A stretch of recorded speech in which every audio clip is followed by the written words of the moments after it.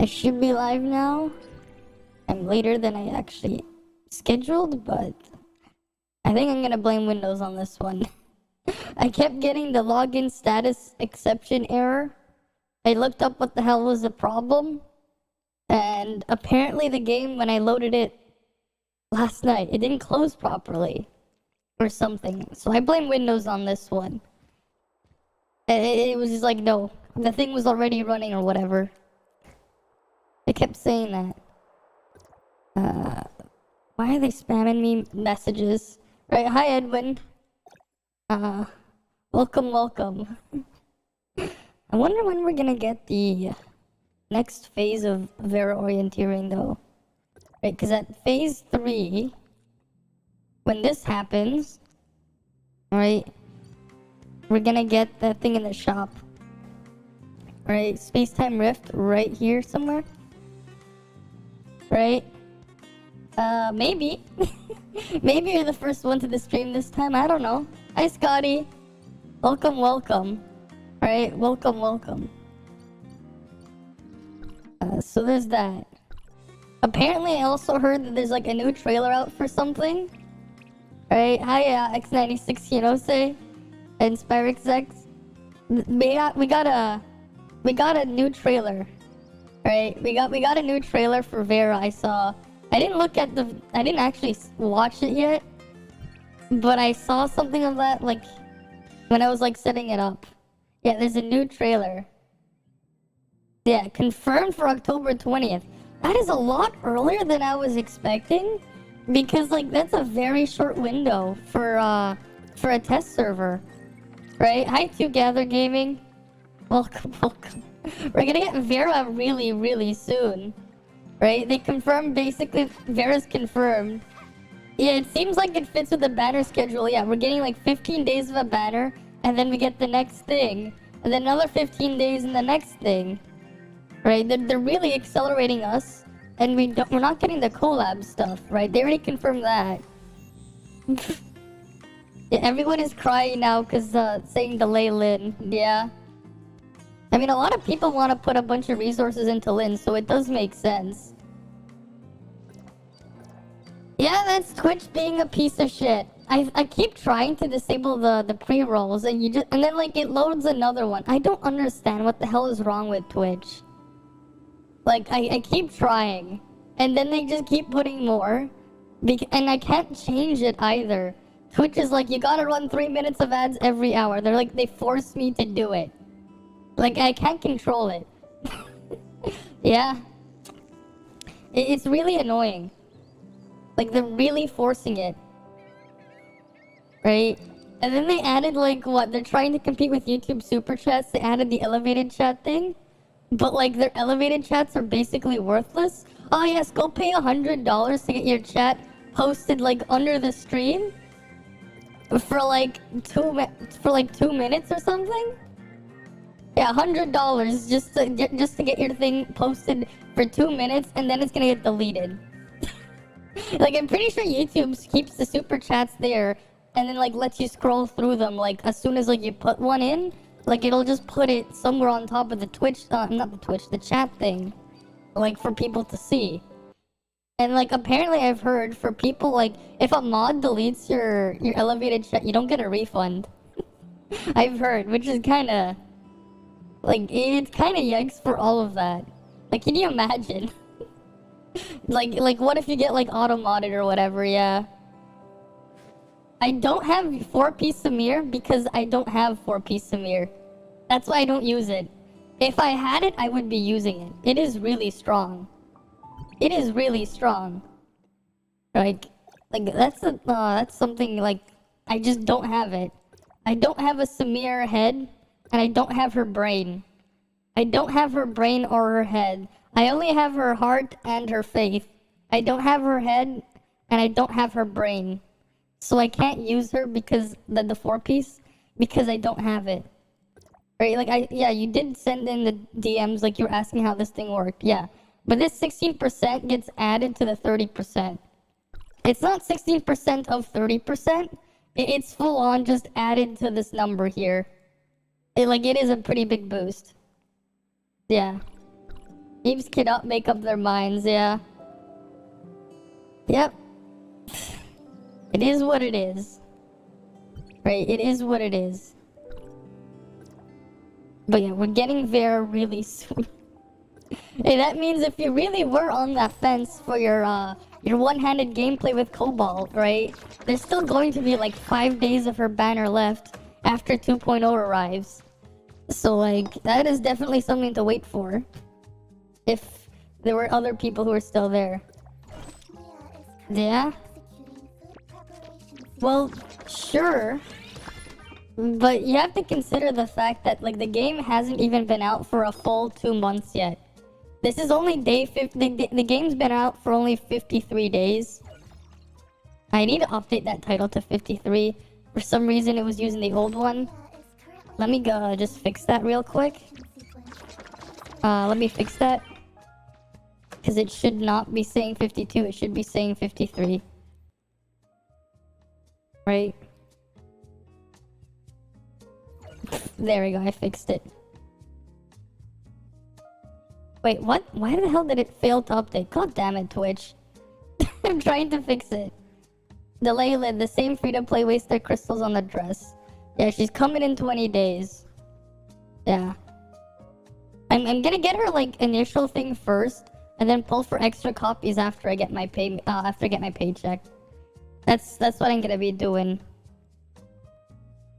Right, because I already said I want to go for A6. But I'm gonna be doing it that way. Right. There we go. I updated there. But yeah, the game's only been out for 53 days. So it is kind of understandable. Because they technically didn't really have that much time to save.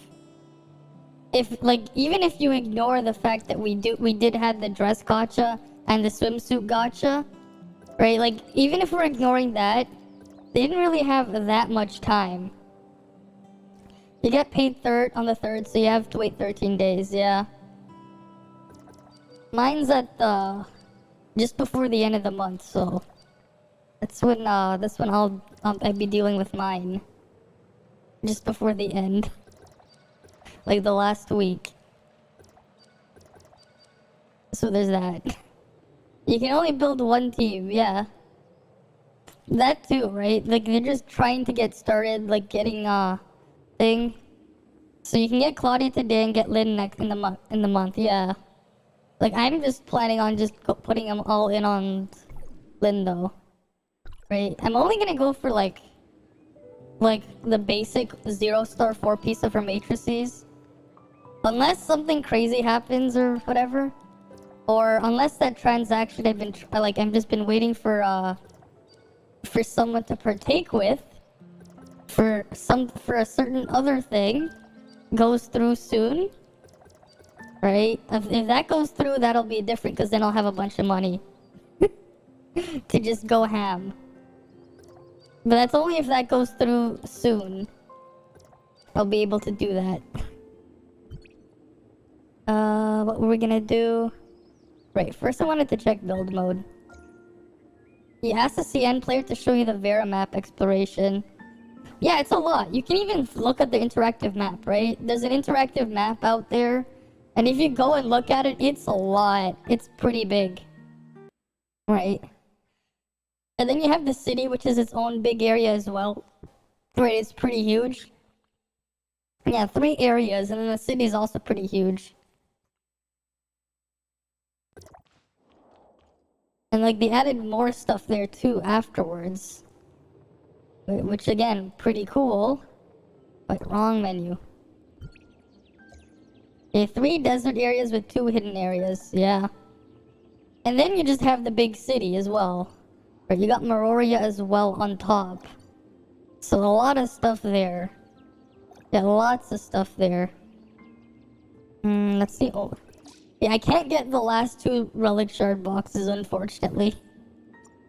When it rolls over, I won't be able to buy those. So 5 Vera area plus 3 Meroria. Yeah, there's a lot of places to explore. Right? A lot. Which is gonna be pretty cool. Right? It's gonna be pretty cool when we go to all those places. I haven't even done like the monkey raid yet. I need to do that still. I still need to do that. I think we'll only get City A of Meroria. When is the aerial position attack?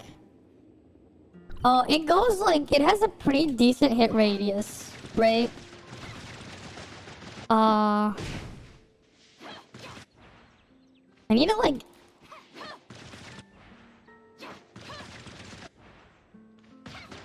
Oh god. It's so hard to like, screenshot it properly. I'm trying to like get a good screenshot of it, but it keeps like having me dodge out. Because shift and right click is dodge. One sec. Let me just use snipping tool. And then I'll draw on it for you to see the hit radius. Let me just delay it by like 3 seconds. Yes.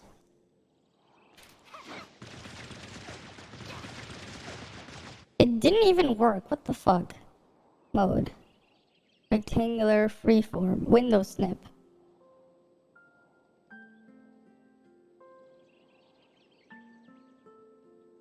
No.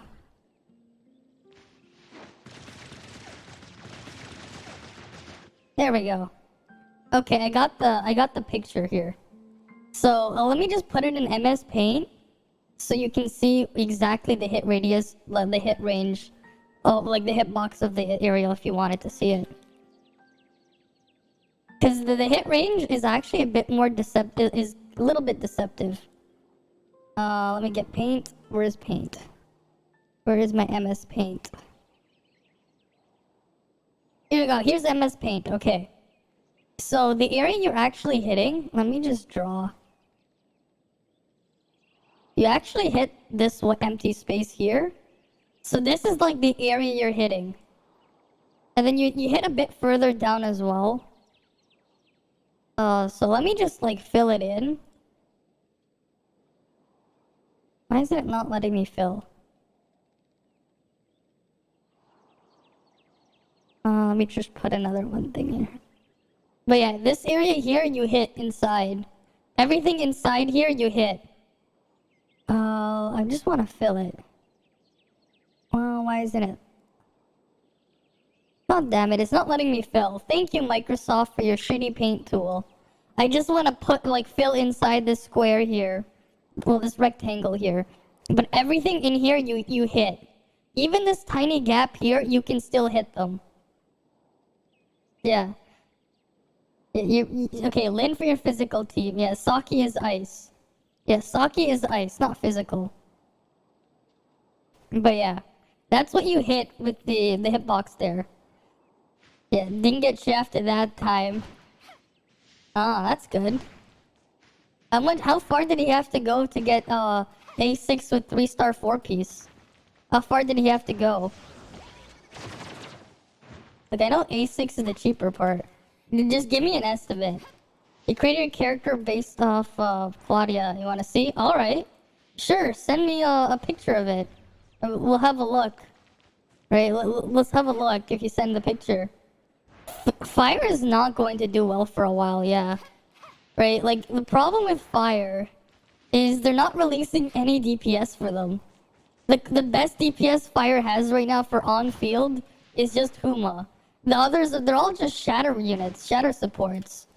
Like, even, here's the thing, right? Like, even if you see, like, the A6, like, the A6 Cobalt damage, that's not a DPS damage. That's a background, like, support sub-DPS damage that she'll be doing. At least most of it is off-field. But she needs A6 for it. Right, yeah, level 70 isn't tomorrow. Yeah. I think it was the day after tomorrow, right? Tuesday is when we're getting level 70? Okay, you sent the Discord image. Alright, let's pull that up. Right, let me pull that up. Oh yeah, that's a nice one there. Let me just bring it into the web browser for you guys to see. Let me just grab it. Grab my browser. Oh yeah, I had that open there. Whatever. Let me just drag it. Yes, let's have everyone look. Browser. Right. There we go. 720p image. There we go. Yeah, I can see it. You got the little headphones there. You got the gray hair, right? The grayish white hair. Probably not the best filter to use for it, but yeah. Right? You got the little skirt thing like this. The somewhat of a military feel. Okay. We can't really see the shoes, but yeah, that looks pretty nice. Yeah, and Tuesday will reset just happened. Yeah. Yeah. It's based off of her C3. Oh, right, her C3. She has like her... She's not wearing her coat. She has it like... She's kind of using her coat like a cape, right? Let me pull that up. Where's Claudia? You're looking ready. You're looking ready. Yeah. Oh yeah, and you got the little... We get the little streaks there. Longer hair. If only we could have like a coat like this. Just wearing it like a cape. Right? Yeah. You don't really have... She doesn't have the skirt though, but yeah. Did a pretty good job. You expect around 360 pulls for A6. Yeah, that's something... That's somewhat... That sounds about right. Yeah. Yeah, you wear it everywhere. Yeah, exactly. I really like the aesthetic of having like a little cape like this. I do like having like a little cape. I mean, it's pretty cool. It's like, no, I'm not, I don't, it's not, it's like, oh no, like, it's not too cold that like, but it might get cold, so maybe I'll bring a coat instead. But like, I know some people would like, oh yeah, let's just take the sleeves, we'll tie it up in front, like, around the waist and wear it like a belt. No. We wear the jacket, right? We wear the coat, we wear it like a cape. And then we get the cool little thing there, especially because you have the little red lining instead. Hello there. Yeah, you want a hat. Yeah, I wish we could customize the colors of the hats. That's something I wish we could do too. Right? Like I do have the hat for this, right? So we go to the outfit tab. And I thought of putting it on. Where's the accessories? No accessories, right? Nope. There it is. The problem is I can't change the color to match.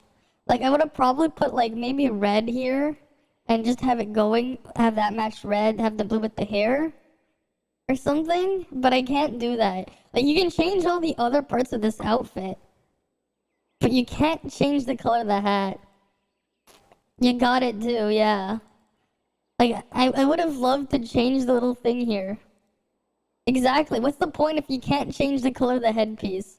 It is a really nice headpiece. But what's the point if I can't change it?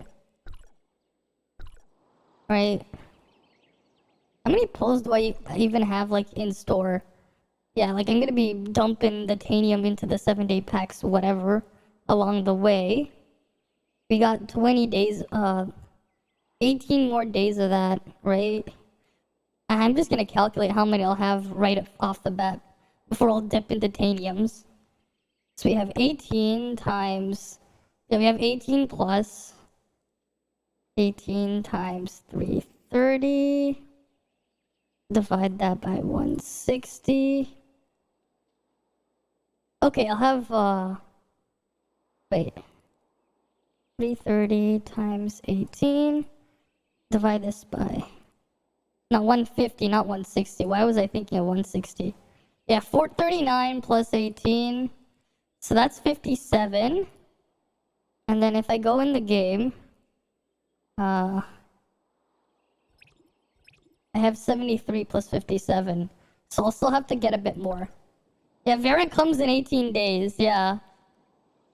I mean, with the compensation, we'll get a little bit more on top, but yeah. Yeah, I'll probably have like, what, 57 plus, I don't know, it's 73 or something. And if we can count the compensation, we'll probably be like halfway there. Hopefully we won't actually like have to go too far if the average is 360. I'm hoping. Hopefully, like, cause again, like I'm really close to the thing on pity as well. Right, we go to...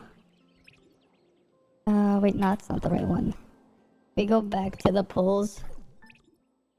Right. 73 here. If we add those here, like we can definitely guarantee at least one piece. I'm hoping we don't have to go too far with the special vouchers. Those will definitely come last though. Pulling for with the special vouchers. Hopefully those go well. Right? Hopefully those go well. But yeah, 18 days. Imagine. Yeah, just get lucky and don't miss a 50-50. I hope so. Right? I've already missed two 50-50s in a row. I've gotten useless Meryl and Subasa things on them. They really rushed us to 2.0 quickly though, yeah. They really are. They really, really are. I'm hoping that also means that after we do get caught up a bit, we'll just get a bunch of reruns so people can catch up. I mean, yeah, all the cool stuff is on Vera. So that is understandable, like a lot of the cool stuff is there. So it is somewhat understandable, but still. Right, but still.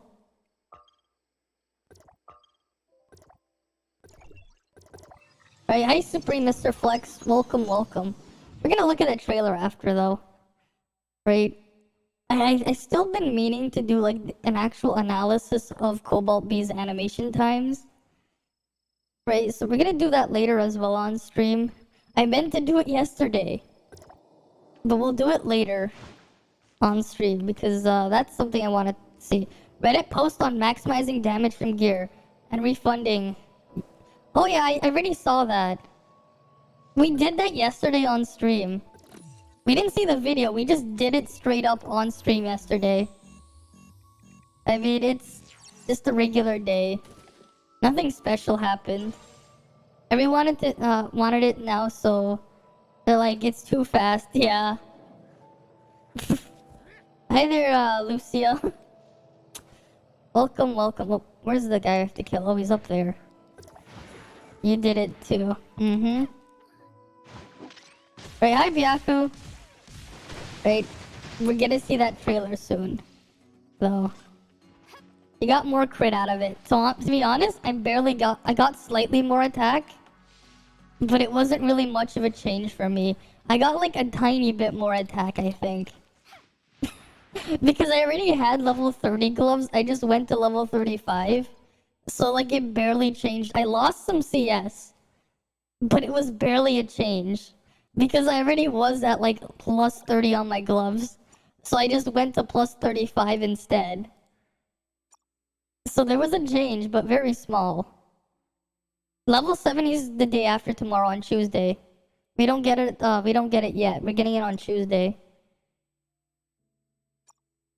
So I'm probably just gonna be like using my stuff next on getting these things up. Just for the enhancement masters at this point. Because level 75 is when I can level up gloves again. Yeah, who did not have 30, it helped, yeah. For me, it's like, it kind of feels the same. I pretty much, like, I got a tiny bit more attack. My crit basically stayed the same. Because of the extra bonus I had that lost. Which slightly boosted crit. Yeah, 80 is not even the cap, yeah. Right. Like, they're just slowly, like, increasing it over and over. The cap is apparently now 85. Wow. They're just slowly boosting it, you know? They're slowly raising that. Alright, let's go see. Where's the, what's our challenges for the day? Gliding and logic. Logic is easy, gliding's a pain. Though I'm pretty sure you can cheese gliding with Meryl trait and just ride on a mount. I'm pretty sure you can just use Meryl trait, get on your mount, if you have to. Yeah, let's try that out actually.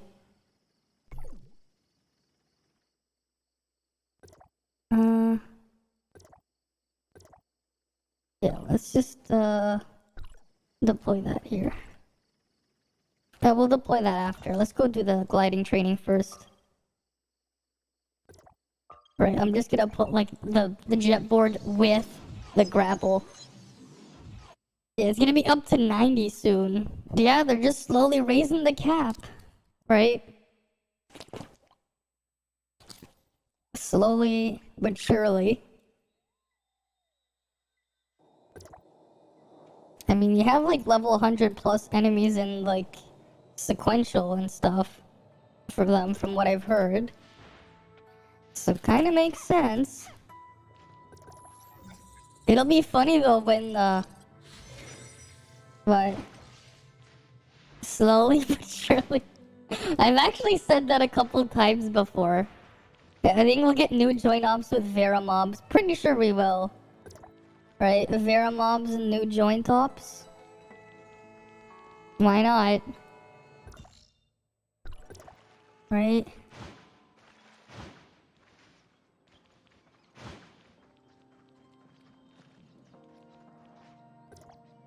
This is 400. Oh, you need to actually have the jet board equipped. Okay. Where's my jet board? I really wish we could have 2 rows here instead of just 1.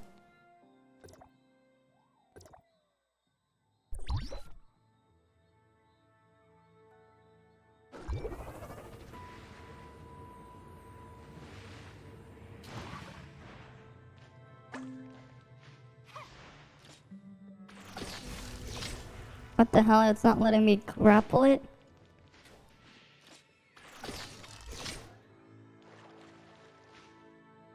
What the hell? It didn't let me grapple it? Whatever. It's like, it just didn't let me grapple it for some reason. What the fuck? Let me grapple on the orb. Like, it lets me do it on the training, on the flying training. That's what I don't like about these ones. It doesn't let me grapple it on this one. I can grapple on the flight training, but I can't do it here. And that thing is just like, it's a mess. They'll nerf the Vera mobs, because even a simple Vera mob can destroy. Yeah, that's what I've heard. I've heard that too. I've heard that too. I don't like the gliding trainings. You know, we need water mounts. We need mounts for the water. We need like an actual mount for the water. That's what we need. Right, we need a mount for the water. What am I trying to do there? Oh wait, I wanted to change my trait out. Yeah, I don't need that trait anymore. I knew you would pick me. Underwater City will probably have those. Yeah. Like, can you just imagine, like, they have it, like, you move around in a 3D space underwater? I mean, we can go to an underwater city right now in the joint ops. we can go to the underwater place by breaking out of bounds. I kind of want to explore the Hyenas Arena map out of bounds as well. We have to do that. Like, explore out of bounds in Hyenas Arena. And I still need to do that clip of that. Still need to clip that portion of where the dog was flying yesterday. Just a flying doggo. Because why not, right? Why not have a flying doggo? Let me see if we can find the thing first. Right, the Vera trailer.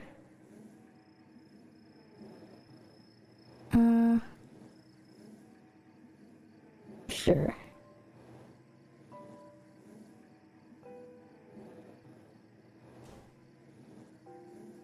Here we go. Right, it's right here.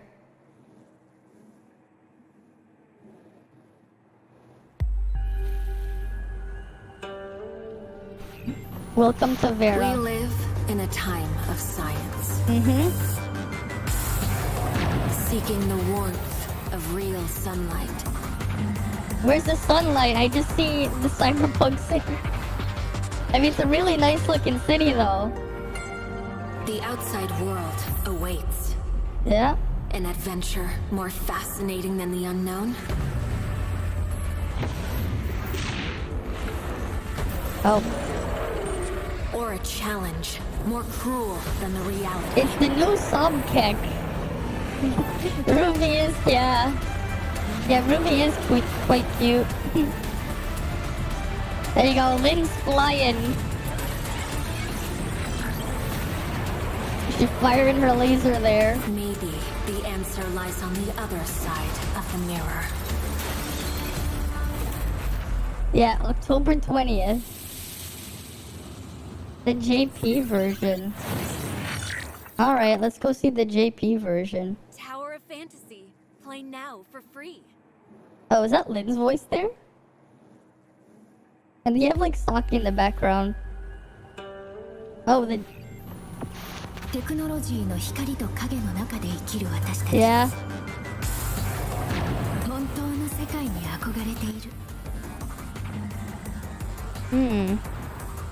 Right, we're just listening to the JP voices now.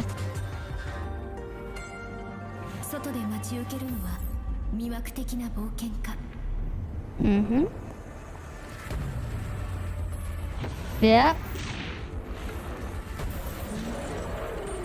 There you go, the land sobkek. Sand sobkek.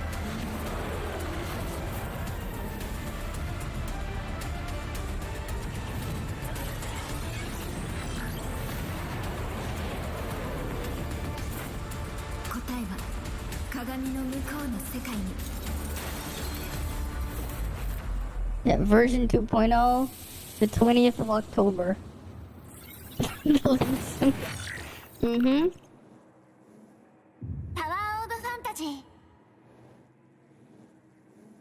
Wait, did they have someone else say that there? Then you just have Nemesis there too.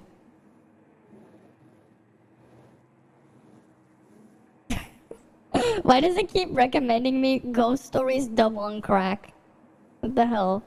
Suffering through Intel's announcements. Another Twitch L. 20 to 30%. Okay. Stop buying bad combos. Cool. Oh, there you go. There's this. Why the fuck is it recommending me my own old videos? This shit isn't even irrelevant. Like this thing, if you go in and play that game now, this thing is irrelevant. Because they reworked a lot of the stuff in there. Like, but there's Alice at Home there. Fire Alice at Home. That character that was on there is basically Alice, but fire and at home. Actually, this is the kicking weapon. That was like actually the weapon this character uses. You just kick. Kick, kick, kick. Oh, there you go. $900 he maxed it out at. Now that's actually pretty nice. For like a pretty good. 900. That's cheaper than maxing out a Genshin character before pulling on weapon banner. You could max out 2 here before you even get completely before you get 1 on Genshin. Like that's less than half the price of doing it on Genshin. For just the character, not even the weapon. That's less than half the price. And that's not an exaggeration, because I've done it. Like 4 times there.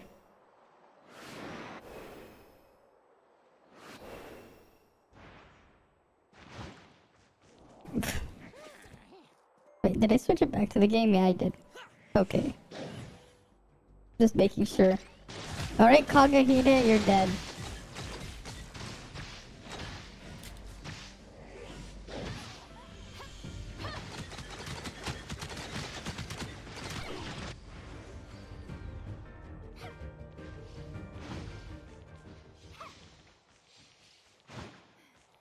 Get her like extra warp energy cells that we don't need because we have like thousands of them. Oh, there's nothing there. Never mind.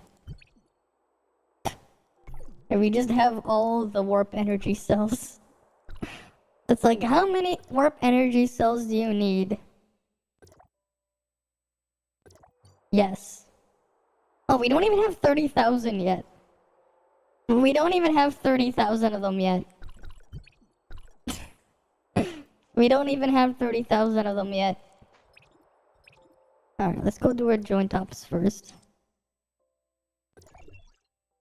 It's too bad you can't really do a skip here. I think you might be able to with Lynn. With Lynn, maybe we'll be able to do a joint op skip on Space-Time Training Ground, actually. Maybe. Like, maybe with Lynn we might be able to. 30k a little overkill? What do you mean 30k overkill? Wait, what are you talking about? Isn't 30k overkill? Oh, you mean that? The thing? No, it's not overkill. You gotta get to the million. But you mean like orienteering? Yeah, I was confused for a sec. Nah, you gotta get a million. You gotta get a million points in the orienteering, you know? Gotta get the million.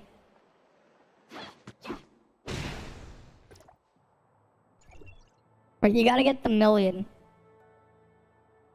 You did have all the points in orienteering. You gotta get so many points that you gotta get the... No, you gotta... The reason... You know what's overkill? You get so many points, you go above the cap and the number goes negative.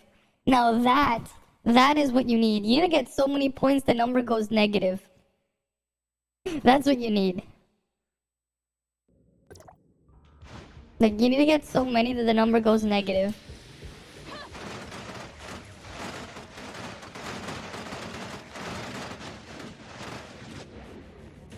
Right, like you need to get so many that there aren't any more numbers.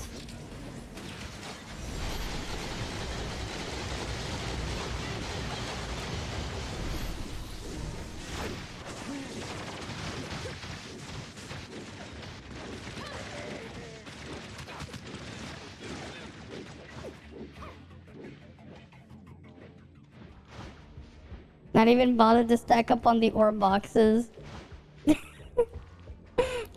I mean, you don't even need the ore boxes, to be honest. Like, what the hell's the point? I have too many of the ore boxes anyways, as is. It's not like I need more of them. It's not like I'm gonna need more ore boxes, but... It's like, I'll allow it, you know? If it's gold, you'll probably do it. Mm-hmm. But not for ore boxes. You know, I don't even need the gold. Like, I don't even need the gold, that's the thing.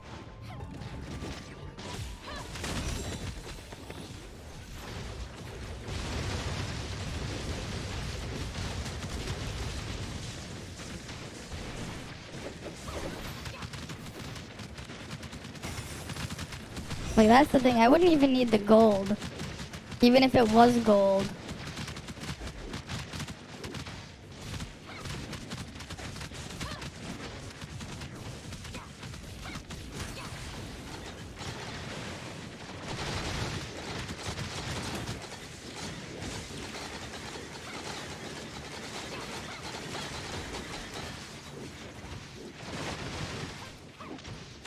And here I am doing all the work again.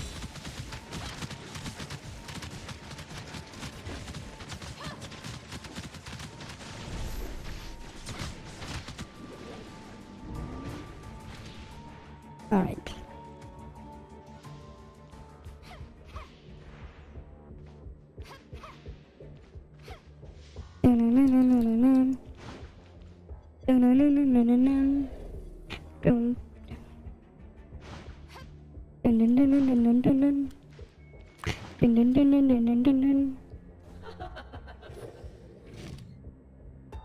When am I ever gonna get the Matrix drop?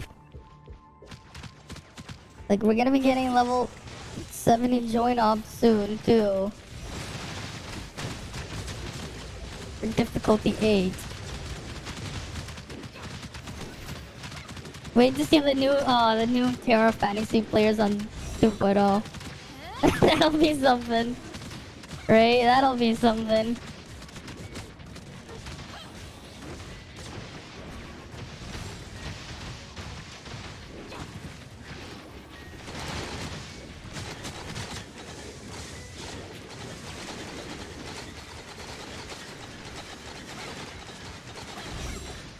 I'm just solo shield breaking this thing.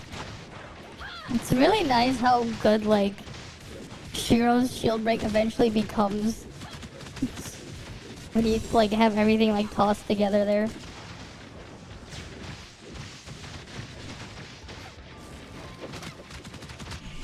Like finally caught up. Yeah, that'll be interesting. I don't think we'll ever actually be caught up with CN though. Like I can't see us ever actually getting caught up simply because of like the time delay in releasing for everything. I don't think we'll ever like exactly be caught up. Like I get the feeling we're always going to be a patch behind. Right? We're always gonna at least like one patch behind. I can never like see us getting like directly like 1-to-1. But they're trying to get us close. I guess. Still nothing. Yeah, 1 or 2 patches behind because they're gonna need time. They're gonna need time for localizing, right? Because they're different companies working on different versions. So like they're never going to be that close. Okay, I'm gonna roll this. We're gonna have to roll that.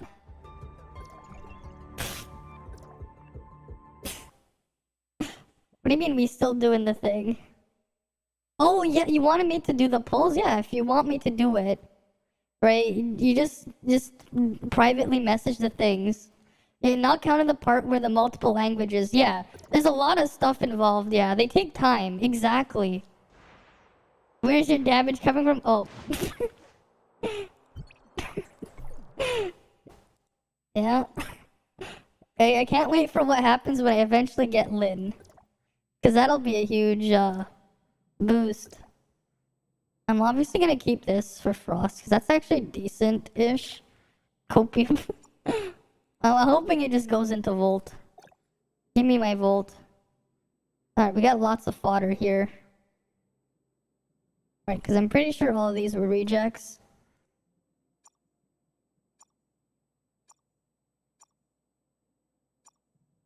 I mean, this one might not. Okay, let's just start dumping stuff in. Right, let's start dumping things in.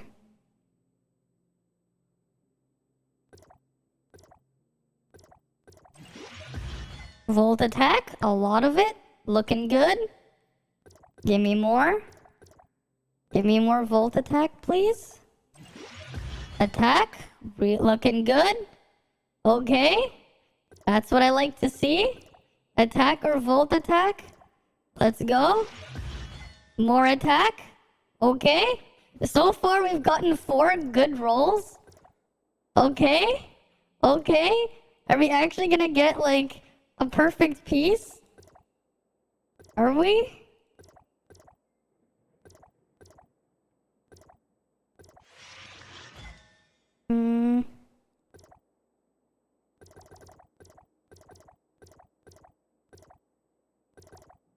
Let's just do that first. Aww. That last roll always just ruins it though. Oh well, that's still amazing. You just don't get hit. Just don't get hit, 5-head. Just don't get hit. Right? Just don't get hit and you'll be fine. We still need better shoulders. But that's actually really nice. What's our stats at now? Okay. And then what happens when we do the dodge thing? Okay. Even better. Okay, we need to see what happens when we have 2 of these up. What do you mean almost 50? We're at 6. We're at 169.02. You're forgetting we have to put Nemesis's thing down. We have A6 Nemesis, so we have a little bit more buffs. We have a little bit more we can do for buffs. Okay, 17.5k. No. No. We're at 17k. We forgot the other electrode. There we go. 17k. We have 2 of them, right? You have to take both of them into consideration. We're not at the 20k mark yet, but we're at there. There's still some parts that need replacing, like These pants can be better. This belt is as good as it gets. There were low rolls, but they were all good rolls. Right? Like, that's 484, that's 470. That's 535, 424. Let's see, what else? The chest is not good. Oh, actually, no, my chest is decent. 796. 796 plus 52. That's actually...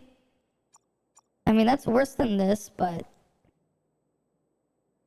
This is still pretty good. Yeah, because one roll went into HP here. I think 2 rolls went into HP there. Yeah, that's 2 HP rolls. Your gear keeps dropping flame, yeah. This one, though, I need a replacement shoulder. I need a better headpiece, because this one... These were just low rolls. These were all low rolls. One went into resistance, one went into HP, and then we had like 2 low rolls and volt attack or something. 2 or 3 here.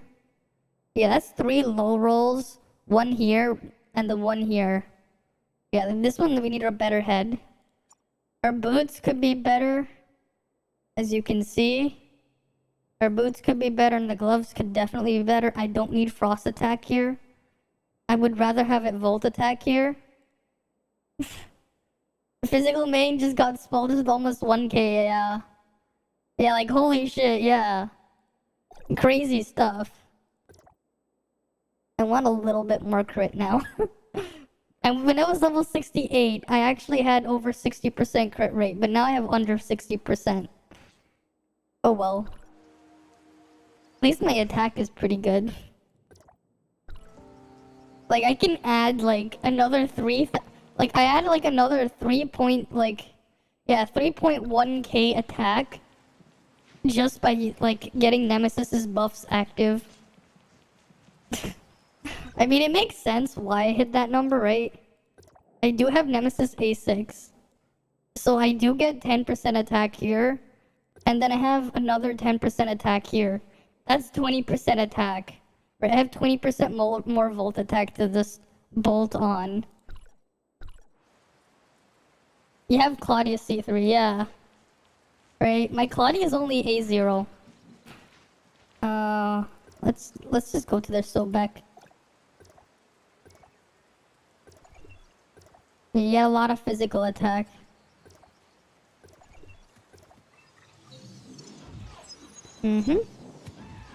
Yeah, Shiro's just nuts, yeah. Shiro is just still like one of those things that people just underrate. Because they just don't know how Shiro works. It is funny though how Claudia A5 doesn't work on Shiro's skill. I don't know if people have told you that, because this is the first time you've been to my streams, but Claudia's A5 doesn't work on Shiro's skill. But that said, the reason why it doesn't work is because Shiro's skill, the chakrams, are all her dodge attack chakrams. But it also means Huma 2-piece is like insane on Shiro. If you have 2-piece Huma on Shiro, like when you use her skill, it's insane the amount of numbers you get to pop up. Like it's insane how good it is. Cause they count as extra like attack scaling hits for charge and shatter. Tomorrow's reset, like, you're not worried, you just wanted the C3 for the skin. Oh yeah, the skin is really nice. I mean, you're still buffing Shiro's damage with C3, yeah. Yeah, Claudia doesn't need it though. Yeah, Claudia, it's like, it's nice to have, but it's not needed. Right, it's a nice to have, but it's not necessary.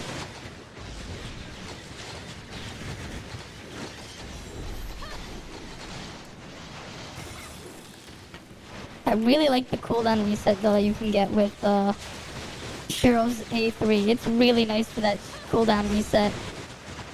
Look at all those numbers. Look how quickly it's dying. It's like everyone is just wrecking this thing. Everyone's just wrecking Sobek. Sobek is just being a sobkek. Nice.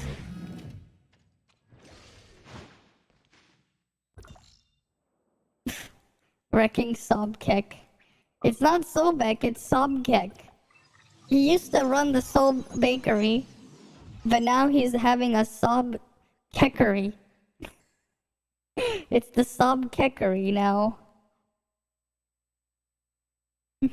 Hey, at least he's getting a bunch of attention right now. He's getting the attention while it lasts. I wonder what the resist debuff thing for Frontier Clash will be next week on Frontier Clash Hard. I'm hoping it's not the Volt stuff, because that's gonna suck. Yeah, same thing for Lucia. She's getting all the attention. We can't get the flying dog again. I don't even know how I got the flying dog before.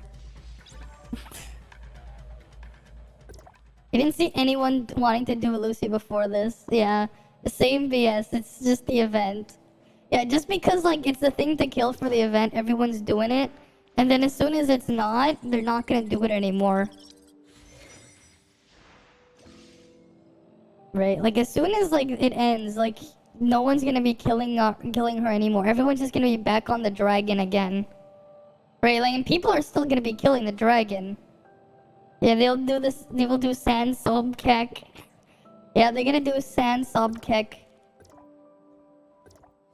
And will Sand Sobkek have his own Sob Bakery again? The Sand Sob Bakery? 2 Vera chips per week. Oh, you get 2 per week? That's good. Right? You can do 2 bosses there. You got your raids. So, that's nice. I wonder if eventually you get like so strong. Oh, I think I messed this up. Oh yeah, I messed this up. I know I messed that up.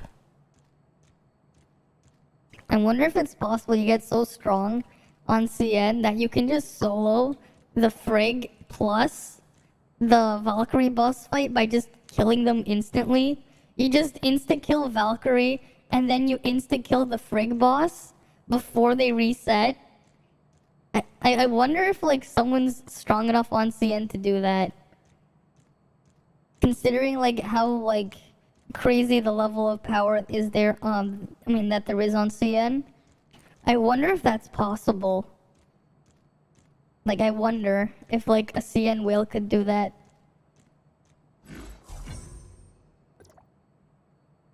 Right, I wonder.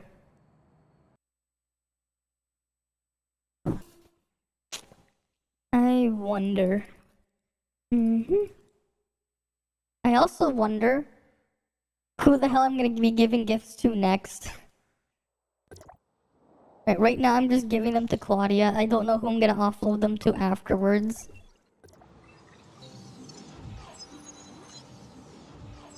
Right, might as well do the little doll, get the Smarty dolls here. Get that done. And go to the next thing.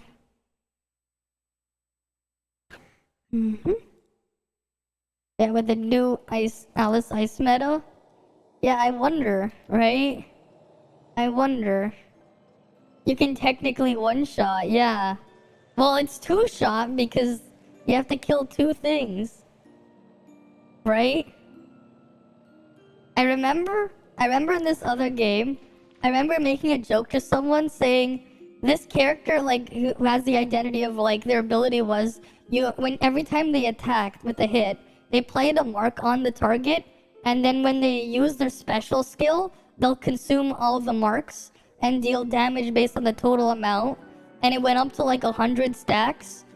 So this people would say, oh, this character can one-shot things. I'm like, no. That's not one shot, that's 101. Because you need to hit 100 times to put the marks first. And then you can one shot afterwards. But that's 101 total hits.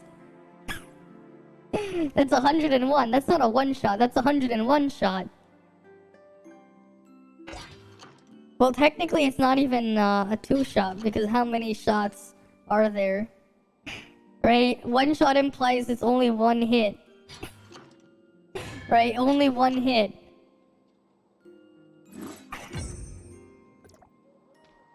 It's a 1 combo. No, it's a 2 combo because you have to kill Frigg and then Valkyrie, or Valkyrie and then Frigg. It's still 2 combos. But you have to do them really quickly. If you're gonna solo it. It's a 2 combo. Physical comp for now uses Shiro as the DPS, yeah? It's either use Shiro for the DPS or don't play physical and just play Discharge Crow. There's also the Discharge Crow comp, where you just discharge everything into Crow. You charge up your weapon, you discharge it into Crow. Right, you use Claudia to charge up and discharge it into Crow. EM Dagger, best physical weapon. But they need A6 Claudio, yeah. I mean, that's because like the actual single target on that one, the physical Crow. 24% more fizz damage, yeah. Crow at home. You know, that'd be funny if someone actually plays that with A6 Shiro, Claudia, and the physical daggers. Crow at home. Can you imagine someone out there should play that? Someone who has all of that should play that. Just for the lols. Maggie did a video of that yesterday, really? Really? Physical Crow with A6 Claudia? She said Jetpack Crow at home received no nerf. Yeah? I mean, nobody's using Jetpack Crow at home. Jetpack Crow at home is... Yeah, just play Jetpack Crow at home. Oh, it's multi-hits. Maybe they did it. Jetpack Crow at home.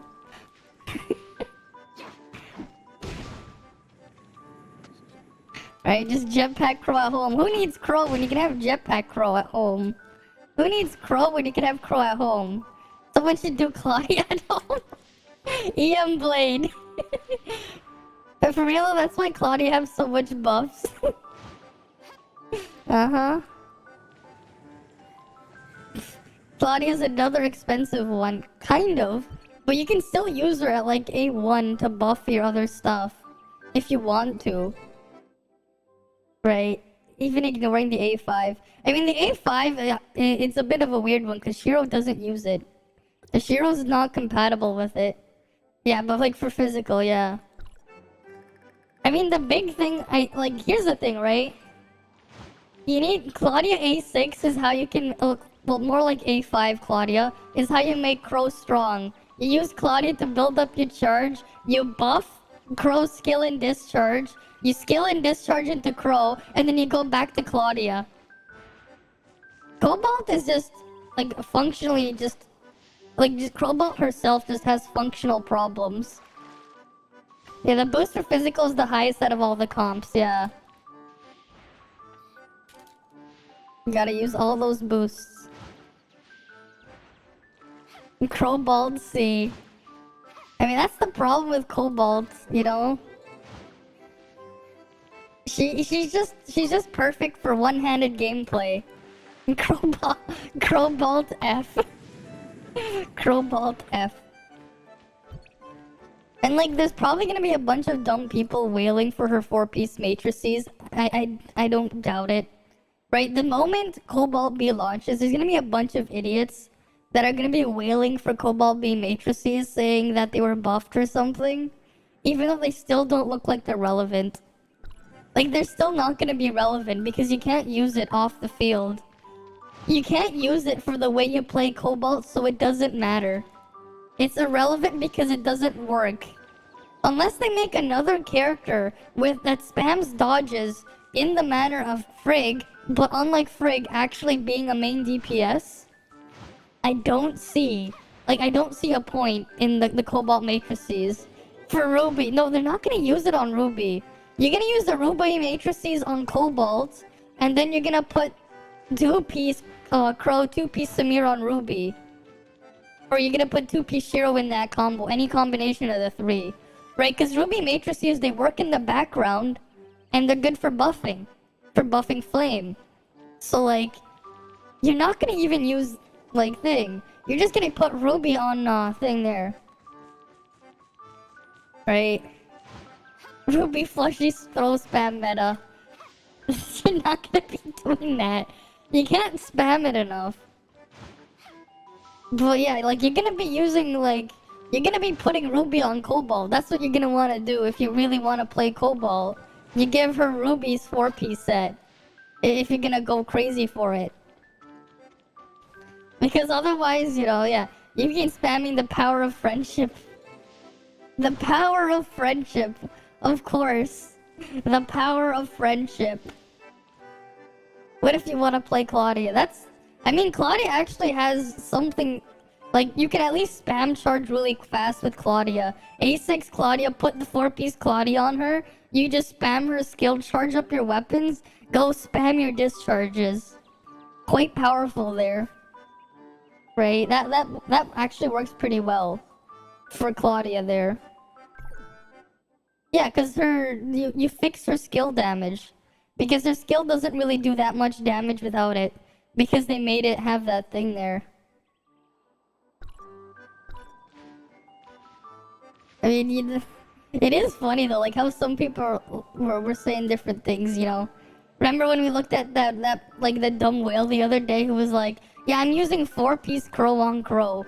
Because obviously a set that doesn't work is definitely good to have. And he was just saying, yeah, like, and then you just see him with 4-piece, like he has like a whale Claudia in there, 6-star Claudia, and he's saying Crow is amazing, but he's actually just playing Claudia and discharging into Crow. Which is pretty funny. He's like, yeah, Crow is still amazing, he's still broken or whatever. You're playing Claudia and discharging into Crow. That's exactly how you're playing Crow now. Because all he has left is he's just a relic that takes up a weapon slot. Right, that's what Crow is. He's a relic, but unlike a relic, he takes up a weapon slot. Right? He's a relic that takes up a weapon slot. He takes up a weapon slot instead. You just use him as a relic, but he takes up a weapon slot. Yeah, 6-star, you get a 20% volt damage boost. Yeah, what he plays. And he's playing Claudia. He's just using Crow as a relic. No, he was playing A6 Claudia, A6 Nemesis, A6 Crow. He had them all maxed and he had 4-piece Crow on Crow. He had 4-piece Crow on Crow. Like, I'm pretty sure he got them to 3-star as well. Like, yeah, he did a lot of damage in Frontier Clash Hard in his little video that we saw. But he was just playing what he was doing. Like, he probably had, like, 3-star on the Claudia matrices as well. Like, I don't doubt it. He probably did. So he's buffing, right? He's mega buffing Crow's discharge and just playing Claudia. Like, that's what you see him do. He's just spamming the stuff with Claudia, and then he discharges into Crow, uses the skill, and goes back to Claudia. Right? Like, what was it, the matrices again? Like, how much does it buff? Right? You get it to 3-star. You damage the discharge skills. Yeah, you're increasing the damage of discharge skills by 126%. Yeah, of course it's gonna be doing a lot of damage. You're doubling the damage of his discharge. Like, the guy was doubling the damage of the discharge. No shit, it's gonna do a lot. No, no, Crow is literally played as a relic. Right? We have, like, remember, there's a sheet with the calcs on his damage. Right? Because they did mega buff Claudia 4-piece, so it actually is broken if you have a high enough discharge hit. Right? See, here, like, right here. Crow is a relic. Right? You have 17,000%, right, 1,700% of attack multiplier for volt damage. Right? 1,700, right? You double that, right? Of course, if you double that, that's actually a lot of damage if you can spam it every 15 seconds. Right? If you can get it, like, every 15 seconds, yeah, it's broken if you do that, but you need to have... You're basically whaling Claudia so you can use Crow as a relic. That's the best Crow team. Crow is a relic because you're playing Claudia. But it's what, 1749? Right? If you add, right? We'll put 1.2, right? Times 1.2 because he has a 20% from his A6. Let's say that's active there. Right? Times right? 1.24 from Claudia A1, right? Times, right? It was 1 plus, right? 1 point. What was it? How big was that percentage? How big was that again? Like you're using Crow as a relic. How big? 126%, of course. Of course, 126%. Okay, 1.26. Yeah, no shit, you're doing 5,000% multiplier here. No. You don't. Unless you're Claudia's A6, you don't. Unless you're Claudia's A6, you don't. You still play Shiro. Unless Claudia's A6, you don't do that. Because Shiro's on-field is still better. It's more expensive than ever. I mean, yeah, sure, if you divide that by 15, that's actually decent. But that's still barely on par with Meryl's damage. It's slightly higher than Meryl's damage. Right, what was Meryl's damage? That's Crow's average damage then. If you're getting a discharge every 15 seconds like that. Right, if you compare that to Meryl. Right, because we have Meryl here. Let me just get to the browser. Right, where's Meryl? Right here, Meryl 5-star, 388. Yeah, 388 versus 392. 4% stronger than playing A5 Meryl. It's 4%. Grows the discharge with Linfield, yeah. Yeah, but I don't think it matters. I don't think Crow players are gonna get that much of a boost with Lin. The reason being is you get so much from Claudia now. It's not gonna matter with Lin. That's the thing. Lin isn't really gonna help Crow a lot. Right, let's look at Lin. Like, cause even if you have 4-piece here, right? Let's say you whale out the Lin matrices. Okay, you got 5%. Right, 5%. Stacking up to 5 times. So that's 5 times 5, that's 25% attack. Okay. Cool. Nemesis also gives you can give you more attack, so that doesn't matter. But you get this damage here, the 2-piece, the 4-piece here. Here you go. 11% 3 times. 11 times 3. Okay, 33%. And you get 25% more attack. But you're only playing Kroll to use his discharge. So you want to have this instead. You want to have the 126% discharge boost. You want to have the boost of discharge skills by 126%. Right? This is what you want. You want this for Crow. Lin can't compete with this buffing for Crow. Lin can't compete with that. And then, of course, we have Nemesis still, right? So, it's not gonna change for Crow. If you really want to play Crow, your best team is already out. Unless you want to put, the original Linfield Volt boost has been dodging. Yeah, I know. No, it's not dodging. It's when you're using a dodge attack. But you're not using Crow's dodge attack. You're using Crow for his discharge. So it doesn't apply. Yeah, you see A6 Claudia on A6 Crow. Yeah, and that's all it's gonna be there. Yeah, Cropium too much. And here's the thing, it's not just A6 Claudia and A6 Crow. You also need that. You also need this. You also need 3-star 4-piece Claudia. Because this is a massive buff to Crow. This is a massive buff.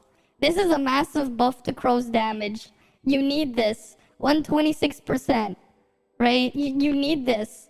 Because you're buffing Crow's damage. You're more than doubling his discharge damage. Of course he's doing so much damage. You're fucking tossing this. And here's what's gonna happen. Because that's exactly how you're playing Crow. Unless they can somehow make... Actually, no, that's not even that. Because she doesn't buff that much damage, Lin. She doesn't buff enough. Right? Lin, we already saw her matrices. But Simulacra, right? Lin's damage buffing isn't that high for discharge. Yeah. He probably had, like, whaled out 4-piece Claudia as well. Like, there's no doubt he was using 4-piece Claudia. Like, yeah, of course, you're mega buffing Crow's damage. But there's, like, nothing else to get, because, what's irrelevant here, right? You're playing Crow, what's relevant? You, like, we look at Crow's kit, right? We look at Claudia. Not Claudia, Lynn. Okay, you get 10% damage bonus. If you whale it, it's 15%. You get 15% damage bonus instead. You get 15% here. And this doesn't matter. Because the endurance thing, right? The endurance one. You don't need this because you don't use any endurance when you're playing Crow. So this is not gonna help you. This is gonna help characters, like, this is gonna be a massive boost to Samir. It's gonna be a massive boost to Meryl DPS mains. And it's gonna be a slight boost to Tsubasa. But this doesn't do anything for Crow. Right? And, like, the Vault one, you only get here. You don't get this one. This is on CN, but it's only when you have Vault Resonance. But even then, so you're only getting 30%, plus you're getting 45% damage. Right? You're getting 45% damage, which isn't gonna be beaten by what Claudia gives for Crow. Yeah, Samir Discharge is trash. It is. It is. Right? It's Fizz Resist and Volt Charge Rate. Oh, it's that again. Ugh. I should try to see if I can get my things done now then. But yeah, like, you're not gonna get a better team for Crow. Because Lynn won't have those extra boosts, even if they keep Lynn the same as on Global as they did on CN. That's the weird part. For Crow specifically, Claudia is a stronger buffer when you whale it. Right, you still get the 24% damage here, which is going to be higher than the 15% you get from Claudia instead. From Lynn. Right? So you get 24% here, and then you get another boost here, right? Oh no, this is only weapon skill damage. Hey, you're boosting his weapon skill, so that's another chunk of damage there. What I don't understand though, why the guy was using 4-piece Crow. He should have just put like the best option for Crow in that situation as a relic. If you're playing Crow as a relic, your best choice is 2-piece Crow and 2-piece Shiro actually. If you're gonna play Crow as a relic, this is your best combo. 2-piece Crow with 2-piece Shiro. Because nothing else here will help you. And 4-piece Samir doesn't work after you swap off. And you can't stack this anymore when you switch to a different weapon. So that's useless. Tsubasa doesn't do anything because you're in melee. Kuma, you're not dodging it. You're not dodge attacking. You're not healing, so you can't use that. Right? None of these will work. Except for 2-piece Crow and 2-piece Shiro. Iron 6. Yeah, and Claudia Shatter's still Ving. Yeah, I know. I know. But that's the thing. The best comp for Crow is already out. If you want to whale Crow, if you really wanted to play Crow, which is Crow is a relic, his comp is already out. You just whale Claudia. You whale up Crow. And then hopefully you have a whaled up Nemesis. Because in this situation, a whaled Nemesis will actually buff Crow more than Lynn. Like, assuming they scale the buffs down as well. Because the Volt Resonance, you still get. And then you have the 10% attack here. And then you get even more from the Matrices. Right? Because you're actually losing quite a bit then if you're putting Lynn in. Like, out the gate. You have to put even more to get back. Yeah, we saw the Matrices in the video. He was using 4-piece Crow on that setup, which is completely useless. Right? We tested that at 100% crit rate. It doesn't do anything. But it is funny that if you really wanted to be a Crow main, his entire comp is available right now. This is the most important thing to Crow mains, putting this on Claudia. That is the most important thing.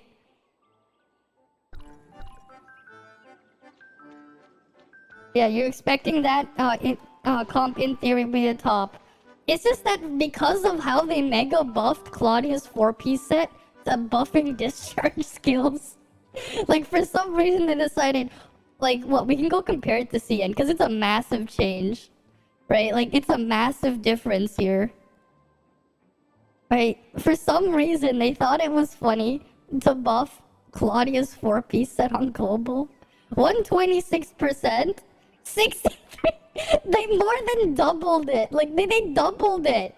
They literally took Claudia's 4-piece and doubled it.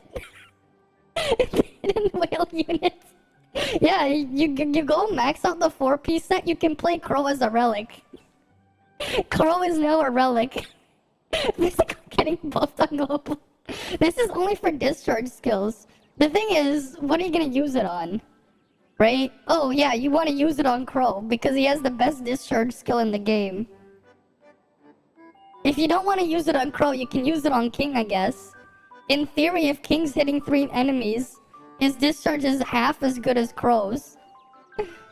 Yeah, they just put a 2-star, yeah. That is funny though.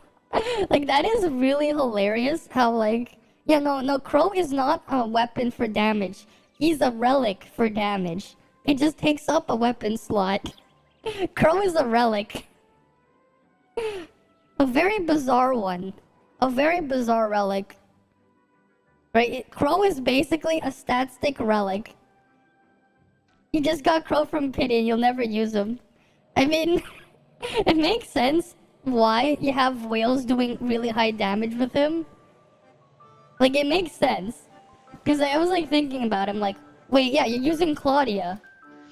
And then I'm like, oh yeah, they buffed Claudia's 4-piece matrices. Yeah, but, like, they really buffed the 4-piece matrices on Claudia.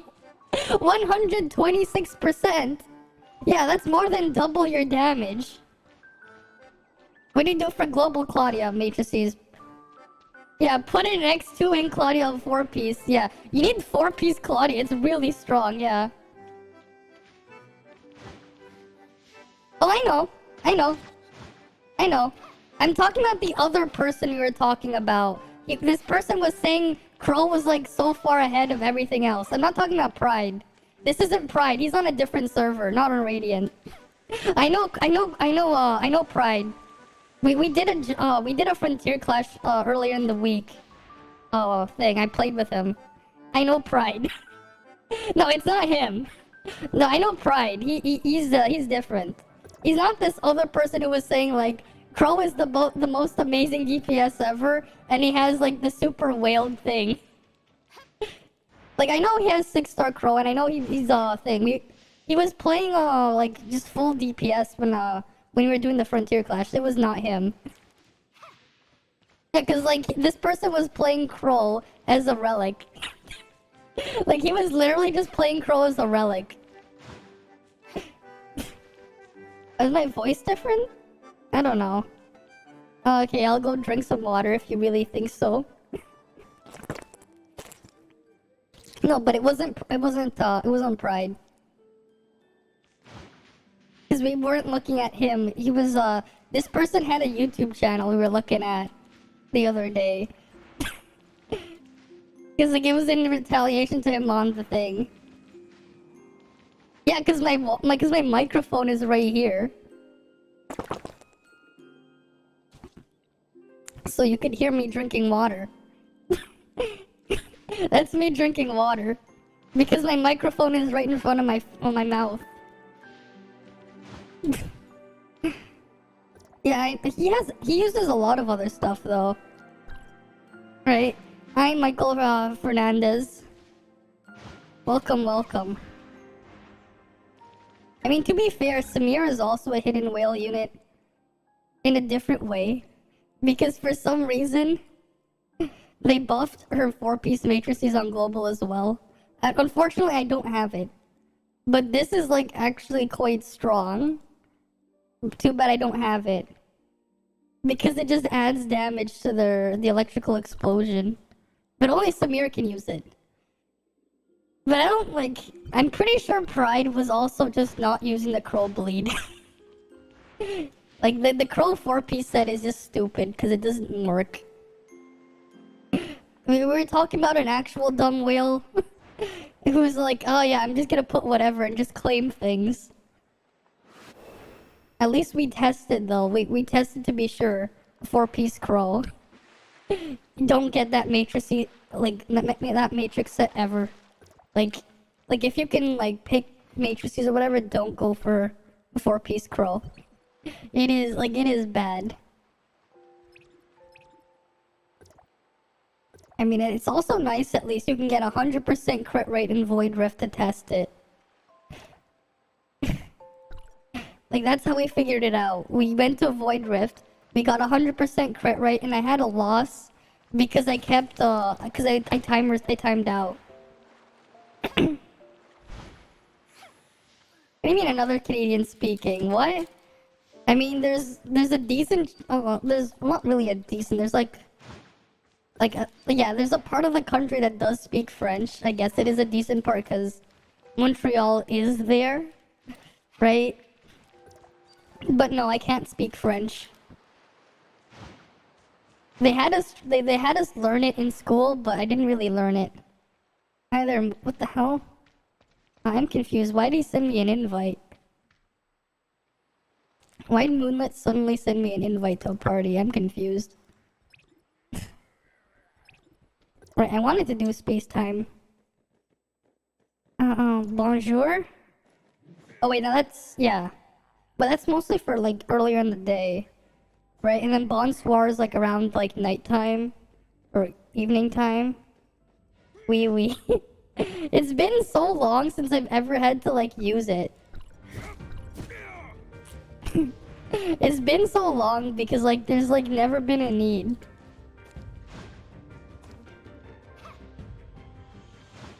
Like, that's the thing. And up until recently, I heard that they wanted to change some laws in Quebec where they're getting rid of certain signage there. Because before, by law, every sign in the country, if they're going to not be in English, they also had to have English in there. So, like, if you went to Quebec, you would see both English and French on the signage. And it was pretty common. Because it used to be a requirement. Apparently, I heard they're, like, getting rid of that. Yeah, I told you. That's how you're supposed to play it. Claudia Crow Nemesis, that's the strongest comp for Crow. Like, it makes sense why it's so strong. He has the strongest discharge in the game. He has the best discharge in the game. You use Crow for his discharge and not his other stuff. And you get really high damage. Because his on-field isn't great. Like, I've said it before. He's a discharge bot. It's very strong, his discharge. But, like, he's not gonna get stronger with Lin. Because his best comp already exists. His best comp already exists. Especially if you wheel the Claudia Matrices. Like, it's funny. The Claudia Matrices buffs Crow more than Lin. Like, more than CN Lin at, like, max investment. Oh, because the thing is, they doubled the value of Claudia Matrices. It only applies to discharge skills, which is exactly what you want to be using on Crow. Yes, I'm gonna keep going.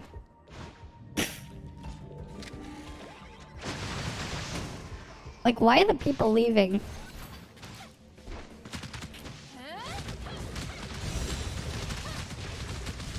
God damn, why are these people leaving? Like, I can solo this if I really wanted to. I've done it before. That's basically how it ends up happening here. I'm just...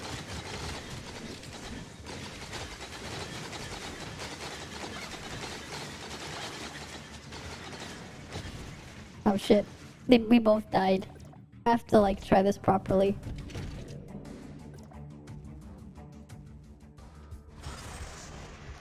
And the person left. Whatever, we can still solo it. If we're careful.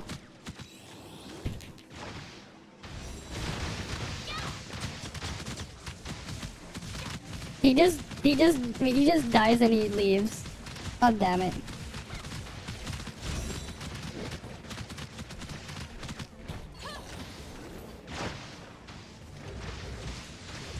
Shit, I got stuck there.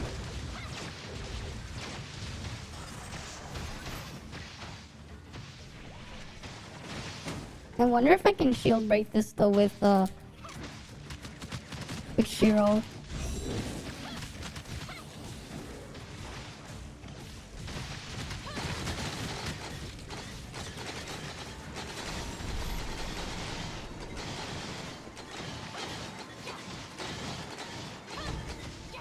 No, I can't do it alone. Yeah, I can't shield break it alone. So I have to change my tactic if I want to solo it.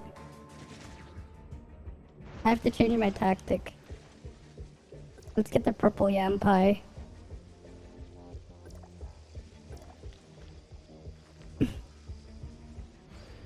Nah, I don't need fortitude. Just ignore the shatter. And just take it. Just take it.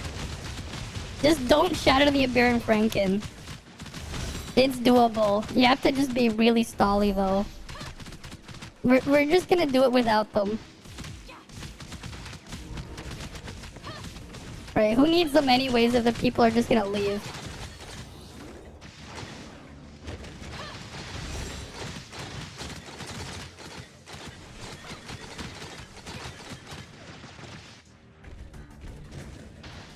You're just gonna have to be really careful.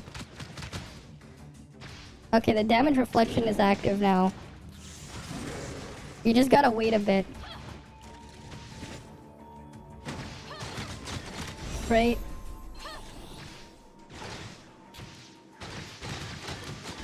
What you do is that, and then you do it again.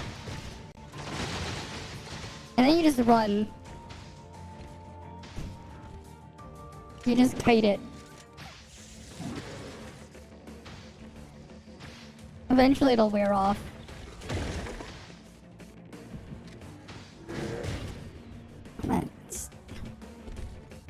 I probably should use jetpack though.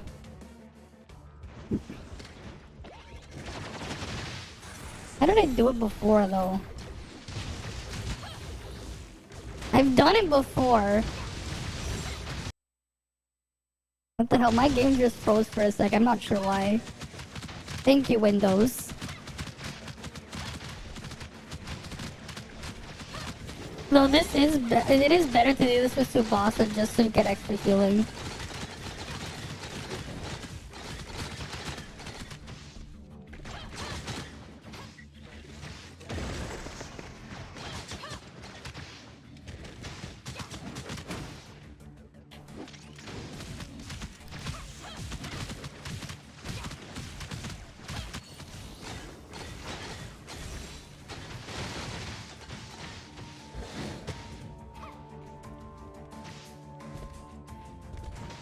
They just let the Nemesis deal the damage now. Nemesis is dealing all the damage now.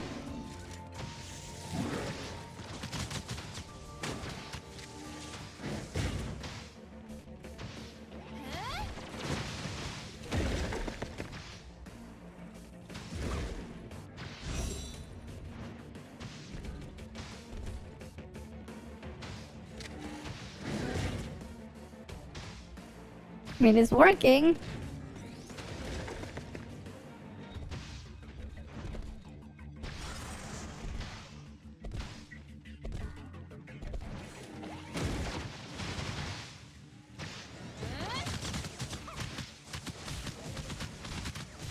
There we go, it's worn off.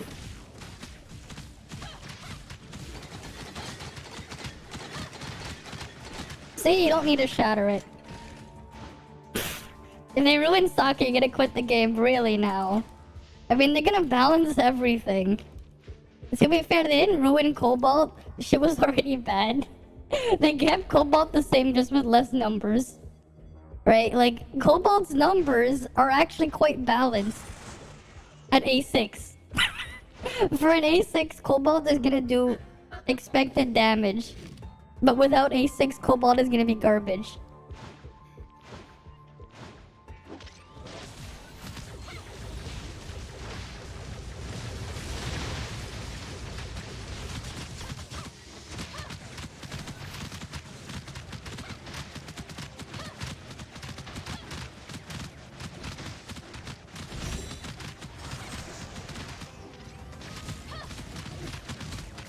Come on.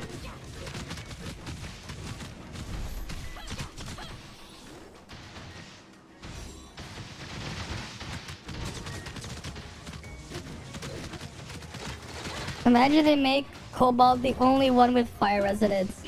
I doubt that. I doubt it. I feel like they're just gonna give every character the resonance buff.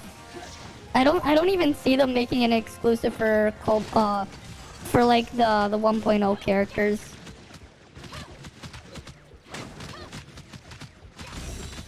Like I don't see them doing it like that. I can see them putting it on everyone. Because they've been putting something like that on CN anyways already. Right? Because Tianglong has it as well as Volt reaction. Annabella has flame reaction and stuff. Alice has the ice reaction. No. I wouldn't say it's basically useless. Because you still need to have, thing. They're not even scared to make her cooldown long and shatter, yeah. They gave her slightly more shatter, but she still has the cooldown problem, which is only fixed at A6. So, like, you can't... So, like, Cobalt B is just in a situation where, like, she doesn't function until A6. And then when she is A6, she is going to perform at an expected level of power. So at least she has that going for her. Like, A6 Cobalt is going to be good. Like, for an A6, she's going to be balanced, but being balanced around A6 is pretty bad. They should have just, like, taken her A1 or A6, swapped it with her A1, and given her a 20% burn at A1. And at least then she'd be functional.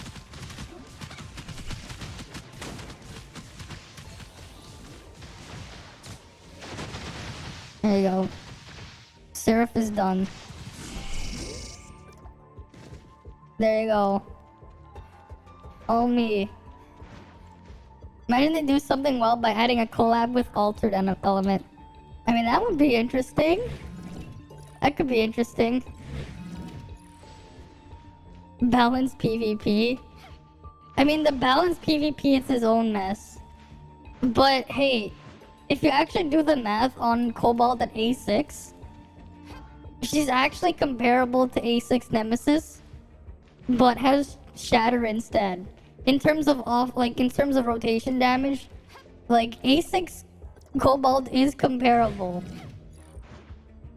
But it's like the problem is it's also A6 Cobalt. Like Nemesis is like already completely functional at A0, easier to play at A1 because you won't have to worry about discharging every 20 seconds or so to maintain your little turret there. It is actually pretty balanced for a gacha though. It is. There's no other gacha game that will just like, if you have the weapon, right, you just need to have like, you just need to be in the door. And they give you the A6 version in PvP. They do in fact fix your stats, which does help with balancing a lot. I've seen other games where PvP doesn't have where PvP stats, even if it's not a gacha, where it's still not balanced to that degree. You just need to have one copy of the weapon, and the playing field is pretty even. Yeah, just wait for the other PvP modes. All right, Diablo Immortal. Don't get me started on that one. But it's not just Diablo Immortal. You need Meryl for PvP though. Yeah, you kind of do, because they buffed The problem here is Meryl got buffed so hard on Global. Like, Meryl's another one that was just really buffed for some reason. Well, no, Meryl's actually really good at high stars there. PvP on Diablo is pay to win? Yeah. Because Diablo Immortal has so many problems with it. Yeah, it's... Yeah. I mean, yeah, like, technically speaking, yeah. Well, no, in PvP, A0 Meryl is the same thing as maxed out Meryl. Here's the thing, though, you're probably not considering, though. At, for A0, right? At A0, Meryl has the highest on-field DPS for ice. Meryl has the highest on-field DPS for ice. The only thing that changes is at A5, Tsubasa is slightly stronger at single target under certain situations. But even then, C5 Meryl also very strong. Like, we look at the chart, like, you look at the on-field damage. Frigg's on-field is actually pretty crap. But, like, yeah, Tsubasa 5-star, endurance DPS is 328. Actually, no. Yeah, no, like, for sustained, Tsubasa's actually weaker than Meryl. Well, there you go. Meryl has the highest frost DPS right now. Like, on-field frost. The downside with Meryl is it doesn't last very long. Like, Meryl's spin to win is mega buffed on global. Like, they buffed it really hard, her spin to win. And that's why she's causing all these problems in PvP. Because everyone gets the A6 in PvP. Yeah. And the part of the problem is because they mega buffed Meryl. She does so much damage. Right? The problem with her spin is the range, yeah. If you don't have a copy of Meryl, that is a problem, yeah. You're not on the same playing field. Your PvP is pain and suffering, yep. I haven't really dabbled into PvP in a while. Like, I did, like, a match and then, like, I stopped again. But yeah, it's just that mess there. You need to have, like, the thing there. Because they buffed Meryl so hard. They didn't have to buff Meryl. You hate the friggin' Meryl comp, yeah. Because they buffed it so goddamn hard. It's stupid how hard they buffed Meryl. They didn't have to do that. And like, now the funny thing is, because of that, Meryl is now the ice DPS. The ice comp, as soon as Lyn gets released, the ice comp is just gonna switch to they're gonna drop Tsubasa for thing. You're just gonna be having Frigg, Meryl, and Lyn. That's going to be the ice comp until something else replaces any of them. Yeah, the self-healing and the discharge, yeah. Meryl multipliers buff was unnecessary, yeah. That's why you said the PvP is balanced for a gacha game, but you need to have something.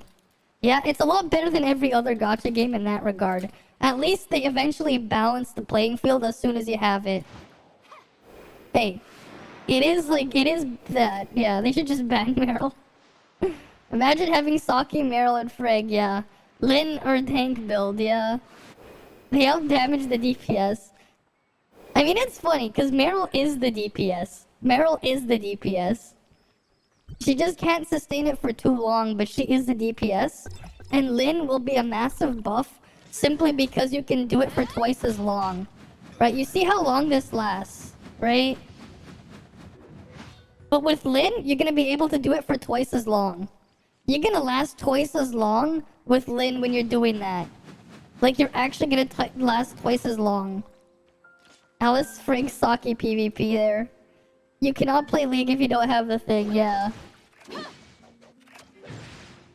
Right, because you do this, and then you just play Meryl. Big damage. You just get big damage like this.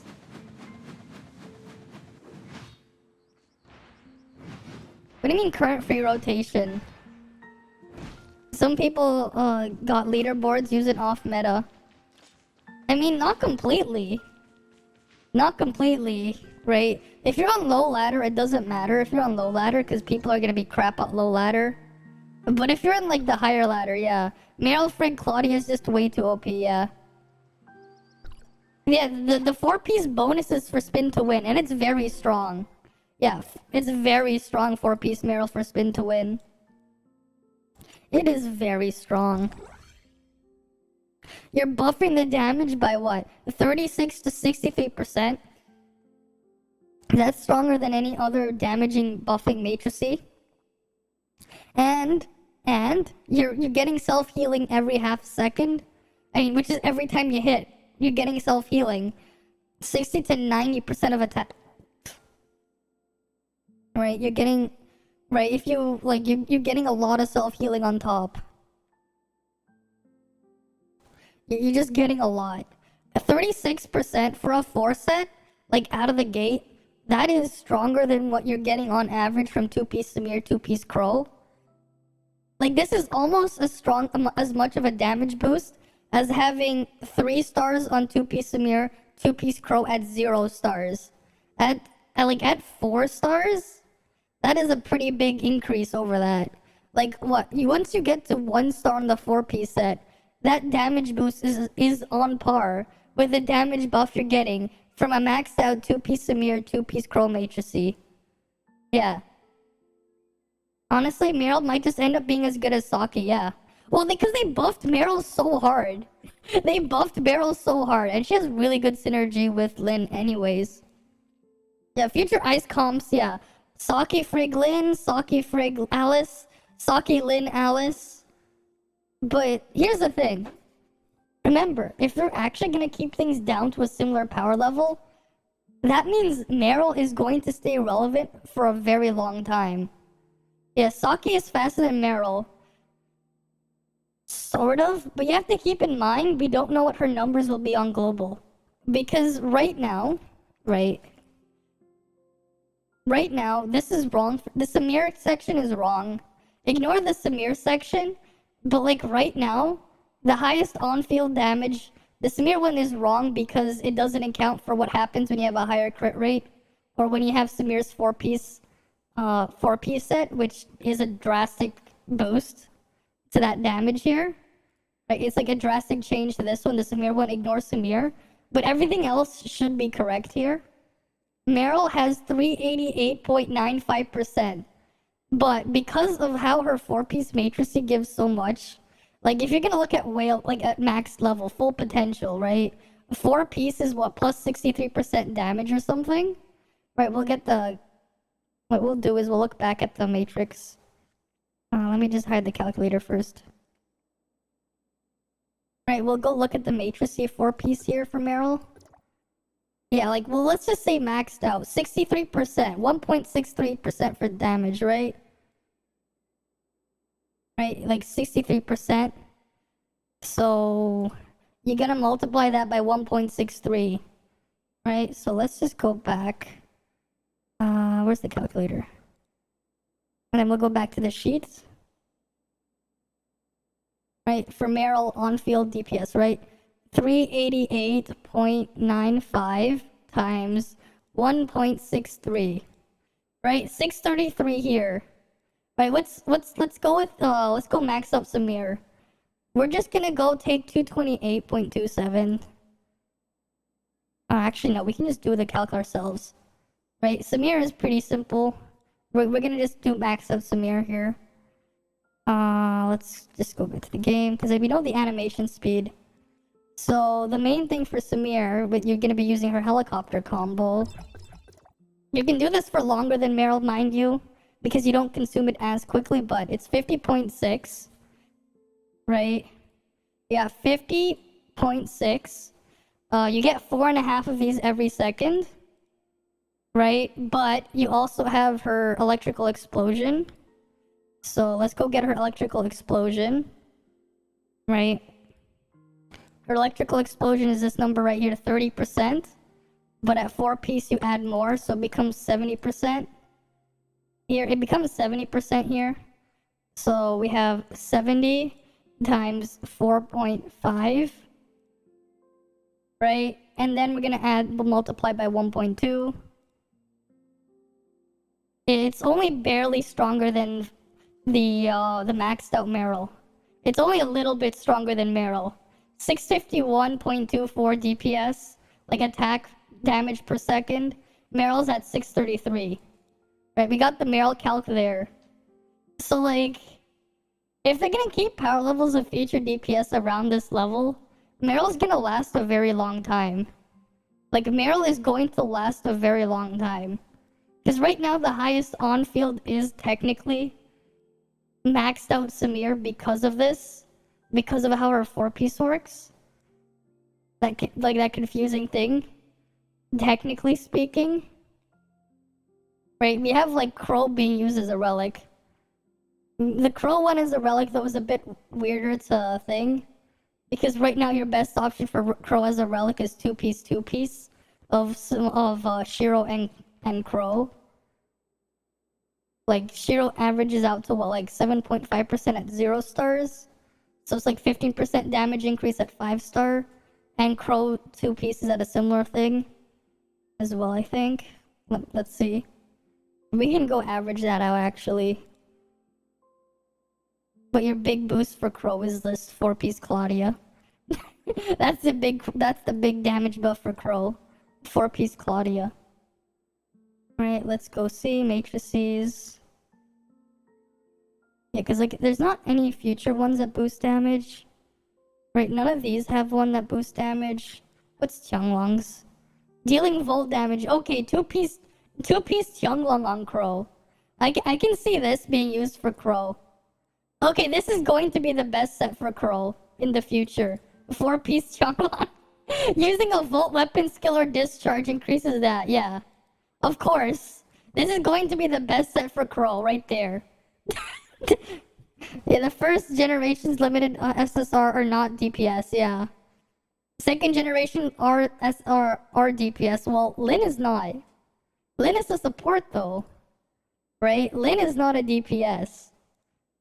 But, yeah. I mean, Annabella's a DPS, Ruby's a DPS, Tianglong's a DPS, Saki's a DPS, Alice is a DPS, well, Alice is a buffer. Right? What else? Lyra's kind of a DPS. Will Lin eventually go to standard? No. Right? Yeah. Lin will not. According on CN, Lin is not going to standard, but everyone else is fair game. Right? We go banner schedule. Everyone else is like, it just says standard afterwards. Nemesis there. I'm pretty sure Ruby's coming to standard on CN soon. She just had her rerun standard September here, and then Frigg is gonna be the next standard first. Yeah, November Frigg is in standard, so I'm assuming Ruby goes to standard in like January. You always categorize Lin apart, yeah. Yeah, she's the Joker, yeah. Will Lin get a rerun though? I don't know. She hasn't had a rerun on CN yet. So I definitely want to try to get like 6-star like when she's here on global.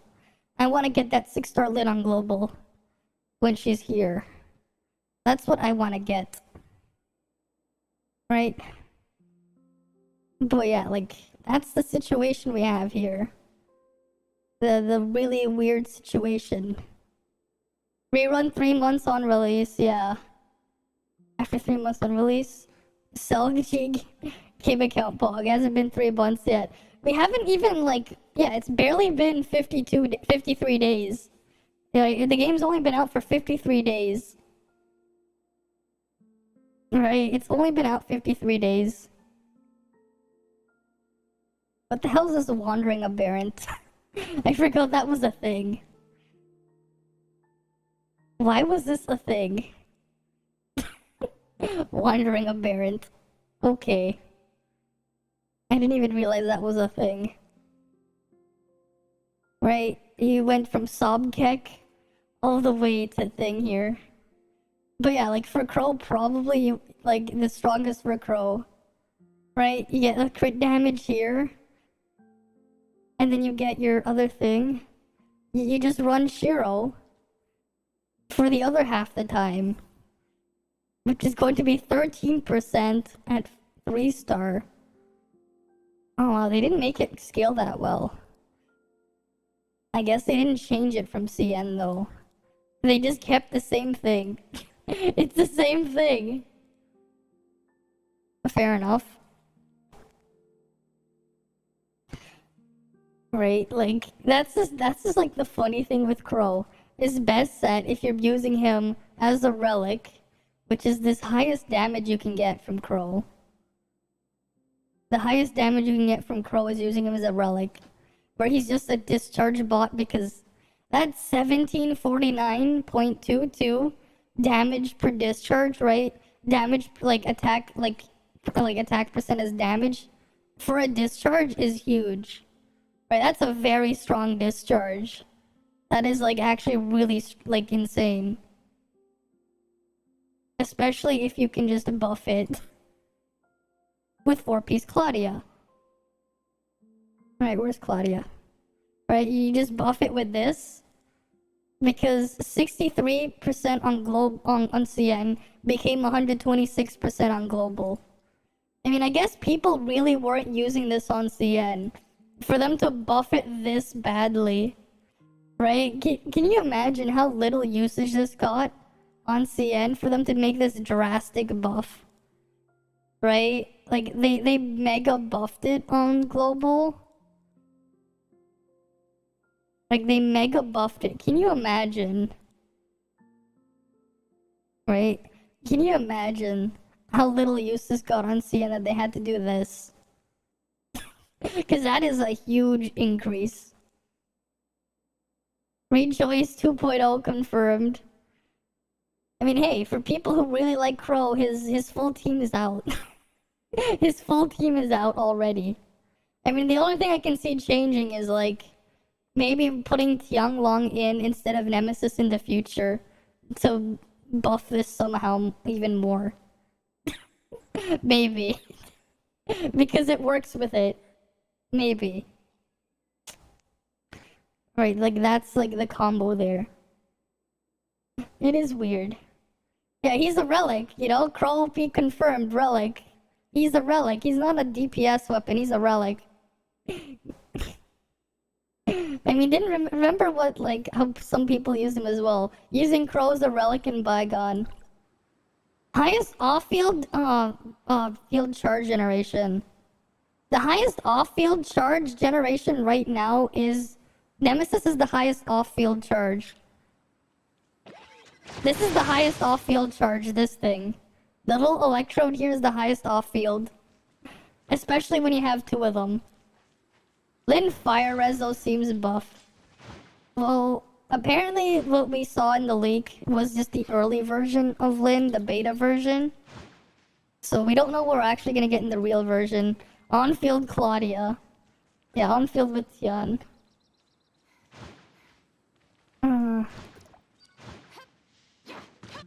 Well, it's just a weird mess. Right, it is a weird mess. Because technically speaking, like at whale levels, like the second highest on-field damage at the current state of the game is Meryl. Like you can't, what's called? Tsubasa doesn't get close. Like I'm pretty sure Tsubasa doesn't get close. And we can figure out Tsubasa pretty quickly. Maybe we can do Tsubasa. Tsubasa's best at what? 2-piece Samir, 2-piece Claudia? For that. And you just use her aerials for the arrow rain, right? So 2-piece Claudia is what? How much damage again? 23%, and you get 20% on Samir. Okay, calculator time. Is calculator even up? Yeah, there it is. Right, 1.23 times 1.2. Right, and then we'll go to Tsubasa. Right, Tsubasa, here we go. Endurance DPS is 326.49. 326.49. That's a lot weaker than, like... That's a lot weaker than Samir. Not gonna lie.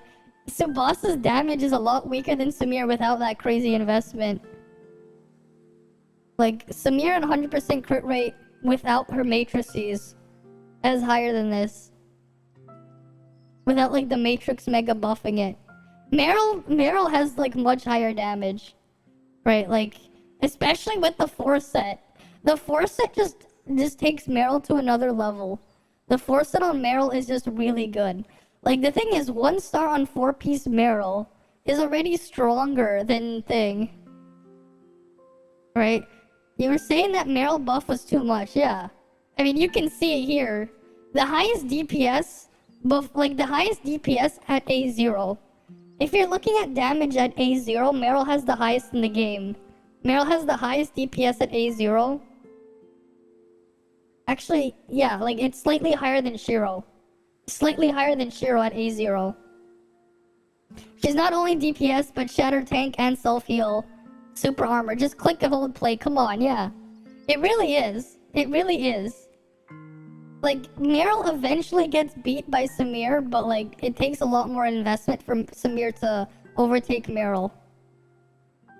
I mean, at least the downside with Meryl is she doesn't have very high uptime. Right? Like, Meryl's weakness is not very high uptime. But that's gonna help, like, it's gonna change the way. She didn't need those multipliers. Like, as soon as Lynn comes, like, the fact that you can do this for twice as long with Lynn is going to be very massive for Meryl. Because Lynn reduces endurance consumption by 50%. Meryl's attack is not slow. The spin hits 2 times a second. It's 2 hits per second. What are you talking about slow? It's 2 hits per second. You turn off hit frame and it hits 2 times a second. The normal attack, you don't use her normal attack. You're not supposed to use this. You don't want to be using this on Meryl. You're not using this on Meryl. You do this. This is all you do on Meryl. You literally just do this. And then after you're done with this, you just do this. That's it. That's all you do for Meryl. You do that. And then you go play someone else. Then you go switch to other stuff. You go reset up, right? You go reset up all your stuff. Oh, I'm back at full stamina again. I repeat. That's all you have to do. It's very easy. It is very easy to play. And very strong. That's why, and this is why Meryl is so broken in PvP. Because they mega buffed her damage. The version of Lynn is pre-release, yeah. I mean, we're definitely gonna get scaled that thing there. What do you mean, meme? Meryl is broken. What are you talking about, meme? Her damage is high. Like, she is the DPS in the ice comp. As soon as you get her 4-piece, like, her 4-piece, for her, like, for her own damage, is very strong. Like, 45% damage is the equivalent of having 3 stars on your 2-piece Samir and 2-piece Crow. And you get that at 1 star on her 4-piece. 1 star. You're getting more damage here than you're getting from having 3 stars of this and 3 star of the Samir chips. Like, you're getting more damage. For Meryl only, though. You sure about that? You're probably not using her right, because she's really strong. She hits harder than the other options. This is all you have to do. Like, you're just spinning. That's all you have to do. You just have to do this. I mean, she's still stronger than a lot of other options. I don't know what you're doing then. Yeah. But, like, she's very strong with this. And you'd be surprised. You bought Battle Pass. Fair enough. You'd be very surprised. I mean, I guess because you're not really penny pinching counting your damage. You get the big boost at A5 though, the big one. You get a 50% damage boost at A5. Right, this one's like the big one here, like A5. I don't have A5, so I can't do that like almost 400% multiplier per second. I mean, yeah, you have the ice team too, I know. Right, you just use Frigg to buff, Tsubasa to buff, and then Meryl to do the damage. I mean, Meryl's weakness is she runs out of endurance. Lynn is going to fix that. Lynn is going to fix that.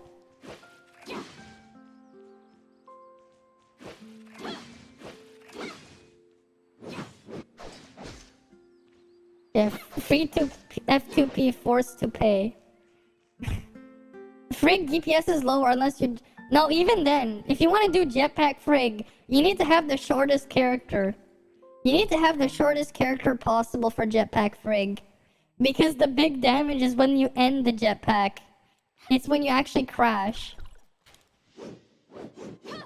The last hit is the big damage.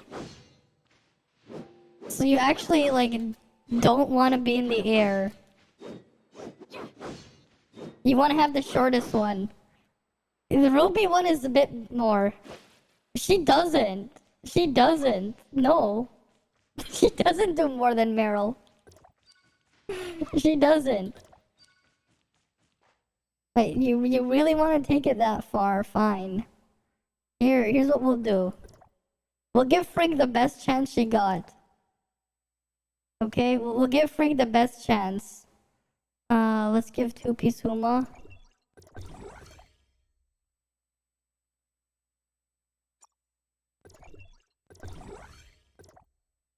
Alright, 2-piece Huma. And then we'll give her 2-piece Crow here. 2-piece Crow. Okay, and then we'll fix Meryl. I'll just put the 2-piece Samir here for now.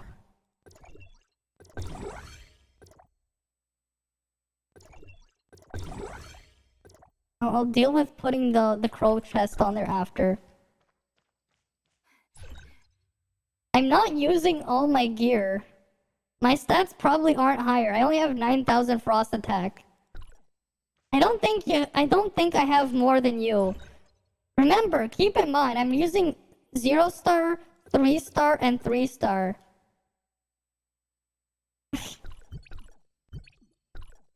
How do I have more stats than you? How do I have more stats than you? I don't even have full matrices on everyone. I leveled up my weapons. These are 3-star weapons. Like, these are 3-star. These both are 3-star. Like, what do you want me to do? Jack it up? Like, it's not as if I put Nemesis with their full gear. Yeah, Frigg and Meryl are both ice. You use them on the same thing. You use them together. You use them together. You want to use them together. Okay, let's go find our little test subject. Not everyone has good gear. How is 9,000 frost attack good gear? This is only 9,000 frost attack. I don't even have like frost. I don't really have that many frost rolls. I have like that one. Yeah, that's a volt. That's flame with there. I'm pretty sure that's the only frost attack roll I have now. Yeah, that's the only frost attack roll I have. It's on the gloves. 422 frost attack. I have some generic attacks, but that's it. I mean, look. I have 9,000 frost attack. Okay, my frost attack isn't even 10,000. So, I think it's fair. Again, like, I'm using 3-star weapons with a 1-star. 2 of them are 3-star. Right, cause let's go to Roberg. Oh wait, no, we could like what's another thing we could try to kill? Yeah, we'll go to your friends are playing their account in bygone floors they can't beat. Yeah. You tried the ice team. I played it too. I've played it too. I've used it for the ice challenge and you know, we could do, yeah, I've used it in the ice one a couple times. Meryl does do more, yeah. The only downside with Meryl, yeah, Meryl should. Frigg's dodge attack, this thing, that's very low damage. You get 6 numbers with 2-piece Huma, but that's not a lot of damage. Like, you're not getting that much. Frigg is right here. You're getting 143.9 divided by 3. You're getting, this is your total damage there. This is the total damage that Frigg does. 143. Wait, no, dodge here. It's 143.9%. You get 3 activations of 2-piece Huma, which is your which is the biggest amount of damage you'll get from Frigg on field. But like, look at Meryl's like little spin. Like Meryl's spin right there. It's almost the same, but you have 2 of them. You have 2 of them every second. Like, I don't know about you, but if this takes half a second to get 132.8, this one takes And this one takes like what, 0.8 seconds, 0.7 seconds for this? Right, 0.7, 0.8 seconds? That's less DPS. That's less DPS straight up. Right? Right here, we can put it in a calculator here. 143 divided by 0.7. That's 204. Right? That's best case, 1.143. We go back to Meryl. You're seeing a higher number, but you're seeing a higher or more numbers, and you're confusing that with higher damage per second. That's not the same thing. Because then you're gonna say, like, you look at all the tiny numbers from Shiro, and you're gonna say she's weak. Because she has very tiny numbers, but a lot of them. And the same thing with Samir, she has very tiny numbers, but a lot of them. Right here, 132.8 divided by 0.5. Which is higher? 265 or 204? Yeah. You push them away, but those are less tanky. They usually just die pretty quickly. You have 8k on ice. How is your thing so low?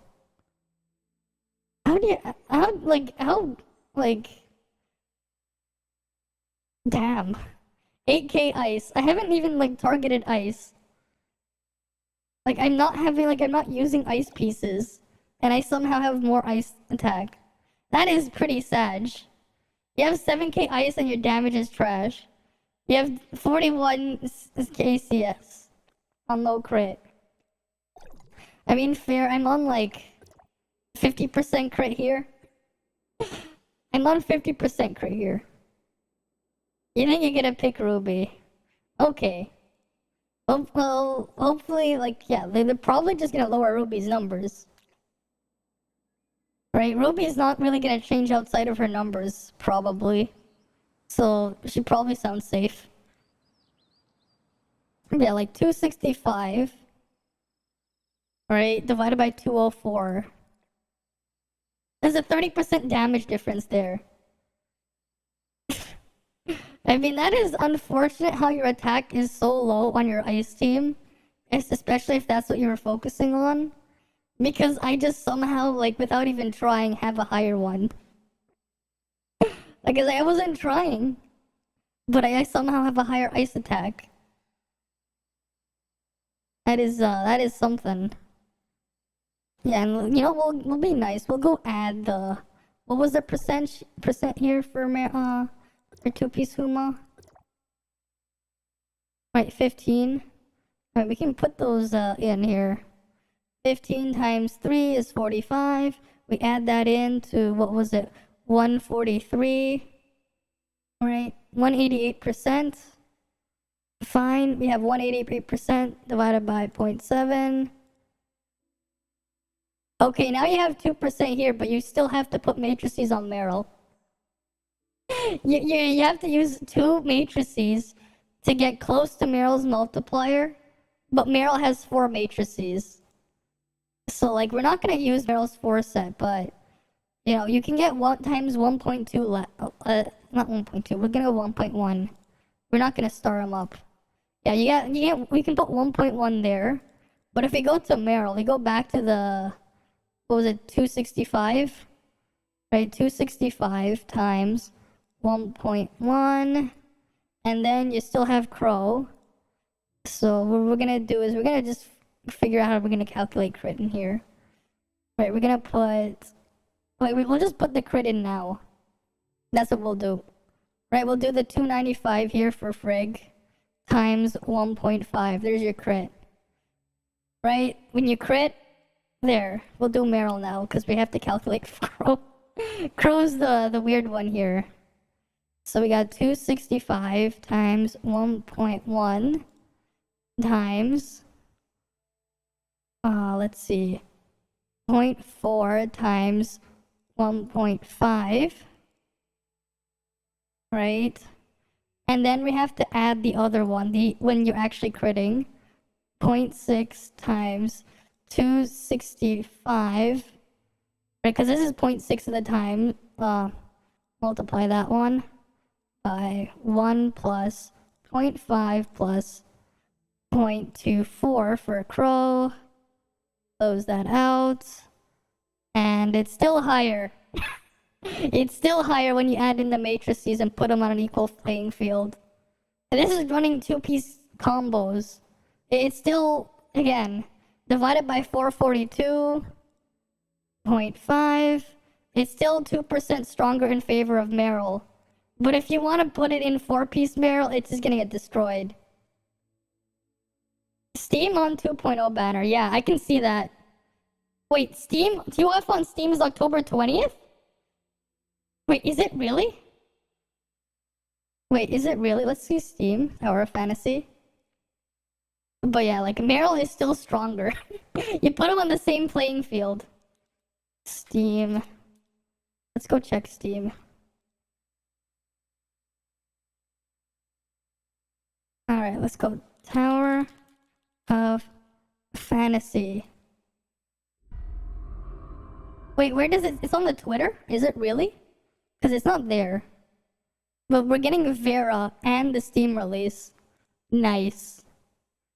Nice, nice, nice. Why is my Discord lagging out? Where does it say that on Steam?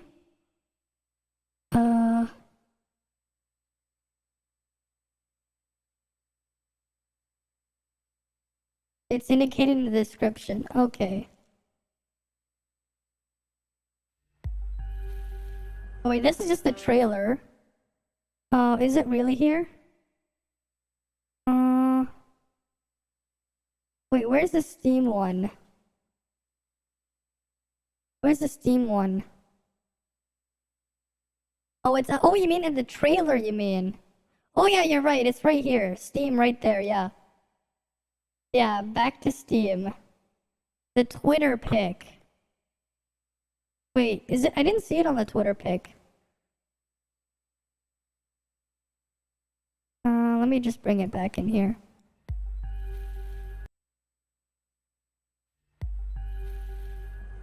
What the hell? We live in a time. Oh, here, this one.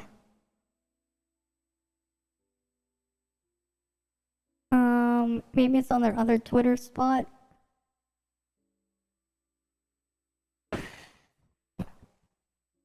Okay, that was dev report 4 hours ago here.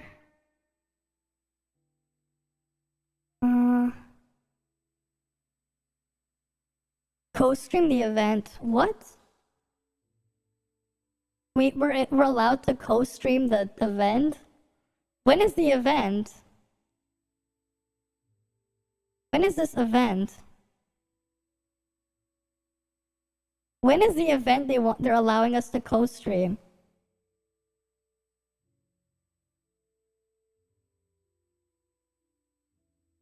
Oh, when is that? Yeah, but here you go, the picture shows Steam right there, yeah. Yeah, we get the Steam one right here. On the script next to the image. I didn't see it. Whatever. What do they mean by the event? The preview stream on October 13th? When is the preview stream? What time on October 13th? Interesting. October 13th, and we're allowed to live stream it.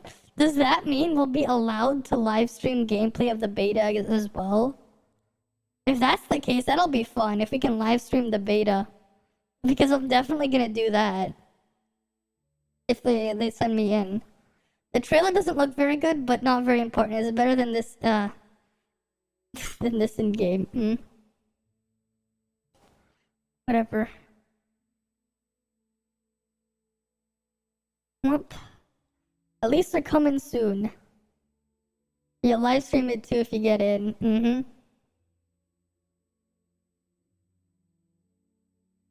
I need to quickly use the washroom though. I'm gonna be right back. I really need to use the washroom. I'll be right back.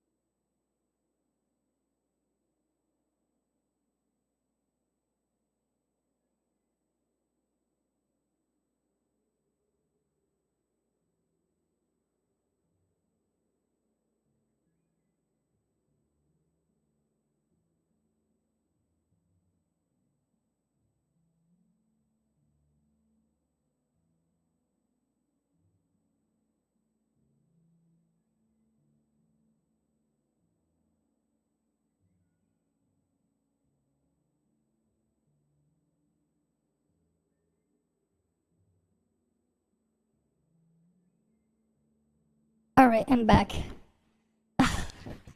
Alright. Yeah. Oh, you're feeling the pain of playing two accounts. Yeah, that's what happens when you're trying so much hard to grind multiple things. I know that feeling. I know that feeling. Because that was exactly how I felt when I wanted to play World of Warcraft during Legion. Except it didn't feel like two accounts. It felt like I wanted to play 20 accounts. But what I mean by that was I wanted to play a lot of the classes, but they also had like 3 specializations per class. Well, for some of them I only wanted to play 2 or 3 specializations. Like, well, most of them had, it was only 2 of them. Like for Mage, I wanted to play both Arcane and Frost, but that was a lot to keep up with. For Warlock, I wanted to play both Demonology because they changed it in Legion, and Destruction. Okay, that's 4. Priest, I wanted to play both Discipline and Shadow. Okay, we're at 6. My Paladin, I wanted to play Holy, and then not Retribution, the tanking one. What was it? I forgot what it was called. Protection, yeah. My Warrior, I wanted to play. Again, that was another one that I only wanted to play Fury on my Warrior. I wanted to play my Hunter, which was just Beast Mastery. I didn't really care to try in the new Survival. What else? My Shaman, I wanted to play both Elemental and Resto, because I would do like Mythic plus Dungeons as Resto, but then like Raid as Elemental. There was like so much to keep up with, because it's like your progress was basically reset as soon as you switch specialization, and if you wanted to play a different class. Like that's what ended up like having me quit WoW, because of all the stuff that like you had to do, like the amount of like absurd grinding, and there was only so much Maw of Souls I could take. Like I could only farm Maw of Souls so many times. It just like I just ended up quitting. What were we gonna do? You just need to get better gear, yeah. Like, I just find it surprising because you buy the vitality potion and I don't do that.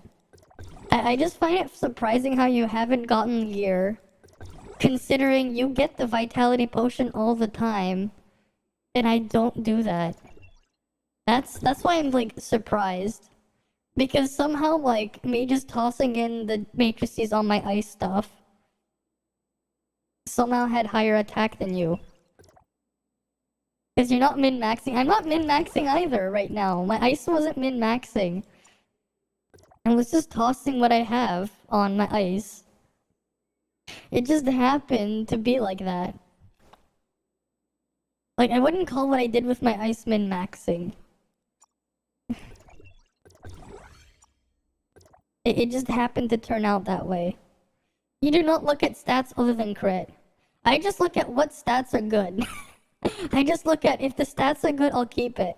Like I haven't gotten like you've seen my things are 2,000 crit on both my boots and my gloves, right? It's not like anything crazy. Like I don't have that 4,000 crit boots or gloves that some people have. They're just 2,000 each. Well, a little bit more than 2,000. Right, like what? This is 2,356. And this one is 2,280. Right? Nothing crazy here. Just the bog standard stuff. Oh, I can enhance that. More stats there. That's why you get it. You got so low. You get gear, but you just level it up to see the CS and not look at the stats. You should be looking at the stats instead, and not just the CS. You're getting blinded by the CS. You shouldn't pay too much attention to the CS until after you've seen if the stats are good. Like, you should really just be looking at the stats first, and then decide, should I upgrade it or not? If it doesn't have any good stats, what you do is you just equip the piece temporarily, and then replace it and upgrade the one with actual stats on it. Because you do lose 20% of the experience you put in when you have to re-roll. Yeah.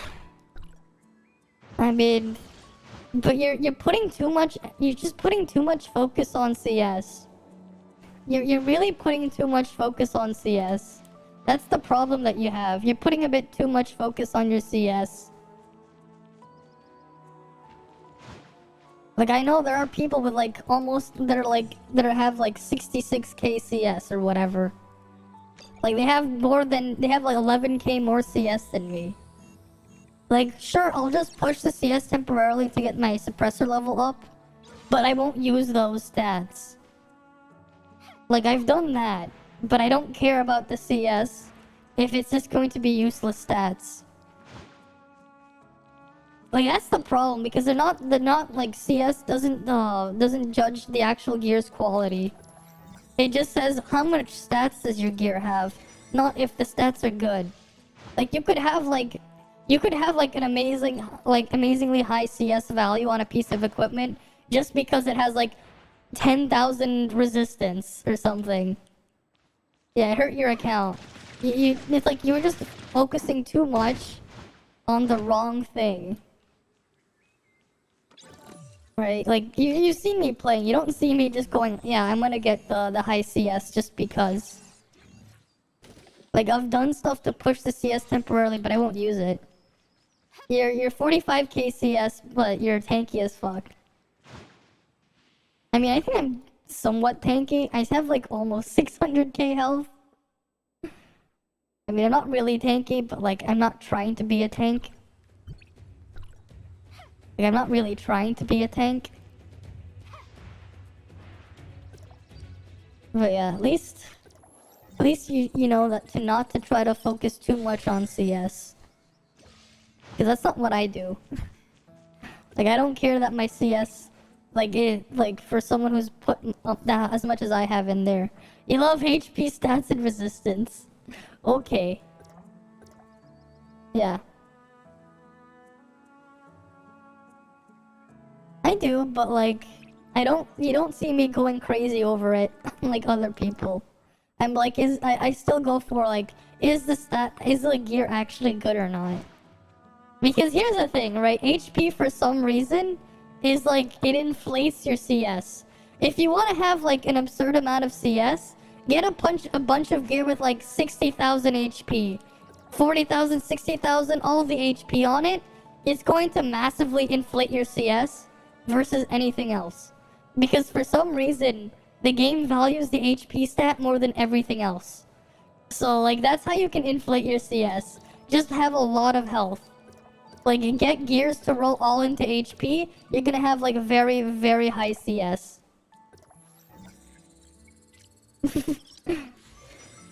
That's a weird one there too.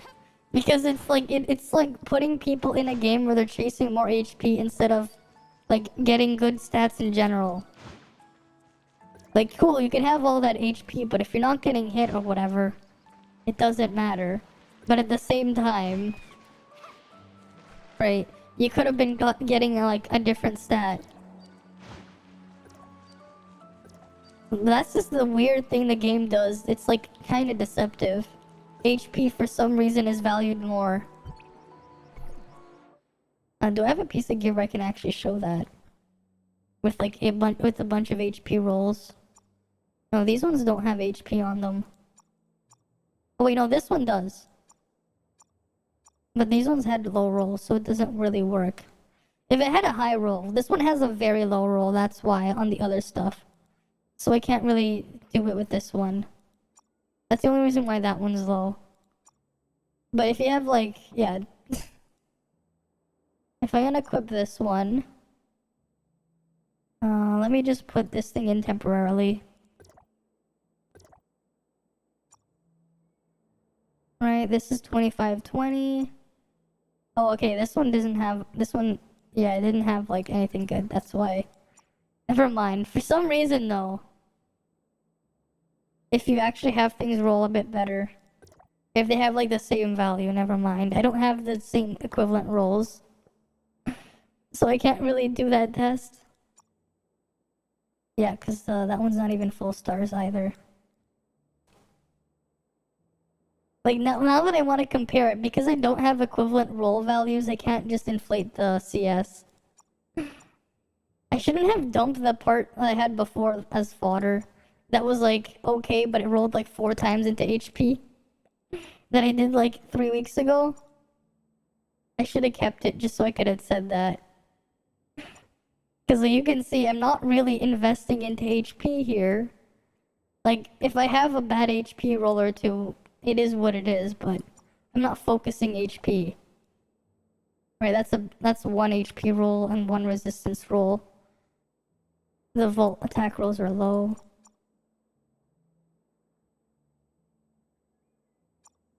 Well, it is what it is. It is what it is.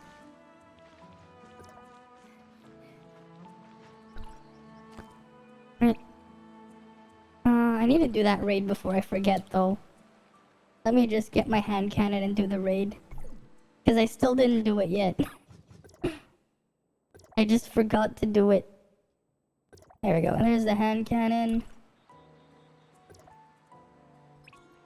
Right, raid. Go. Match.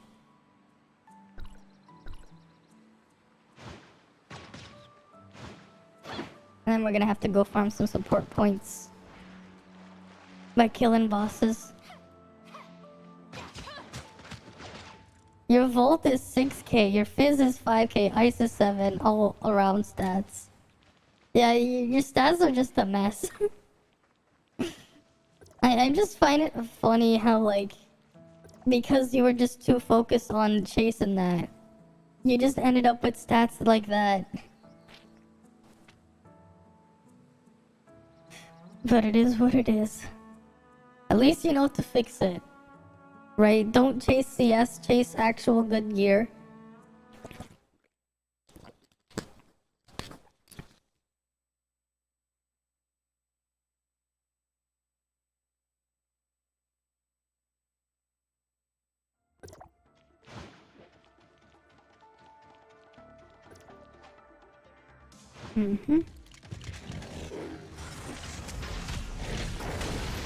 Alright, you have a good night, Andy.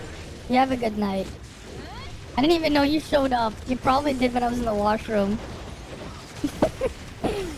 You have a good night. You're writing a bug. You're starting to really hate the BDO. This game a good killer for it? I haven't played Black Desert Online. It is pretty fun, this game, and with how things are with the... We are getting a pretty big update soon.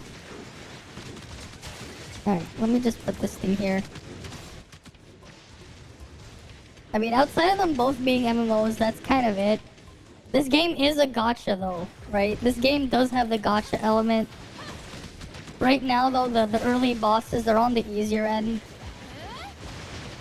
Because this is like the very beginning stuff. Black Desert Online is BDO, I'm pretty sure. I'm pretty sure that's Black Desert. Right, which is another MMO. You're here before then. I was explaining things like I normally do. Ah, fair enough. Fair enough. Just like watching the text just go.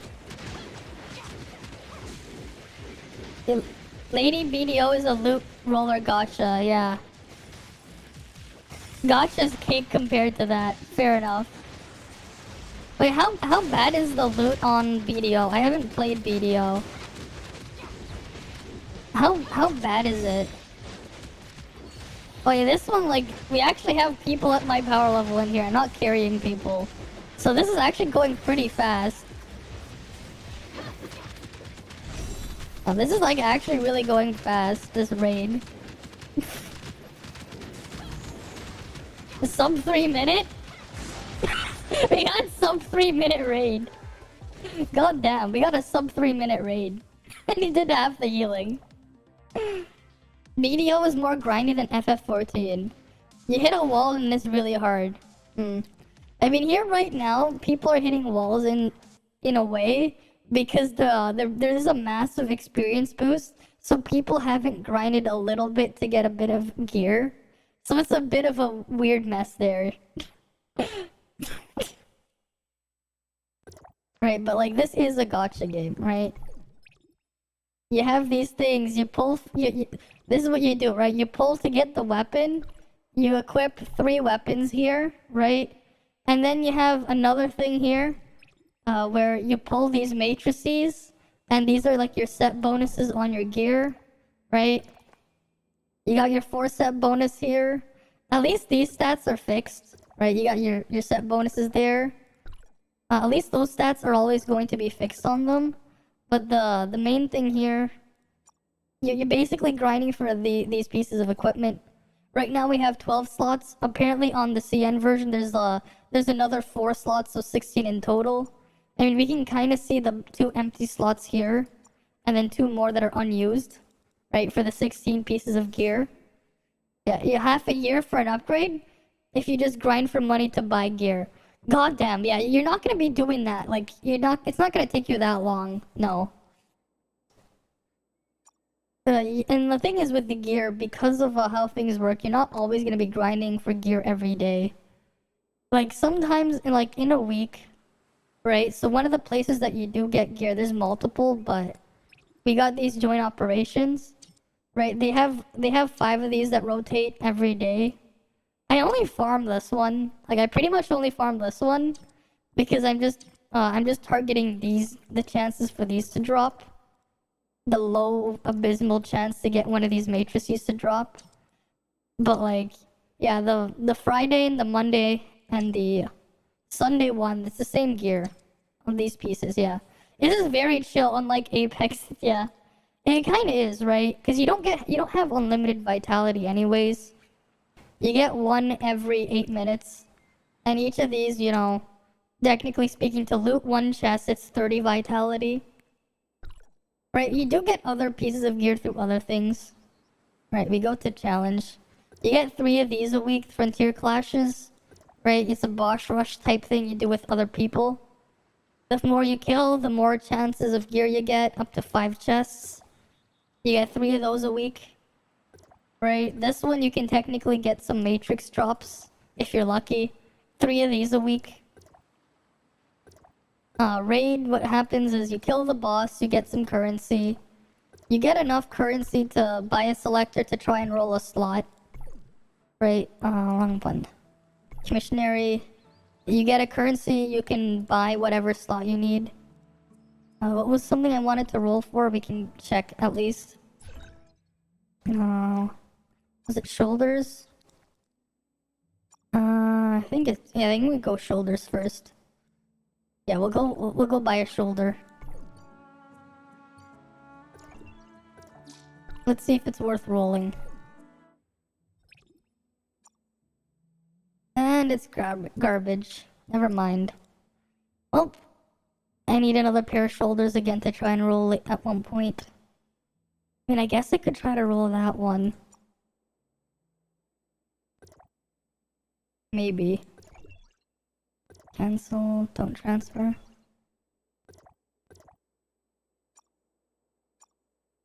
Yeah. I'll try to roll these shoulders. Let me just lock this. And then I'll lock... This one's good for frost. Let me lock that one. Alright, let's try to roll this. Right, so you just feed stuff in. You click fuse, and it's shit. Never mind, I don't want it anymore. I mean, I could try to roll it further, but it doesn't look like it's gonna be good. These shoulders. Yeah, it's not worth it. I'm gonna just put this back on. You like that stats? I don't like it. It's garbage. HP I don't need the HP. It's not even a high roll. It's not even a high roll. At least give me 20,000 HP if you're gonna roll HP, so I can put fake CS. What the fuck? It really high rolled in frost resistance. Yeah, like I'm just leaving it alone because I don't like the stats there. And then I just wait till I can get another piece of gear to roll like that again. It'll be nice when we get stat blockers so we can at least block the certain stats from going up. It'll at least help us there. But that's gonna be coming in the next update on the 20th. I'm pretty sure.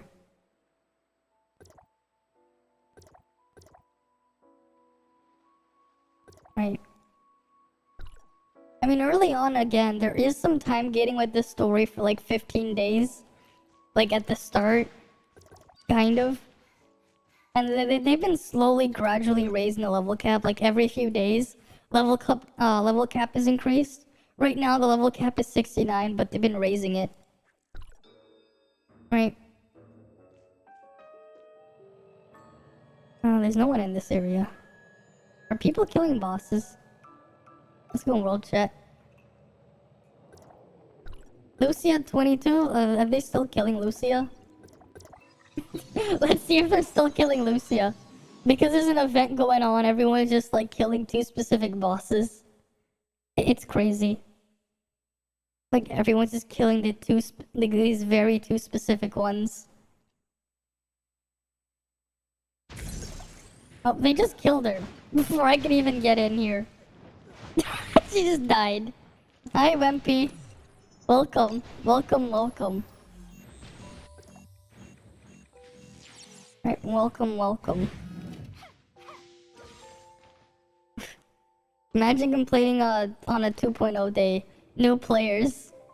Yeah, they're gonna be complaining, alright. Is there anyone else? Oh, where's the next boss they're killing? They're just going back and forth. Killing these 2 world bosses. Because of the event. Just been killing a lot of them. No, I don't have enough to upgrade my mounts. I mean, I can do these ones. Sure.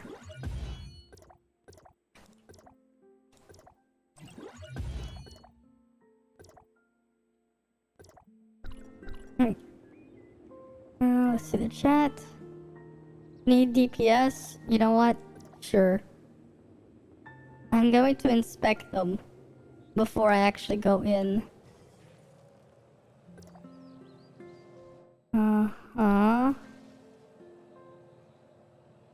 That guy's a healer.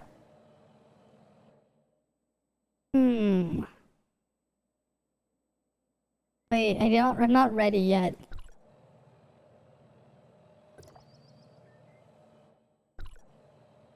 One sec. Fixing relics.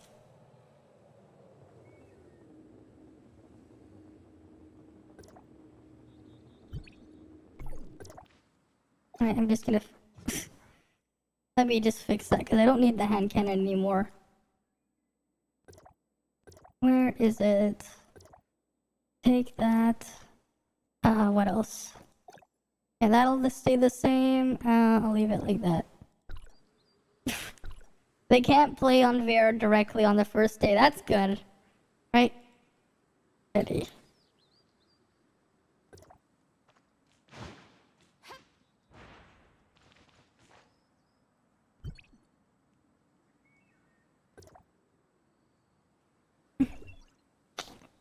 Yeah, maybe, wait, no, imagine if they can, like, they can only play on Vera after a week. That'd be hilarious, they complain, yeah, they're gonna quit because the mobs are different. Because the mobs there are different. Who knows, who knows? Who knows what'll happen?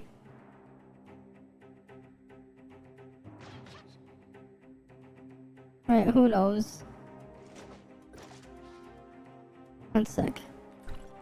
Let me just eat my thing. Right.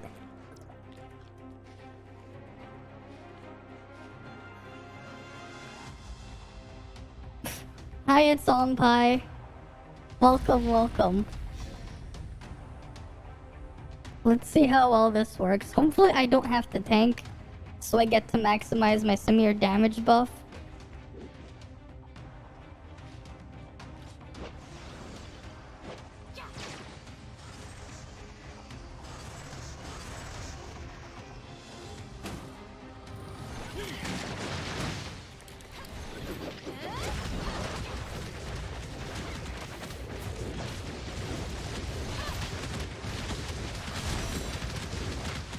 Yeah, I'm just doing a lot of damage there. I mean, the first two bosses are a joke. It's just after this is when,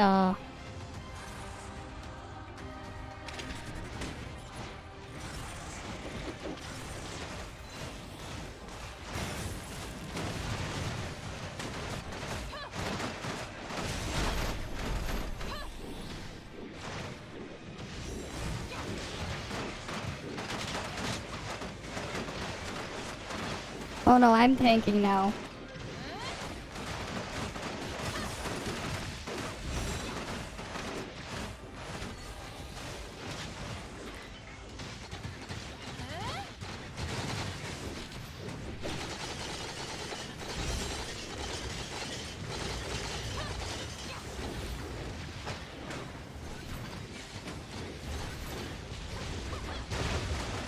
They didn't even shatter it. Whatever. Doesn't matter. The centaur is just annoying, yeah. Alright, Valkyrie time. Valkyrie time.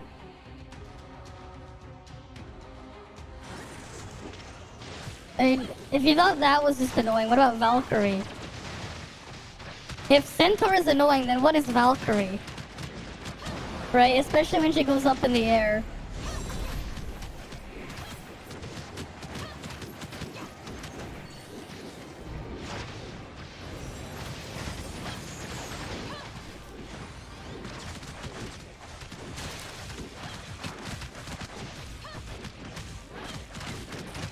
Right? She's at...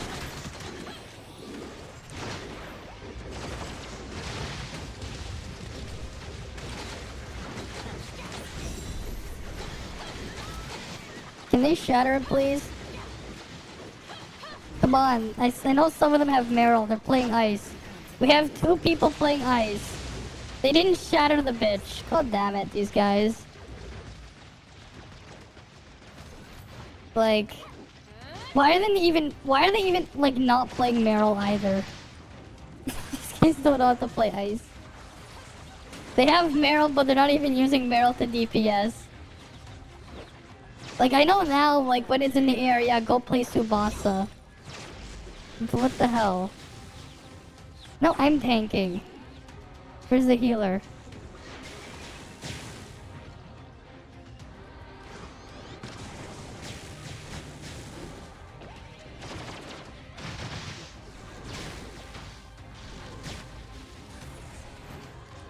Imagine. They have the ability to play Meryl, get massive damage and shield break, but they're not doing it.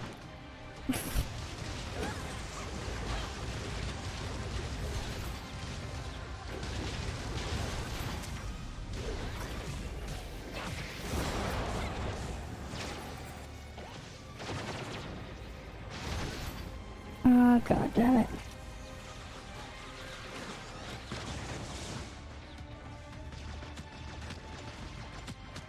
Oh shit, they died.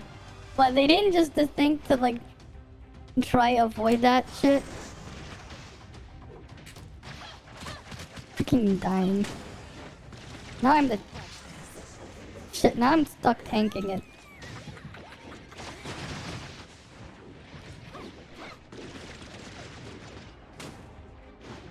Also, the person playing the healer probably shouldn't like... If they want to like really support with the shielding, the better way to play Zero is to just use Zero as a discharge spam, because you get 3 seconds of immunity when Zero does the discharge for everyone. But I guess that person doesn't know how to play Zero. If you're gonna play Zero, it's like I wouldn't even bother with Zero on field. Unless it's a 6-0. Actually, not even, because if you just discharge spam, you get all the stuff anyways. Watch this.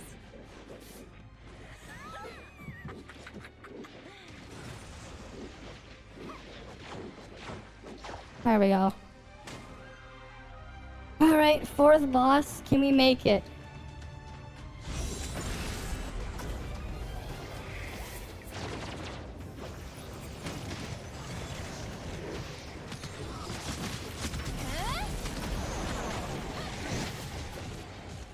Nope. Fourth boss, it's very hard, yeah. And wait, this is a office too. Please don't like reset it.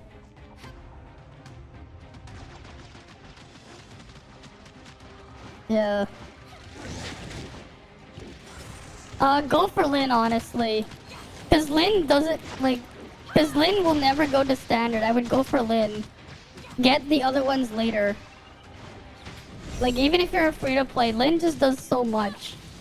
Like, even if they nerf her damage, it's not gonna change the fact that her utility is insane.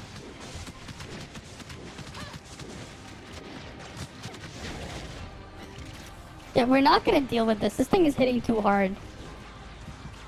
You know, yeah, this person with Zero doesn't know how to play Zero.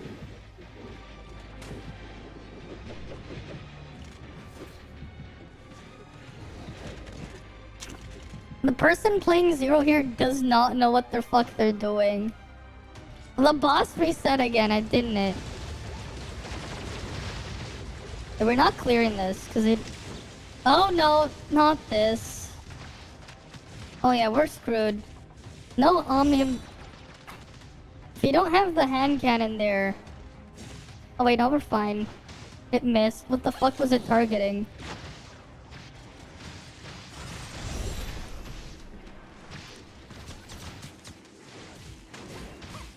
Yeah, we're done. We don't have enough damage to kill this.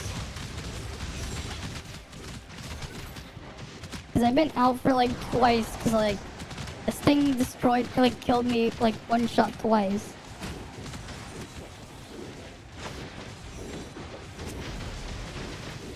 She could have survived that if the person actually played Zero properly. And none of them are breaking a shield either. Like, you have Meryl, go play Meryl! Meryl does more damage, why are you playing Frigg?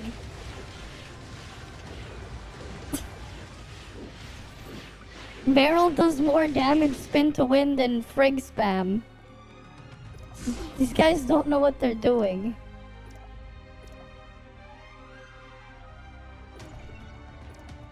Because if they actually knew what they were doing, we could have actually killed that. The Zero player doesn't know that. Oh yeah, you want to play Zero, just discharge into Zero. Don't stay on Zero. Because he's not going to do shit. His healing is terrible. Discharge spam bot Zero's the way to go. Like what? He does like no healing with this thing too. You're better off... He's actually better off playing Coco. Like, he doesn't have Nemesis. Coco gives a lot of, like, weapon charge.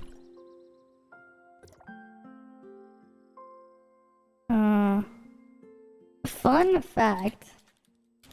Meryl is, better DPS than Frigg. Dodge. Spam. Also, when you discharge into Zero, everyone gets a 3-sec iframe. When you discharge into Zero, everyone gets a thing. Also, Coco's dodge attack give you weapon charge. Like, straight up. They just give you weapon charge, even if you don't hit. Like, just telling them how they can play better. Because if they knew what they were doing, they could have definitely cleared that. Like, we could have, it would have been possible to clear up office if they were, if they actually knew what they were doing.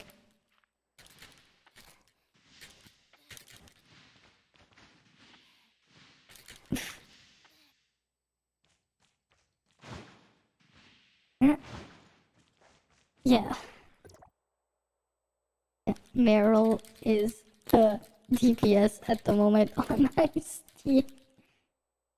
Frigg is just buffer.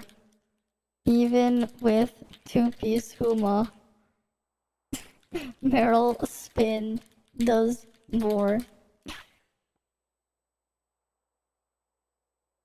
It's like a 10% damage difference.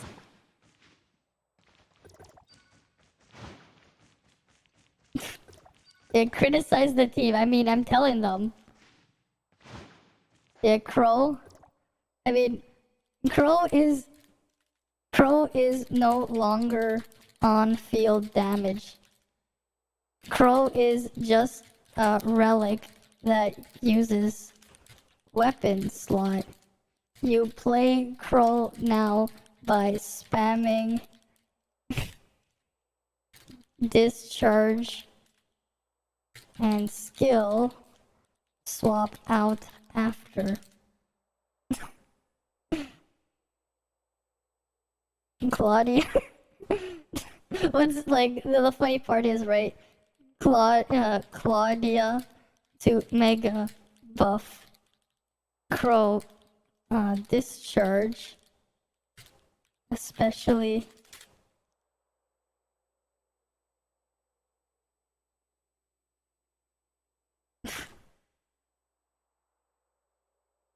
you pretty much did less damage there because physical damage resist. You have Claudia 1-star. Claudia is not a DPS. Claudia is a damage buffer, lol. Claudia is not a DPS. You don't use Claudia for DPS.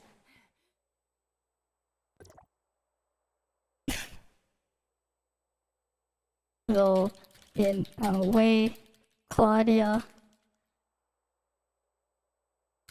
at whale levels keeps Crow relevant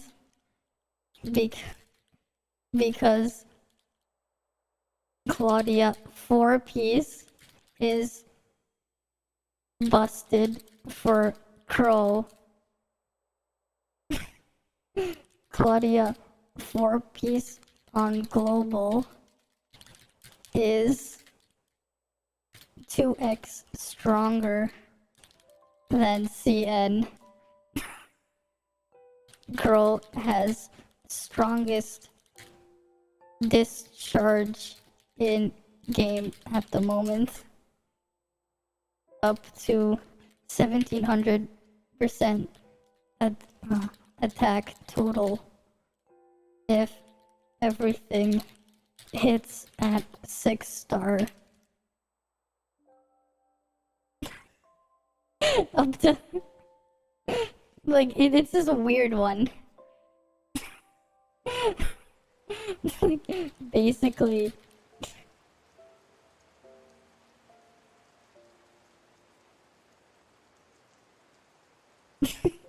he still has strongest discharge in game at 0-star.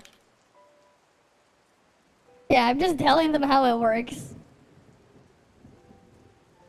It's just that Claudia mega buffs it and charges it.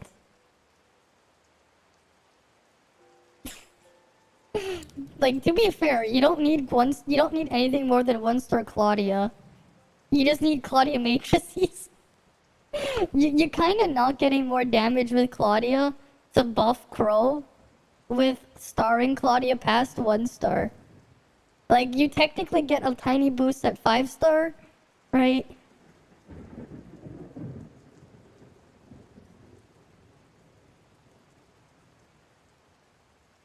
That's basically how to play Crow now.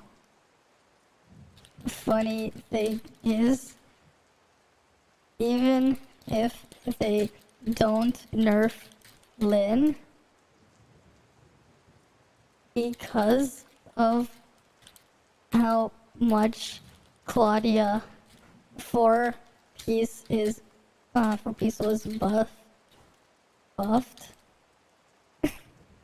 Crow's best team is already in game. Because of how much they buffed Claudia 4-piece. Like, they buffed it so much. Some reason, 4-piece Claudia at 3-star is 126 plus 126% damage on all discharge skills. For some reason, 4-piece Claudia. It's like plus 50% at 0-star. It's like plus 50% at 0-star. It's dumb. It is dumb because like it's like they literally doubled it. Literally made Claudia set 2 times stronger in global for her 4-piece. It's dumb. It's actually dumb. Crow is a relic that takes up a weapon slot. Right? Yeah, cause yeah.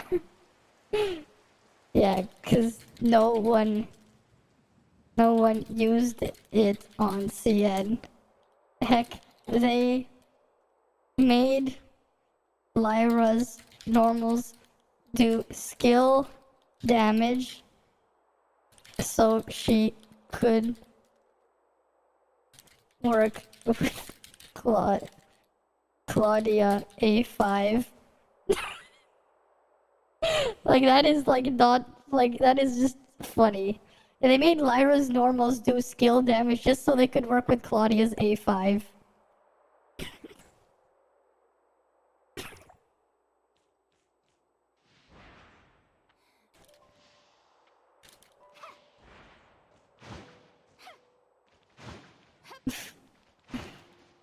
The more you know. Like, the more they know. The more they know. Claudia's...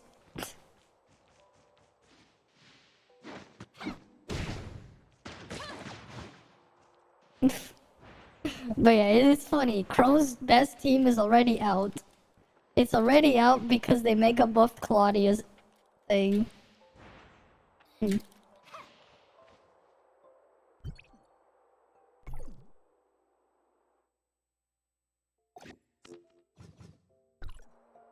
But hey, at least they know now.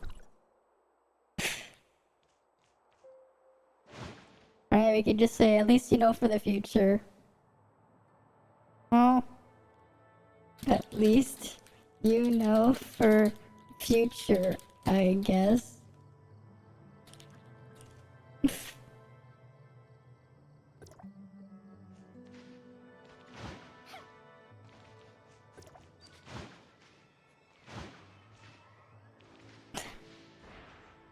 But yeah, being dead for like a full minute didn't help.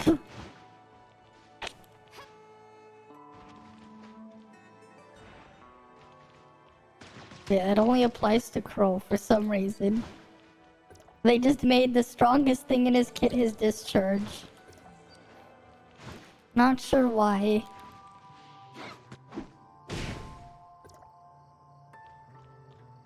Not sure why. Making Crow's strongest thing.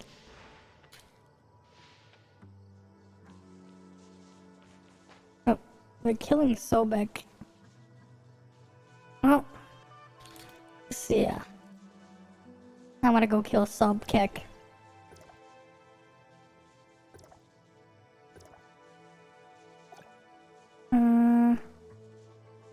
Right. Where was the Sobkek I saw? It was on the recruit, wasn't it? What channel is there killing of it too? They should just advertise it. They should just advertise it. You know, I'll just do it. Sobkek, channel 10. Auto on. Right.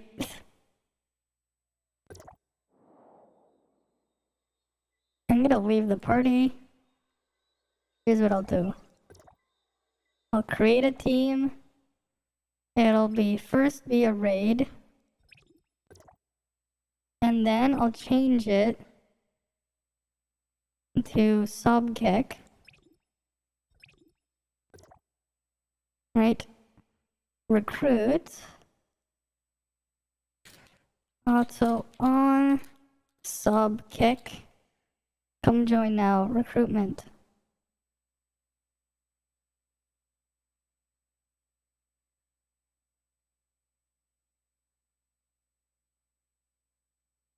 Auto on. Come join now. Right. There we go. I'm just gonna spam it in here. Oh, they're channel 12. Fuck that. They're doing channel 12? I thought they were gonna do channel 10. Yeah, put a taxi in the title. You know what? Here. Sobek taxi channel 10 auto on.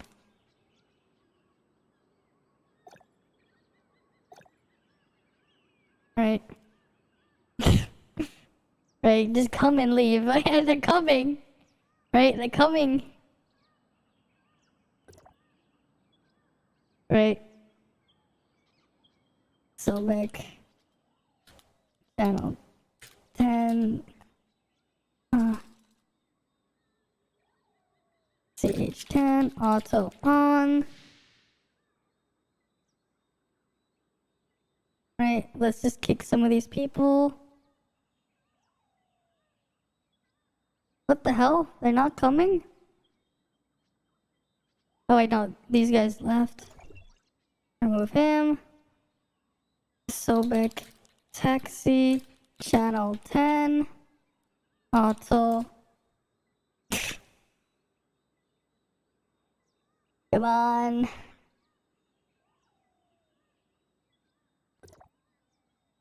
Who the hell is that? Whatever, they left. Right? Sobek channel 10. At least they're leaving. Sobek taxi channel 10 auto on. These days are limited amount of people who are interested in come. I mean, they're coming here. We got a bunch of people here. 2, 3, 4, 5, 6, 7, 8.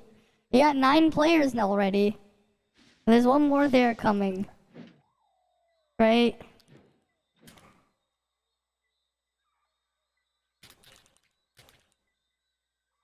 Yeah, less players every day, because, I mean, a lot of people already have more than they need. Yeah, 10 people is nice. We probably should be at... I think we're fine. I'm gonna just fight it.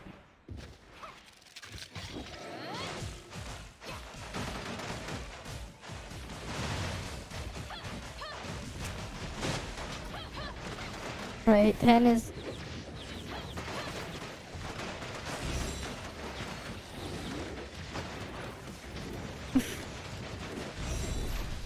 Yeah, some people are still coming in here. We already started, so they're fine. Yeah, with me so big. You mean Sobkek? Oh, my freaking turret took the aggro. I still have aggro.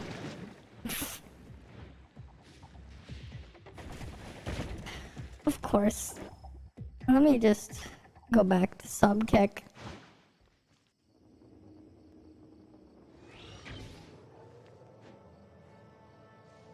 Right.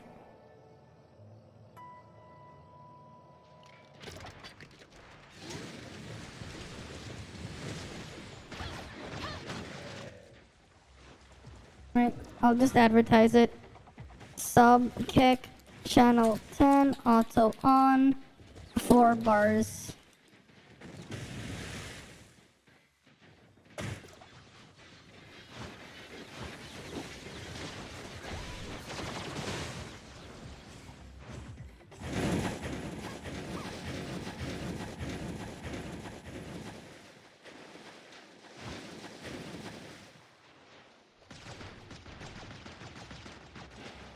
Right.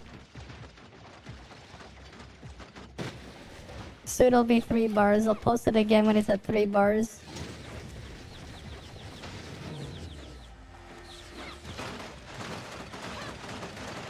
Three bars now.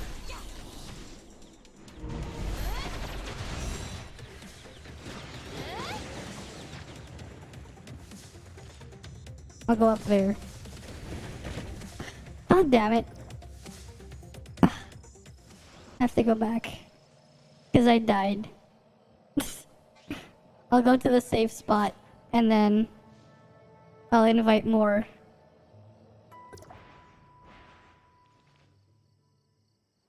Right, how many more bars?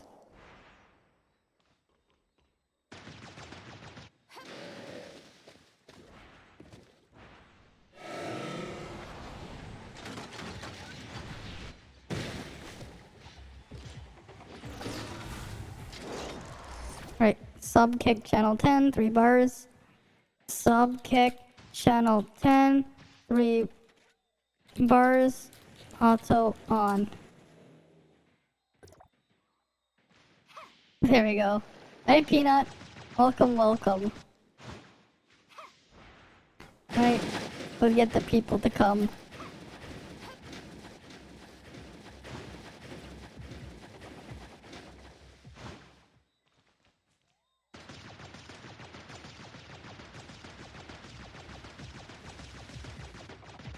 Look at the aggro just going all over the place. Now I have aggro.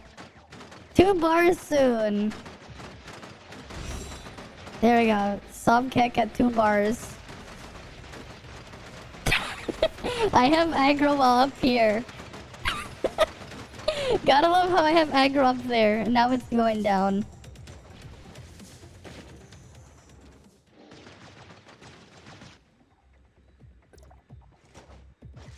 Sub kick, taxi, CH10, 1.5 bars. Come now. Auto on.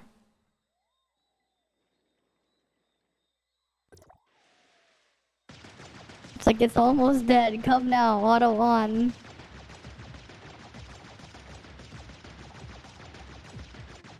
One bar.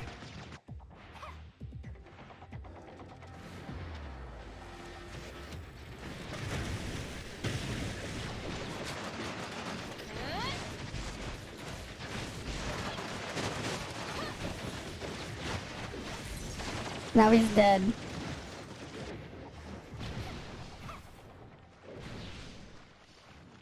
Right, he's dead now.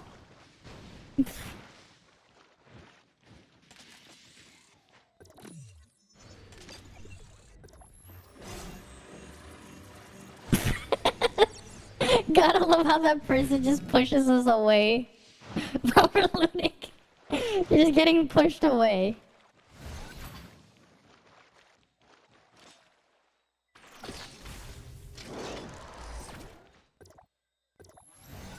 Right. Sub kick is dead. Right, sub kick. Should I make a taxi for Lucia, the thick one?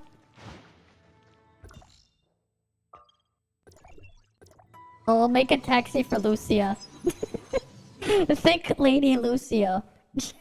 Right, I'll make one for Thick Lady Lucia.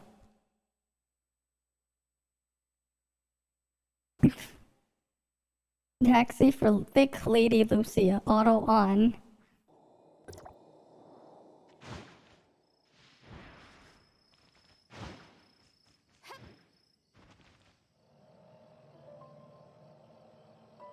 Alright.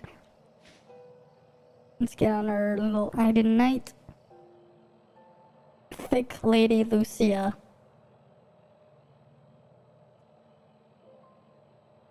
Is she there? Oh yeah, time to make one. Create a team. Right. Make it a raid. And then, okay, and then we changed it into a roaming boss. Lucy is not here, whatever. That's fine. Lucia. Thick Lady. Channel 10. Auto on. Thick Lady, Channel 10, auto on. Right? Thick Lady. Just calling her the Thick Lady, Channel 10. Right? Who needs to call her something else? You can call her Thick Lady. Auto on. Right? Thick boss. Thickest boss in game. Channel 10. Auto on. Thickest boss in game. Channel 10. Auto on. She's slender to me. She's very thick. She identifies herself as a slender young girl. Sure. Thickest boss in game. Mm-hmm.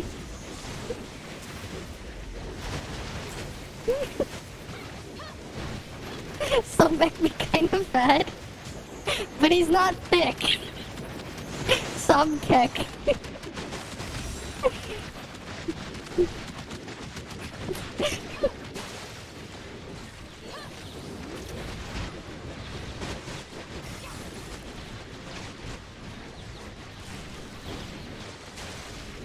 I wonder when phase thing is gonna start anyways as well.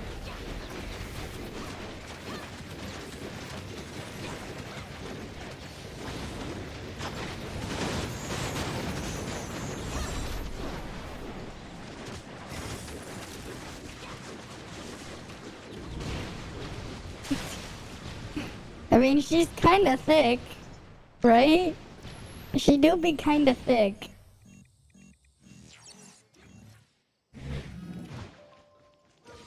She's a thick boss.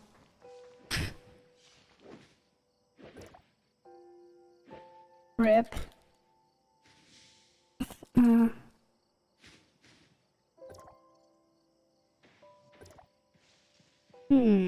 You know what? I'll try to give these guys a shot.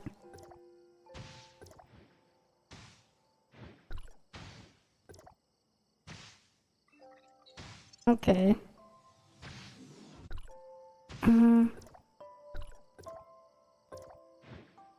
Wait, why can't it? Why is that thing?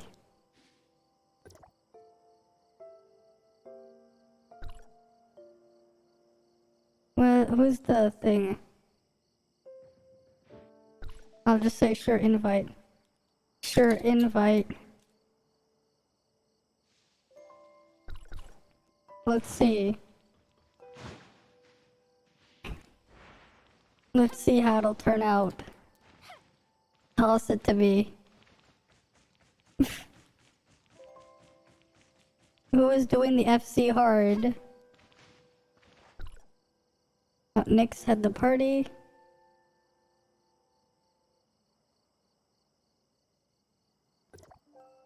Okay. Now they got this set up. We should be good. Yeah, we're probably fine. Alright.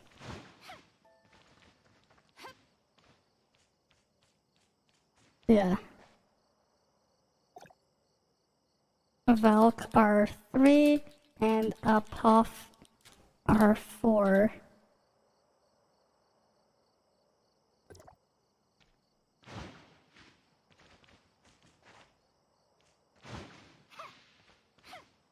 I don't know what R5 is though.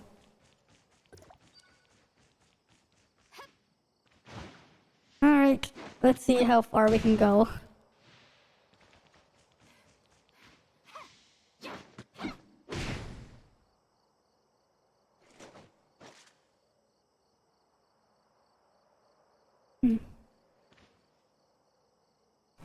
Alrighty. Come on. Set us up. I'm basically screwed for FC hard next week anyways. If it's the Volt reduction or whatever. So I have to do them now because my stuff is Volt.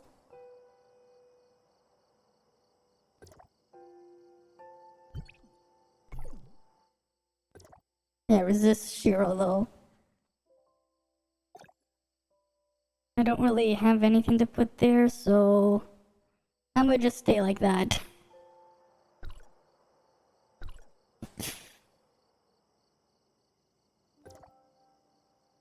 Say my shatter is A3.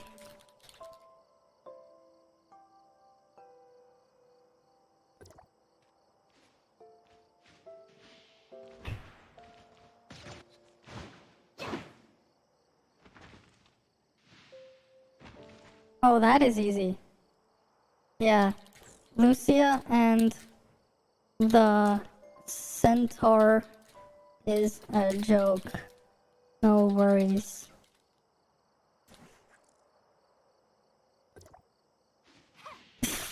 Yeah, I've destroyed Lucia before she even does anything.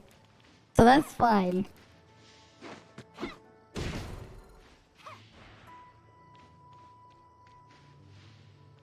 Alright, come on. Let's do it.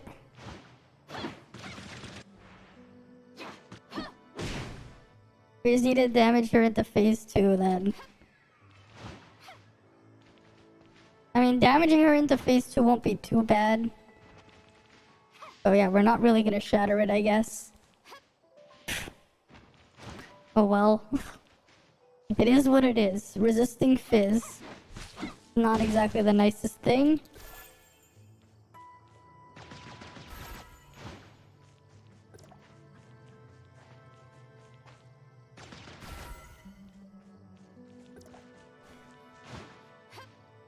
Yep. Ready.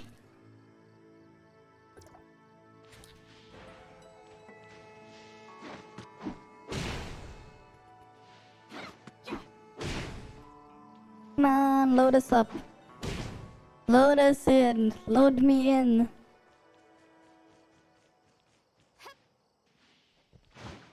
Alright, they need the cannon for Apophis.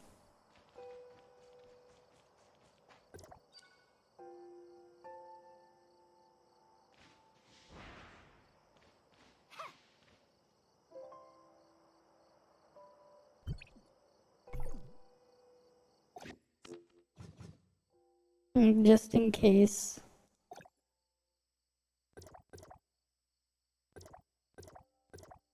True. Can put that just in case.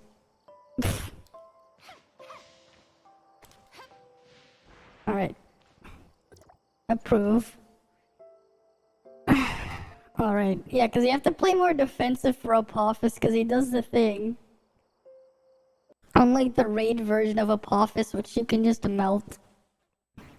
And doesn't have, well no, it still does the thing, but it's not as deadly. Raid Apophis. Oh wow, they spawned in real quick. Oh wait, no, that's the other thing, never mind.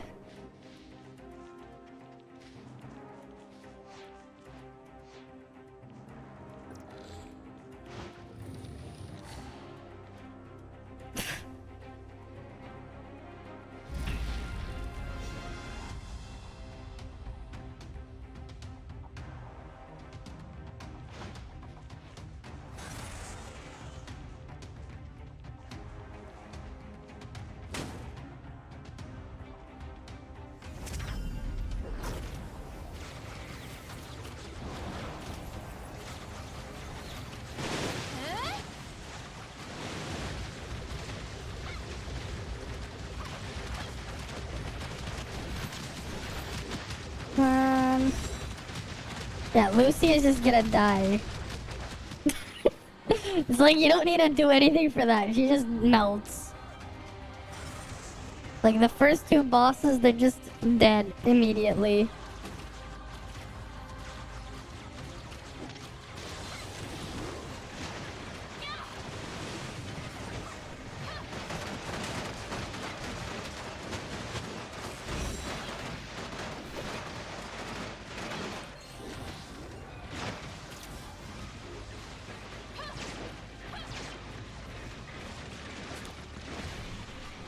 God damn it, I got hit.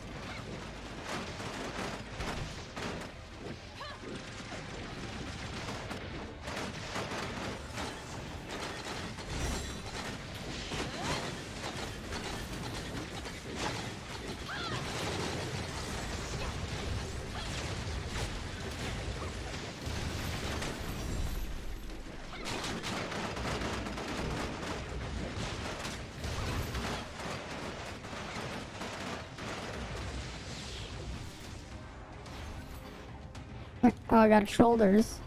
Hopefully these shoulders will be good.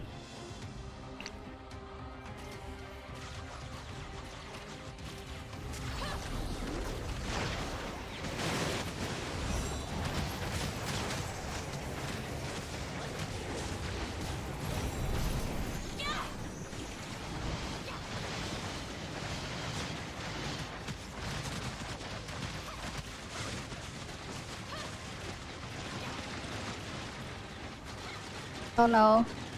Early shield. God damn it, early shield on Valkyrie.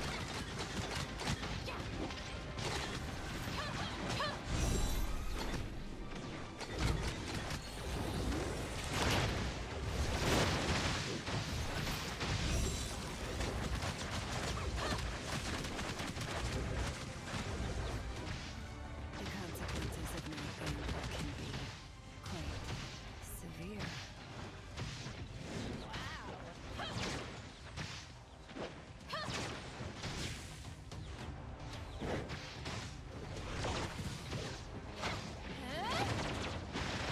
I'm gonna get serious. You're watching.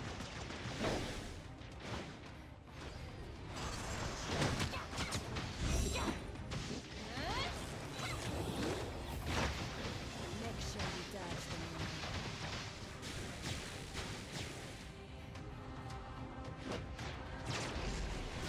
Oh no. God damn it, I was stuck. I hate having to take the thing. Whatever. I'm gonna get serious. So watch out.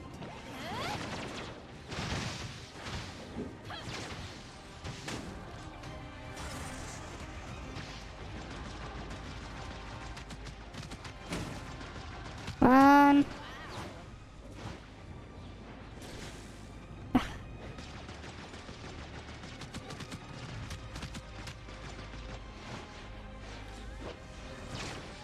Oh no. These guys should get out. They need to get out of there. Oh damn it, they didn't get out. So they died.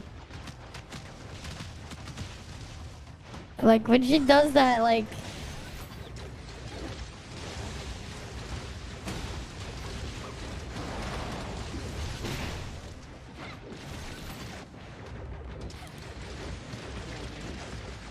Oh damn it.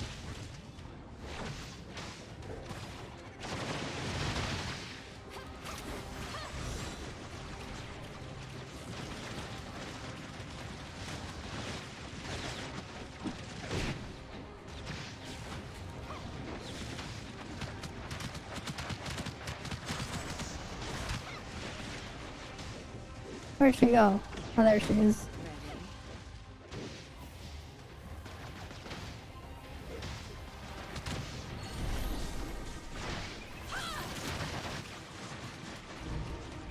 Damn it.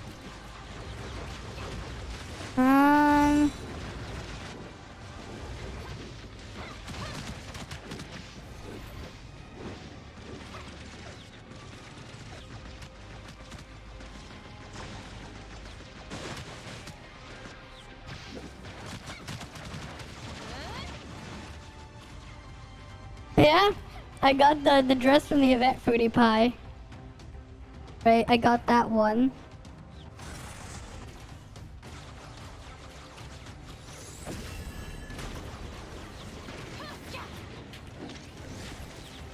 Oh, come on!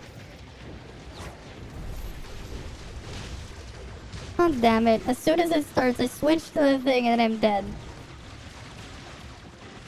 I don't like... Why does this one hit so much harder than the other one? You just get slapped at full health.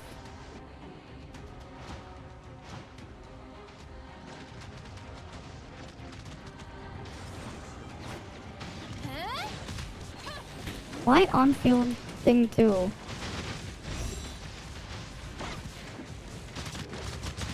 On-field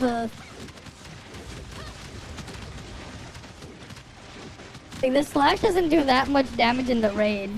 Or the world boss version, doesn't hit that hard.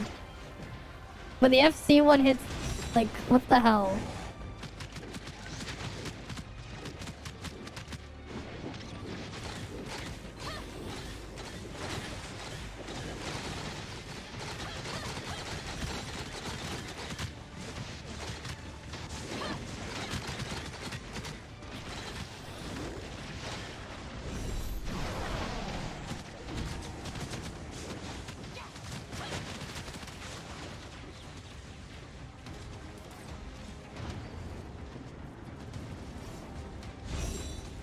Come on.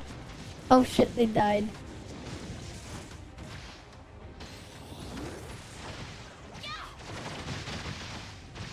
Come on, make it back, please.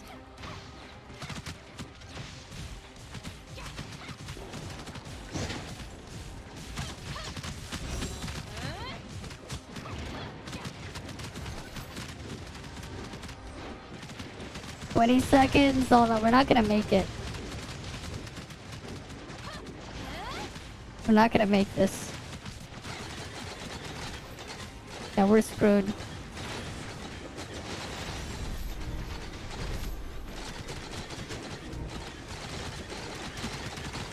Yeah, we're dead. I got 2 shoulders. Of course I have like 4. Gotta love how I have the healing MVP here. You didn't get lucky, you did 20. I got the dress in 30, but I want to get the hat. I had to go do all 94. The dress I got in 30, but the hat took me all 94. And the hat, you can't even recolor it, which sucks. You can't even recolor the hat. The head, garbage. That head's garbage. This is garbage. And that's garbage. I mean, this one might be useful. Maybe, I don't know. But, ugh. Unlock that just because. Yeah. Gave up and saving for sake. I mean, I got 2 gold, but like, they're shit.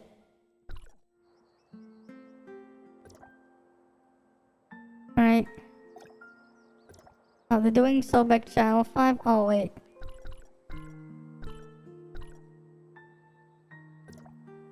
Yeah.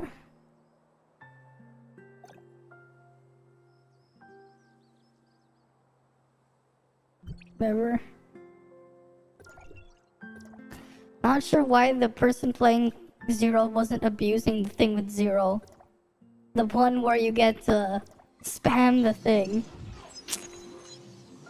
Because you could abuse Zero's little shield thing if you just spam discharging into Zero instead of staying in as Zero.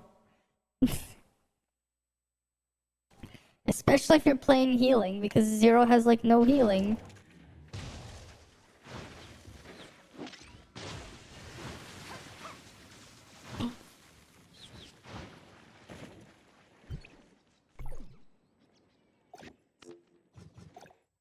Technically, I'm still not in combat because I didn't even get to hit him. Right?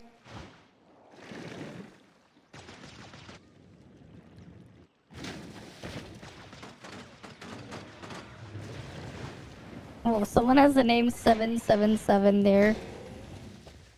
Interesting.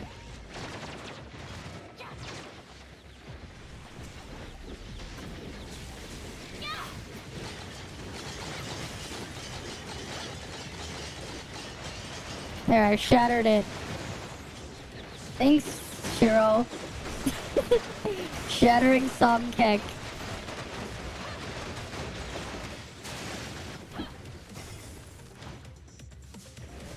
And that happens. Because I took all the aggro. Of course.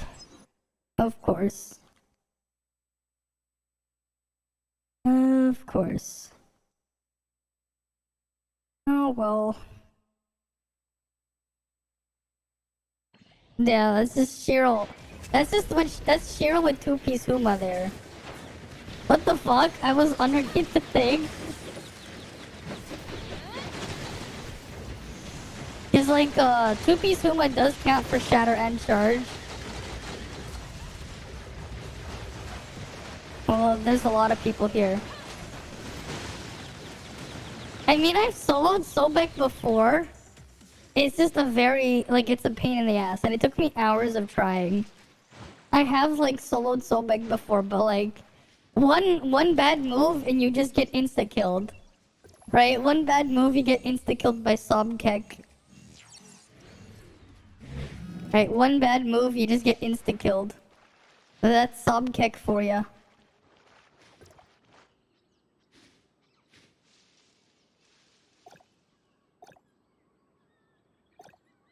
Okay. Alright, one bad move. I still need to actually start recruiting people for the crew here.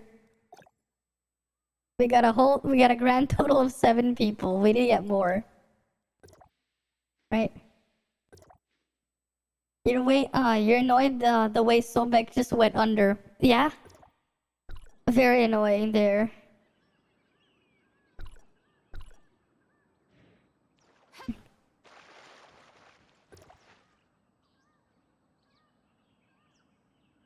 Why would you do Frontier Clash hard for support? You would just do Frontier Clash on normal and get more support points. Oh, this guy got the PvP mount. Grand Marshal, alright.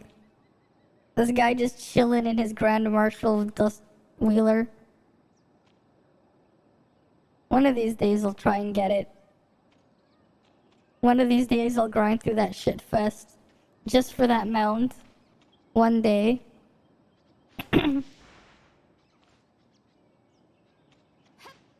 Server crossing would be nice, yeah. If we could build up my crew if we had server crossing, cause then everyone could just join. Then everyone could join. Yeah, that's the first time you've seen it, yeah. There's only 7 of us in here. There's only 7. If we can get more people, we could actually have a team to do stuff. Right, that would be nice. Let me just maintain my vehicles. Maybe they'll give it to us when they release Vera Copium. Right? Maybe when they release Vera. Maybe. Copium for Vera. Oh shit, it just jumped up 8%. Nice. How long is it gonna take for us to get to 100% though? Copium, yeah. Right, because we need to have all the people here. Alright, we'll get this in a few days. Hi, bored. Just kidding. Hi, bored. Because you said, I'm bored, so your name is bored. Just kidding, though. Let me just clean this stuff in on my build mode.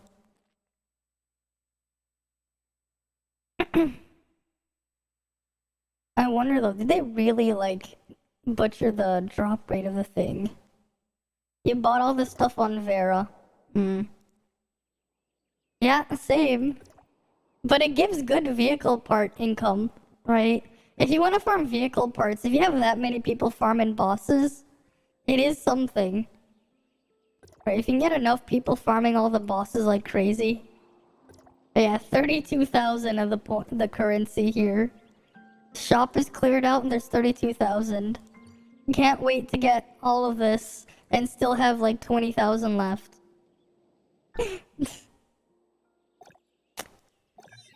When's this? 2 more days? Okay. 2 more days to get this appointment. Right? Yeah, 58. We have 8 here. Yeah, and on reset, and there's also the bygone thing too. Right.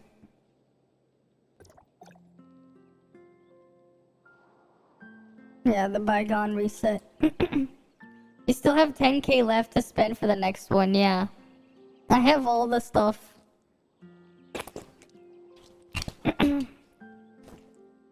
I gave up on climbing bygone for the rest of the week the moment I saw the lizards. All it took was me seeing the lizard to be like, nope, I'm done. I am just done. Not dealing with the lizards. Right. Yeah, when do we get level 70? I think it's in 2 days.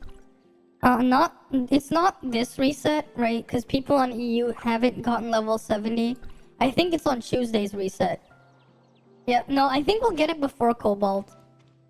Though Cobalt is just in an unfortunate spot. Cobalt is just unfortunate. She needs A6 to function. And that A6 shall be balanced for an A6, which is fine. But needing A6 to function is kind of sad.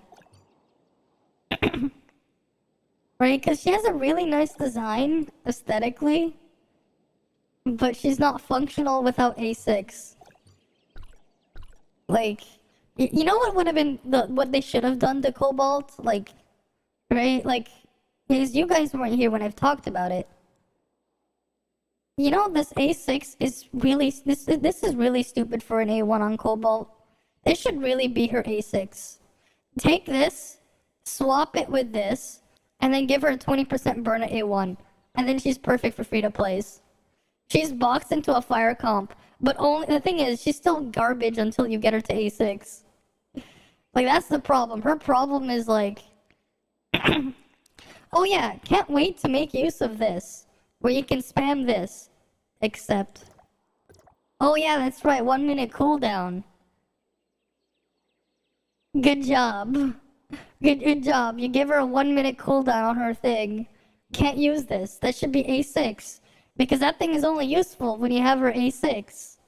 Like, either drag all the things down, put her A1 at A6, or put her A6, bring that to A1 and give her a 20% burn. Yeah. And that only means you want to main fire, pretty much. She's too expensive. Like, her A6 damage is going to be on par with A6 Nemesis. Which is fine, because she's not going to be the on-field damage. She's just going to be quick swap, get your burn, and get your extra background passive damage. Which is fine. The problem is you need A6 for that. So it doesn't matter. Yeah. A6 for a unit that is not for the main comp, yeah. It is rigged. It is really stupid. It is, like, really stupid, because, like, her on-field damage is worse than Nemesis. Like, her on-field damage is weaker than this. This deals more damage. This stuff here. Like, this deals more damage. It's deceptive as well. Like, this is deceptively low for Nemesis. Same deal with Samir's normals. Because these are actually, like, some of these are multi-hit, but you only see one number there. And what's funny, right, is like some of the hits on Cobalt here, right? You go look at her charge, this jump, not the jumping, the heavy bombardment. This is multiple hits, but all of them share this damage. So this damage, that damage over there is split on the multiple hits, but like some things it's on each hit, and they need more funds, right? Like, that's just the weird situation. And, like, Cobalt doesn't buff a bunch of damage, right? Like, Cobalt doesn't do any damage buffing. She's not like Frigg, right? Frigg at A0, you get 30% frost attack. Like straight up 30% baseline frost resonance, and then you get more here. Right, 15% more here. A0 already, you can use Frigg as just a buffer. Her on-field damage is not great. Like, it's nothing special. She's weaker than Meryl for on-field when you're using her multi-slash. It's a little bit weaker than Meryl. And it's a lot weaker than an A5 Meryl. Right? Like, the main thing is you get some extra, like, you get her stars. They're not required. But it's just a tiny bit of extra passive damage. Right, you probably get this every couple, you get a couple of frostiness points. You know, you're probably getting one like every few seconds. You're probably only gonna get like, you get 10 of these, you know, when the frost domain ends. That's just an extra tiny bit of extra damage at the end. That's all you're getting here, right? It's just extra tiny damage, but it's not needed. Frigg is already fully functional out the gate. Yeah, A0 Frigg is enough, right? A1 Frigg, like what you get at per your rotation, right? A1 Frigg gives you an extra 950% of attack damage every 25 seconds, right? It's not a lot. Well, not 25, it's 30 because the skill has a cooldown of 30 seconds, right? So 30 times, right? If you get maximum 95, right? Times 10, right? 950 divided by 30. You get 31% of your attack every second, basically. That's A1. You don't need it. It's a very, very minor boost. It's a very tiny buff, right? Like, let's say you're playing Meryl, right? Like, Meryl's doing like 388, right? 388 per second, right? Plus 31, right? Right, you divide this by 388. It's actually a smaller gain than getting the two-piece Frigg. Which is funny. It's not really a big increase, right? Lin or Saki, I would go with Lin.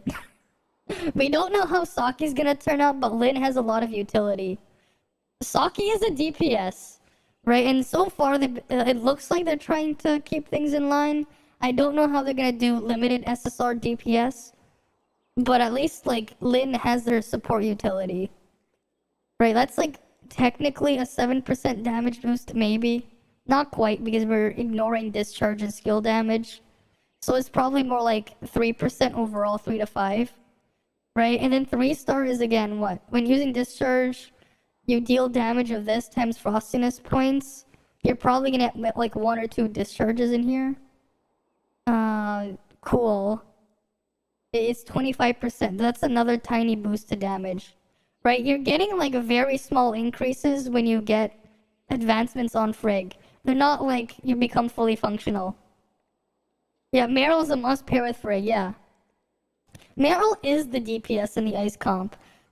Yeah, Saki is defense and offense, but Saki was the DPS. Like, that's the thing though, on CN, Saki's numbers are just so high that she is a DPS. And that's the situation with Meryl on global. They buffed Meryl's damage to be really high. That, like, even if you give 2-piece Huma on Frigg, Meryl still does more damage. And it gets ridiculous at 5-star.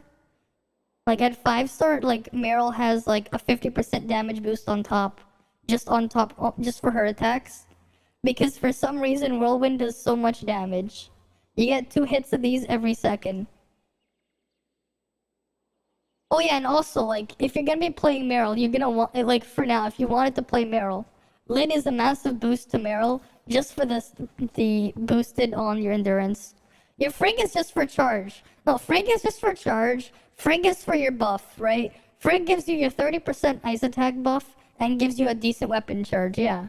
That's what Frigg is for, right? You use her discharge, you use her skill, you're basically gonna be playing Meryl.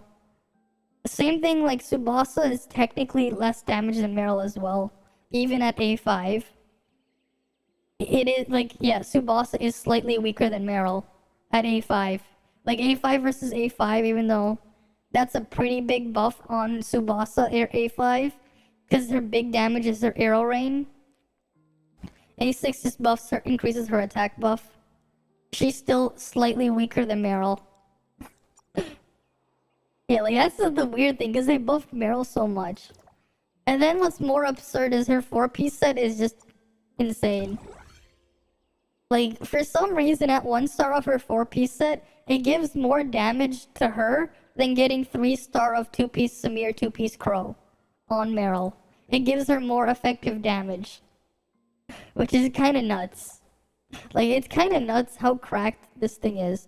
I'm pretty sure it's stronger than 3-piece, 3-star 2-piece, 2-piece Shiro, 2-piece Samir. Yeah. Yeah, 26 over 2, that's 13%. Samir's 20, that's 33%. Yeah, it's stronger than that.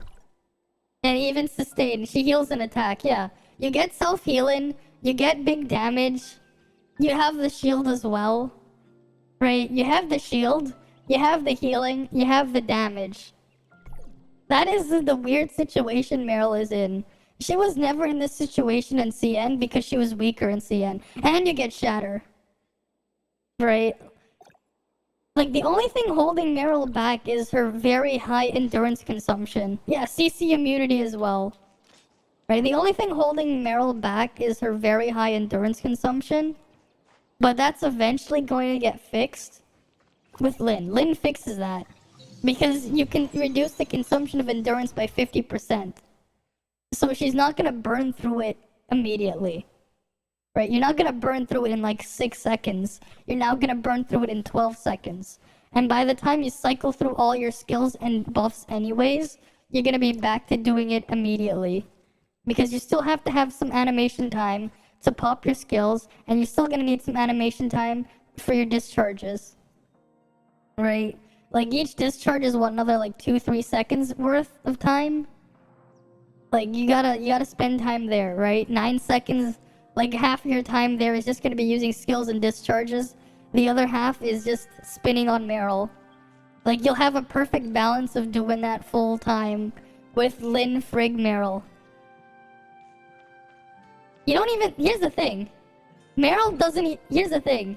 You don't even need to use Frigg's trait. You can even go for Samir trait. Because Samir is technically slightly more damage if you don't get hit. Which the shield does, like if you get hit on the shield, it does protect you from getting hit. It does count as you not taking damage if you have the shield. Like for the Samir trait. You could technically run the Samir trait on Meryl and still have the CC immunity. Because Meryl has CC immunity. That's the thing. You could run the Samir trait for more damage. You can do that. Because unlike attack buffs are additive, but damage percent buffs are multiplicative. I mean, that's pretty easy to tell, right? Like, you can easily calculate this. Right? You can see here, I have 14,410 volt attack, right? Right, let me just bring up my calculator so you can visualize it.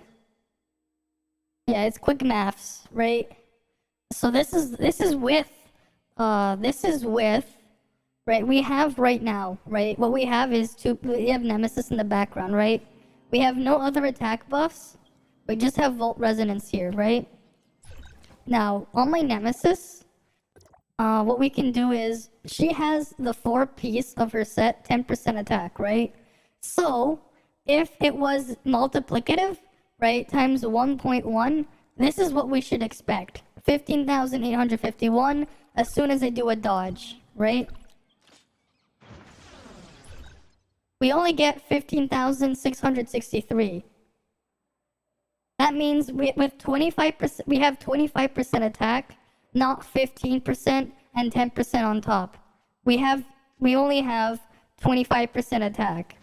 That's what the difference here is, right? So how much is that then? So we have 15,663, right? Divide that by 15,851, right? And then we just subtract this from we'll just add we'll subtract it from 100. From 1. We'll just change that to positive, and then we'll multiply it by 100. We got 9% attack basically, right? The one we didn't have that. We're missing 1.18% attack. If it was multiplicative, it's additive, right? And then what happens if we get the electrode on top, which gives me a 5% more volt attack, right?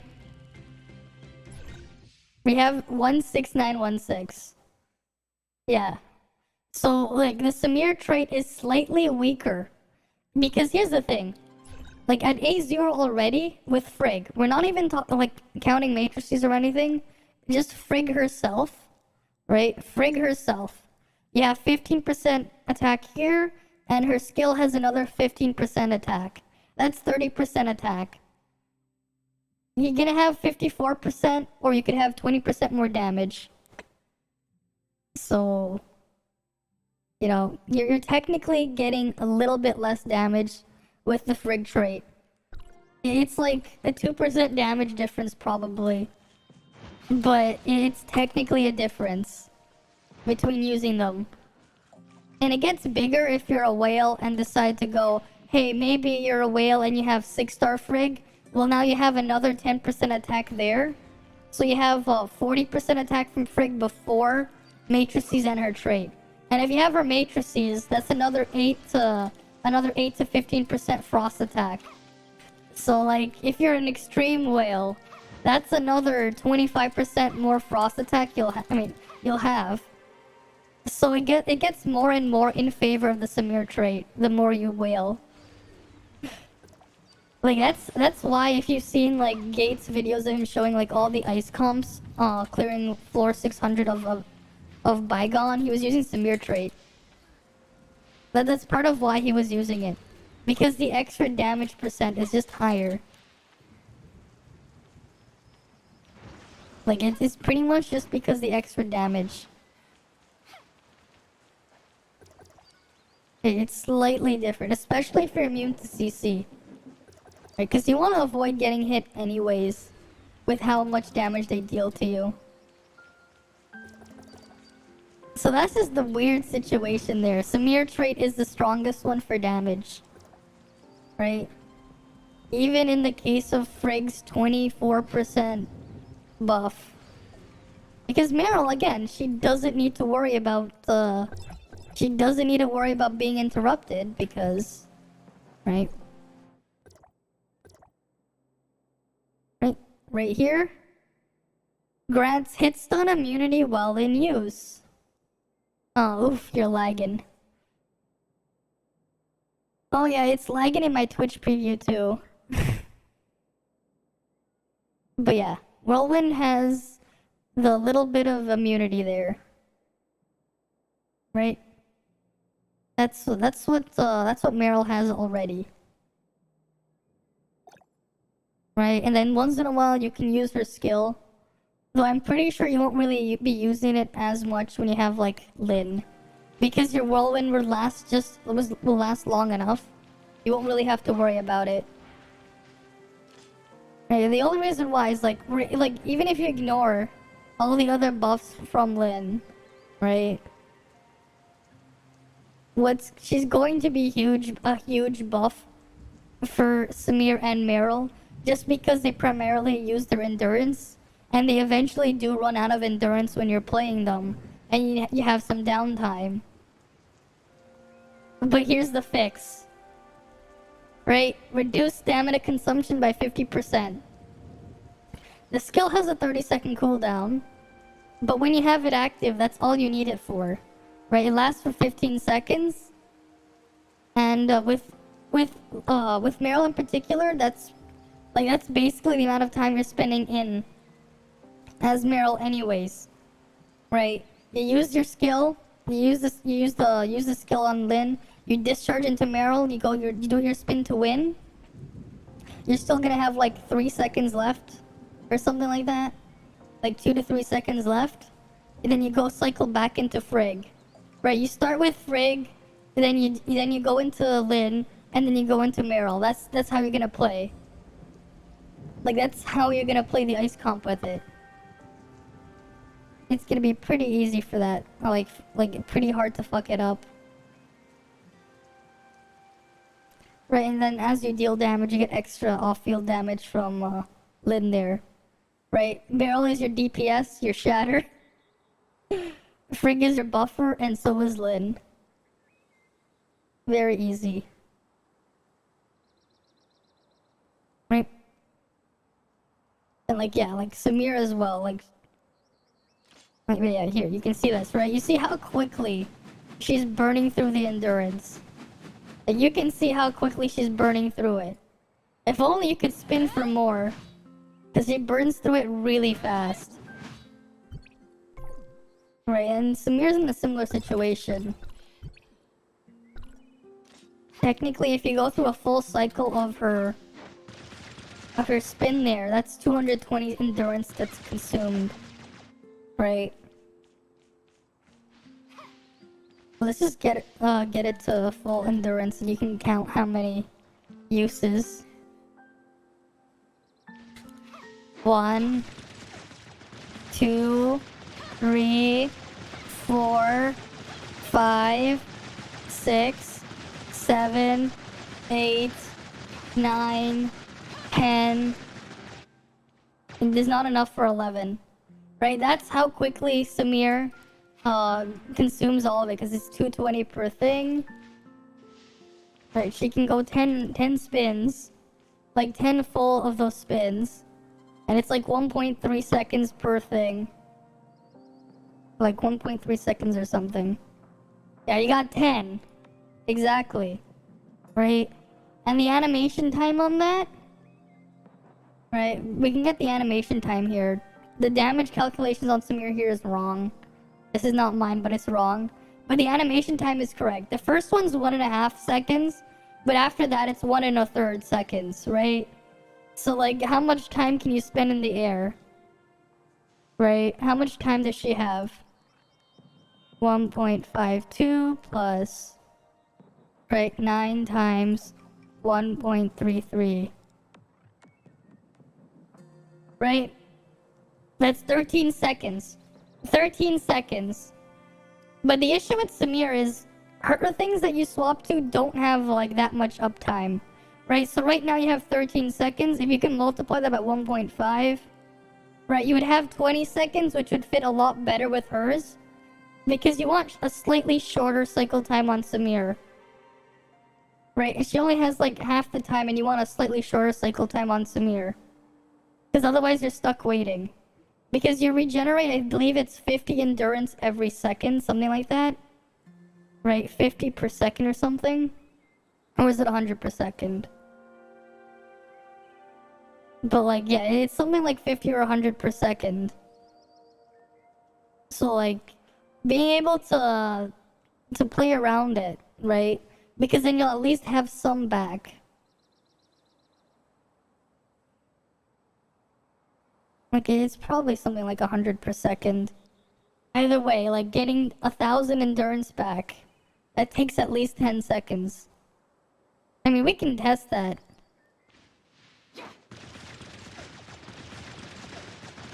Right, we'll just consume all the endurance. And look at the cooldown.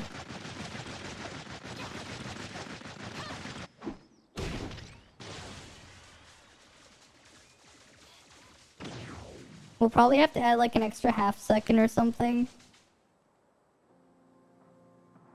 Yeah, it took like 10 seconds. 10 seconds to get about 1,000 back. We had to add like an extra half second of the time. So it's 100 endurance you get every second. Right? It takes 100... you get 100 endurance back every second. But if you didn't have to like fully cycle through, right? Because like this is currently the vault thing, right? You spend like 2 seconds discharging, right? You spend like another half second on this, right? You don't discharge on here, but you spend another 2 seconds discharging back on Samir, right? So like, what? How much time have you dumped? Right, half second on Shiro. You have 2.5 on Nemesis, and then you have another 2 seconds there on Samir. But you still don't have your endurance back, right? You only had like 7 seconds, like roughly 5 to 7 seconds of getting your endurance back. Which isn't enough to like keep going through. So you're just gonna have like a lot of downtime. Like even if they get rid of the damage buffing, like even if they get rid of like the damage buffs that Lynn does, it is just huge what she'll bring with just that one specific trait here. Right? Just doing this, well, it'll just change a lot of things because you won't burn through it as quickly. Because at this point, if you're with Samir, with Meryl, you have enough downtime with long animations to get it back. But with Samir, you don't actually have that much downtime. But at least with this, you're basically gonna be losing stamina at the same rate you can recover it. Or something like that. It's like a pretty similar rate. And you don't recover endurance when you're using it. Like, you can't recover endurance when you're using it. But if you're using half the amount, you can go a lot further. Right? Right, because like, instead of consuming how much endurance you get, right, you're consuming 220 over the 13 seconds, right? But now you're only consuming 110. 110. So you can just keep going further for a lot longer. And technically speaking, like for the people who really want to go for it, if they keep it the same, discharging the Lin just so you can reapply the Moonlight Realm and have full uptime, it completely just makes it super like easy to deal with. And that's why I'm like really I really want to get the 6-star on Lin because it really changes stuff. Very strong there. And like that's just before she buffs damage, right? Because she buffs something that's like kind of important to some DPS.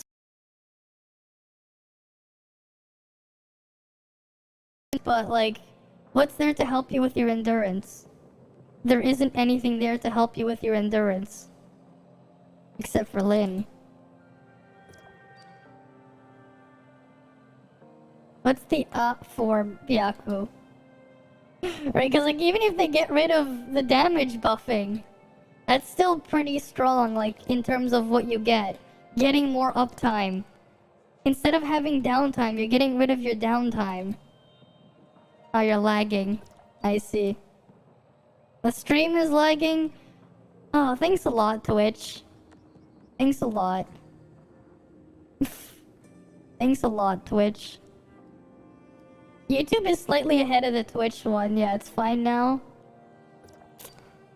I don't get why. It's a Twitch problem.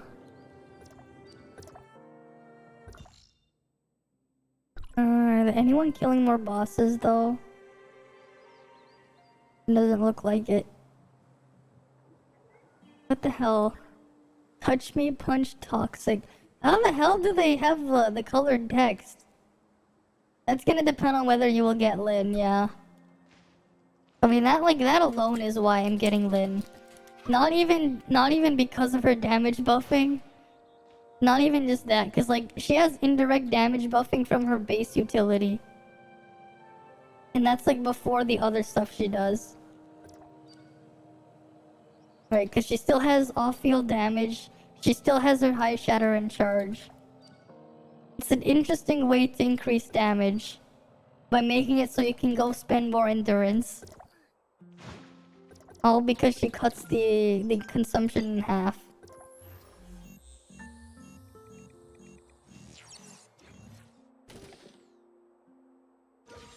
Because you need 10 seconds to recover your full endurance. You need 10 whole seconds.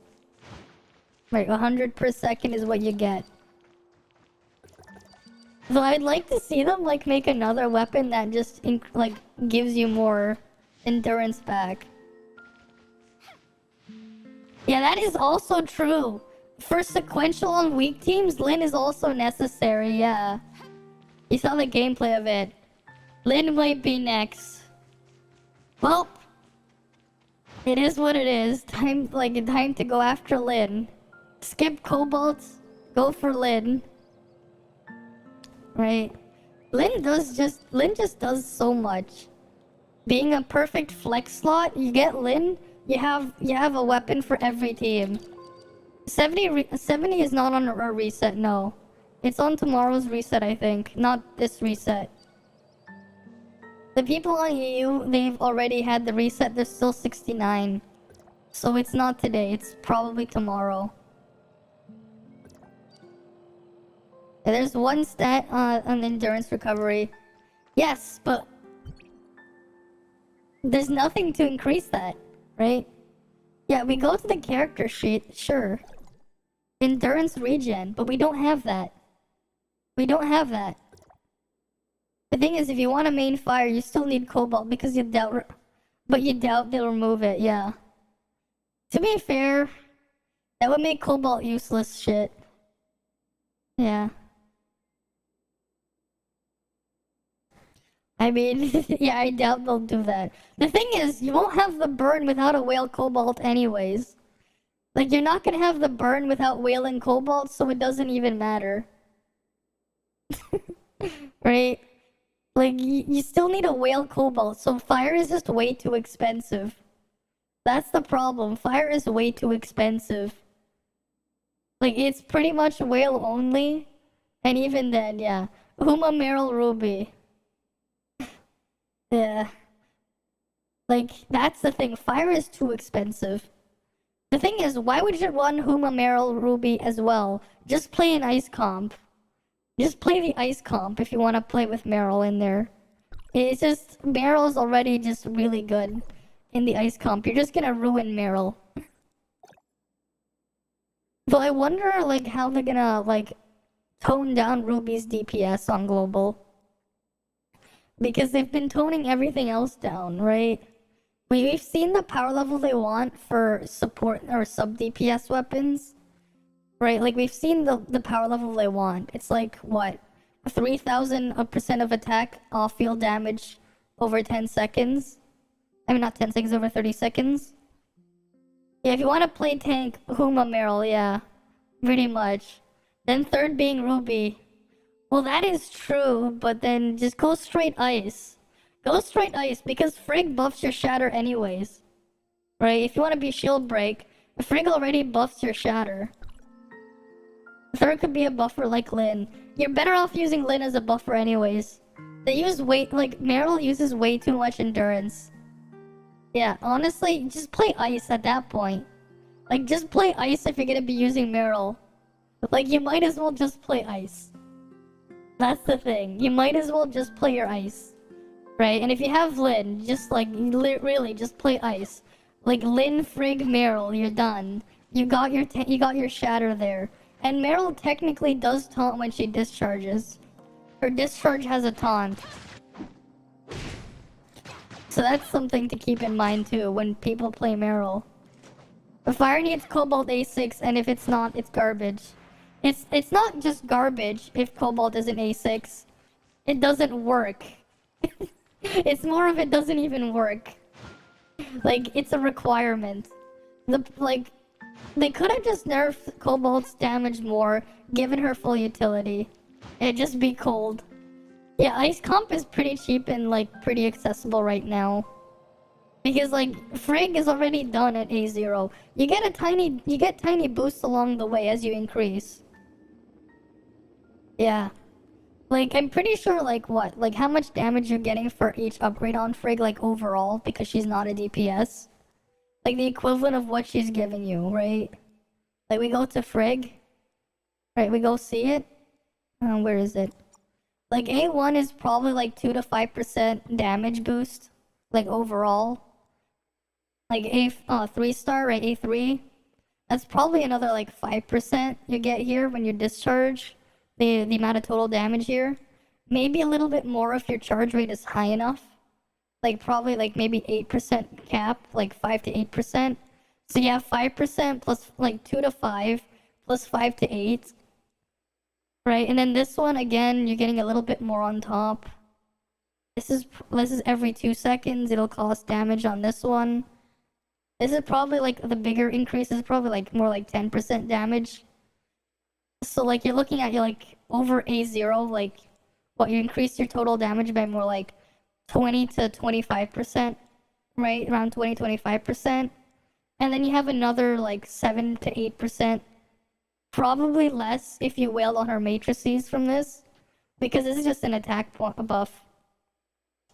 So like you're probably getting like a total of like between having an A0 frig and having an A6 frig, you're getting a total of what, like 30, maybe 35% total damage, like just total effective damage added from going from this if you don't include the stats, because the bigger increase is just gonna be the stats going up, kind of. So maybe it'll cap at around 40% more powerful. It's nothing too crazy, right? Because Frig's base kit is already really good. These are nice increases, but they're not required, right? They're not required, but they're a nice small little increase. But then you just have Cobalt, where it's like you're doing nothing and then you suddenly actually do something. Right, this is why this is why you shouldn't balance things around being 6-star, but you should balance the 6-star. Like, and I kind of get why, because it means like you're attracting the players to go all the way to the 6-star. But if you're balancing around the 6-star, they're just not functional without it. Right? Like, she needs the 6-star to function. This 6-star is the only way her 1-star even does anything. Otherwise, you're not really gonna make use of this. You have like one shot like every few minutes. You know, you're in Frontier Clash, you can use it like what? 6 times, maybe 7 times? Without the 6-star? This isn't a lot of damage over 60 seconds. Like, assuming best case scenario, which you're not gonna have, right? Like, you, like, at 20,000 attack, which is like, let's say when you have a 20,000 attack, you need enemies to have around 1.6 to 2 million health in order for this to even work. They want to tempt you. This does nothing. Like, this is doing nothing without A6. It does nothing without A6. Like, the amount of extra damage here.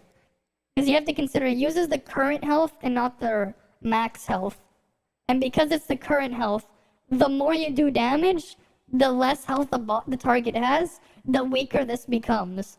Like, over time, like, let's say in a full fight, you're probably going to average around half of this value. Maybe a little bit more than half on a boss. Probably, like, instead of 90% per round, maybe around 95 on a boss. Right? Itera. Like, yeah, sure, you get 8 hits of this per skill use. But on a 1-minute cooldown, that's not a lot.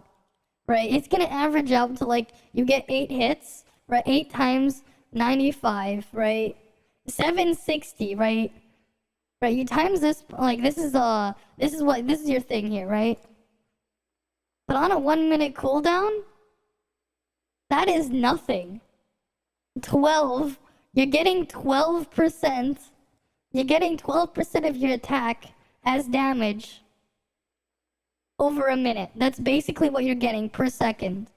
Like, if you think about like how much of an increase that is, right? Let's say like your DPS is doing 350% of attack per second, right? You're gonna be doing instead 362, right? Divided by 350. That's like not worth it. That is not a good enough increase to be worth it. Like, you're talking, it might as well be margin of error. Like, it literally is just, it might as well be margin of error. Like, it's just not worth it. You made some progress with your game during your stream. You figured you set up alternate dialogue. Nice. Right? And that's the problem. This will be good at A6 when you can spam it. Because if you can use it 3 times a minute, that 3% damage is now like 9% damage. Probably even more, because you can hit it more when the boss is up more health. So maybe you'll get even closer to this, because you can spam it more.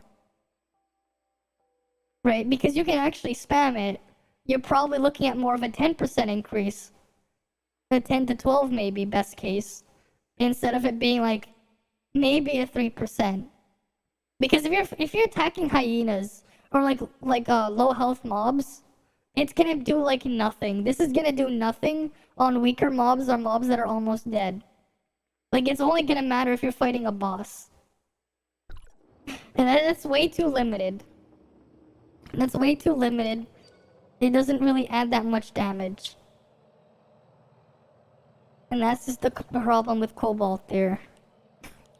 You need the A6 to function for the A1 to function.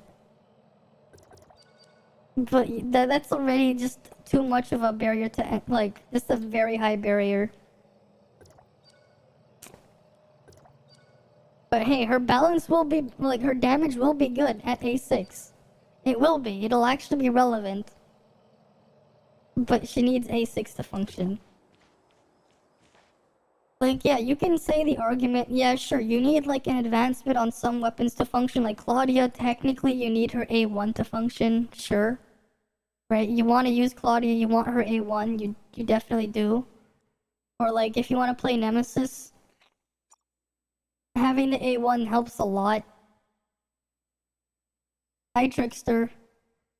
But A1 isn't like, go get 7 copies of the weapon, right? Go get 7. That's not the same thing. Like, if you get lucky, you win the 50-50, you can just go to guaranteed, yeah. And then just buy the extra copy. It's not too bad. Yeah, Claudia A0 is just, you just use her as a mount. That's pretty much what she is. Right? A0 Claudia is just for the mount. A1 and then you're done. A3 if you want to play physical. Right? But hey, at least it's something. Right? At least you don't need to go A6 just to use the weapon.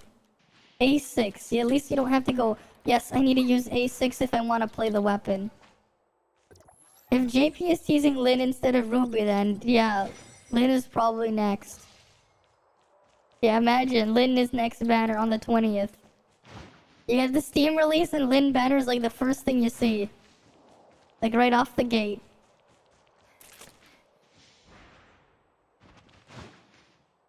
And then you're just gonna get Ruby right after. However, we may work on other collaboration events and characters in the future. Please stay tuned. Yeah, they did say that. They may work. Imagine if it's... like, wait. Ader. Aderlin? You mean Atelier or something? I don't know, Aderlin. Genshin collab. You know what's funny? If you rep Genshin characters and bring them to Tower of Fantasy, they're actually, like, they would actually be a lot weaker. There's no way Genshin collab, no way. Yeah, no way.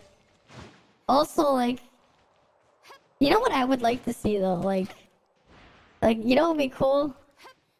Like, even paid some of the hackers. Mahoyo actually paid some of the hackers, that is just... yeah, no way. I mean, they've done some shady shit. Mahoyo's done some shady shit. Around the time Tower of Fantasy was releasing, Genshin was doing some very, like, crazy promotional events for Genshin that were, like pretty bad for the viewer, right? I had the slides because I actually got it from Stream Elements. Like, if you guys want to see that again, I can pull it up. But, like, because of NDAs, no one could talk about it. Right? But I never participated. So, like, I'm in the weird area. Yes, you want to see it? They had this weird promo for streamers where they would pay them. I can actually pull it up. Let me just open it. I have the thing on my Google Drive.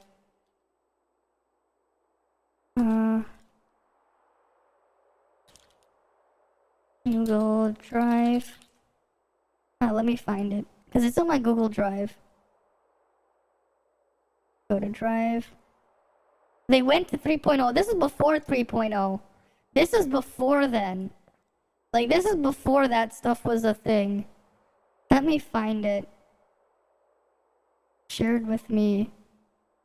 Here you go. Okay, so this was like a streaming event thing. Right, I have all the slides. This is the official thing. Here you go, we can look at the slides. Stream elements, Genshin Impact, you can get paid from the promo thing for promoting it. Here's the thing here, they wanted people specifically to download it on mobile as well. Right? It's just a basic campaign. The first slide, it makes sense. And you'd expect this, right? You expect this as like normal. Campaign deliverables, right? You have to give full 7-day promotion. Yeah. I'm not at that point. I don't use it enough. I don't use it enough because I have my own stuff. Because I do have a file server at home that I use. I use my own file server. So I don't really store stuff on Google Drive. This is mostly because they sent it to me through Google Drive.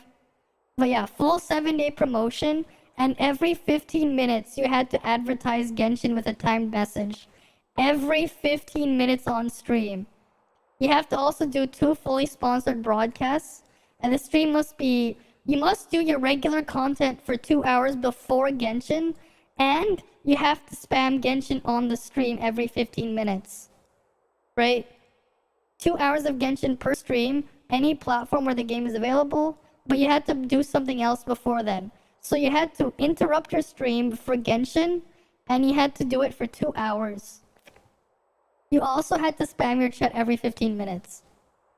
I don't know how many people actually took this off or how many streamers. Right? And these were your talking points. Right? You had these as your talking points? Sure. Master of the 7 Elements. Master of the 7 Elements, this was live because Dendro wasn't released. They wanted you to do this. So the promotion for this event was more than 2 weeks before Sumeru was released. They wanted you to promote this in August. So like they wanted to start, I think it was around like August. It was like August like 8th or 9th or something. And they wanted you to go through the Tower of Fantasy launch. Right? It was like, it started on like August 8th or 9th. I don't have the exact date saved anymore. But it ran through. Like it ran through all the way till the following week. Right? Like it ended around the Wednesday the 17th or something.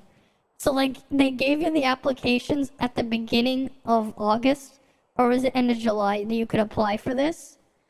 I was just curious, so I went and looked the thing up. Right? Obviously a lot of people who set this stuff up, they were under NDAs. The thing is long past. But this is what they did. Right? And this was just instructions on how you can get paid. They didn't even pay too much. They didn't even pay well. Like, if you're talking about, like, sponsorships, if you've seen how much Raid Shadow Legends pays, they didn't even pay a third of what Raid Shadow Legends would pay. Raid Shadow Legends literally pays 3 times more for less. Like, actually, if you can get a Raid Shadow Legends sponsor, that's why you see everyone doing it. Because they pay a lot. Like, they pay a lot. Like, the Raid Shadow Legends is, like, willing to pay you. Oh, they're willing to pay people to promote their thing 3 times more than Mihoyo? Like, they're willing to pay you 3 times more for less. Like, you don't even have to say too much. You get, like, their short ad that you have to say, like, every once in a while, but it's not every 15 minutes. Right? It's not every 15 minutes. Like, they're not super intrusive. And that's why you see them everywhere. Because they pay well and they're not too intrusive. Like, that's the thing. Like, you got me meme on them, sure. But, like, you know, they're actually doing something. Because I have seen their little sponsor things. Like, even their crappy one they give to small streamers is still, like, I saw it a couple months ago. Because I was just looking through stream elements and I'm like, wait, that's actually pretty good. Like, I'm pretty sure, like, they had, like a goal, like, on the raid one for, like, small streamers if they really were going to promote it for a stream. They went, like, a bit over, like, they went, like, close to 2,000. You could get, if every goal was met, you could get up to $2,000 or something. It was crazy. Like, how much? But that was like if you did all the goals. I think Genshin, if you did all the goals, it was barely $400. Barely 400. Barely enough to buy a character, to get one character guaranteed in Genshin. You barely got enough to get one guaranteed character, basically, if you hit all the goals. I think the base goal though was like triple what Genshin would offer, which was funny. But like it's not intrusive, right? And then like again, like compared to other sponsors that were through Stream Elements, from what I've seen, like I know HelloFresh, what they were offering as well is higher than Genshin for the engagement, like HelloFresh, even though it's just like, you know, for their food delivery thing, right? And there was a couple others of those meal kits as well I've seen. It is just funny. But at least with like the food stuff, it's like it's food, you know? That's something else. But like it's clearly like they're just trying to distract people with Genshin's case. Like it literally was that situation. Yeah, it is more than triple. But the base goal was triple. The base goal was like triple Genshin, but like if you hit the stretch goal, it was a lot more. And then I know for like actual like YouTube videos and stuff for the product placement, depending on like the actual channel size, I've heard some people getting several thousands of dollars like for their channels for like, you know, for the promotion, right? And like for those big channels, obviously they have like they have a team behind them, but like one of those sponsorship could probably pay one of your workers' salary for the month. Like that's how good the sponsorship was in certain situations. Like you could pay your worker's salary for the month, right? Like it gets pretty substantial. Like one of your employees, like straight up. It's not even like, and that was for one ad, right? And like, you know, some of those people, right? They have big teams, so it makes sense, right? Because you gotta pay your workers. And the fact that they would give that much, it's like, you'd be stupid not to take it. Right? And it's not intrusive either. Like, it's not. Like sure, like, seeing, like, a minute ad in a video, like, I mean, it's something, right? But when they've been, like, what they wanted for streams, outside of, like, actually you playing the game on stream for, like, a stream for what they want for small streamers, they don't have you spamming the thing. Like, they don't have you spamming it. Because you guys already know, like, how annoying Twitch ads can be. But unlike a Twitch ad, they're actually paying the creator something. Yeah, you see like 3 minutes of Twitch ads in an hour. You get like a fraction of you get a fraction of a penny. If only you might as well like it wouldn't make a difference if you were using an ad blocker or not.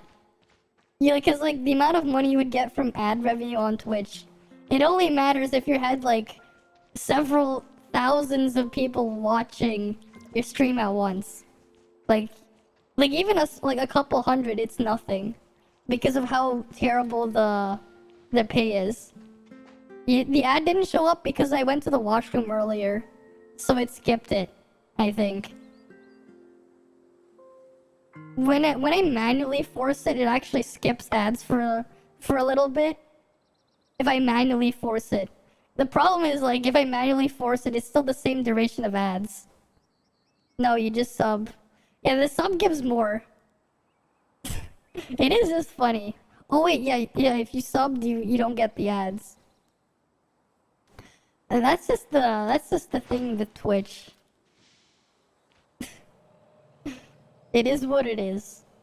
And like with affiliates now, like what they've been doing with some of the newer ones, they've been forcing specific things on there. Like I go to my Twitch dashboard, they're not giving me any option to reduce the amount of ads. I can only just choose how long they get stacked up. They're not letting me reduce it. Like I know some people who are affiliates for before I was, they had the option of just running the 30-second ad, But they, like, every hour, they forced me onto, I have to run 3 minutes an hour without me knowing, and I can't change it. They just let me change how it gets distributed. Yeah, there's one ad that I liked. Hi, Edwin. Hi there. It is crazy, though. Yep. Yeah, Lynn probably coming. Right, coming on the 20th. But yeah, that's just how it is, unfortunately. Right? That's just how it is.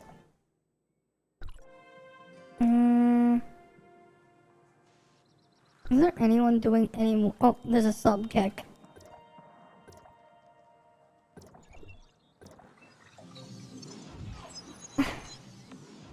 That's why most people prefer YouTube over Twitch, yeah. The only thing Twitch has over YouTube is there's a slightly better chat. But the elevated chat thing on Twitch is terrible. It is, like, actually terrible. The elevated chat feature. Don't use it. If you wanted, like, a chat promoted, just put, like, just do a super chat on YouTube if you really wanted something like that. Because at least your thing will stay there. Like, at least it'll stay there and not, like, be something I can't find. And, like, as the VOD stays, so does your super chat. Unlike Twitch VODs, which get removed after a few days. Well, not a few days, like, after, like, a month or two. Thank you, Twitch.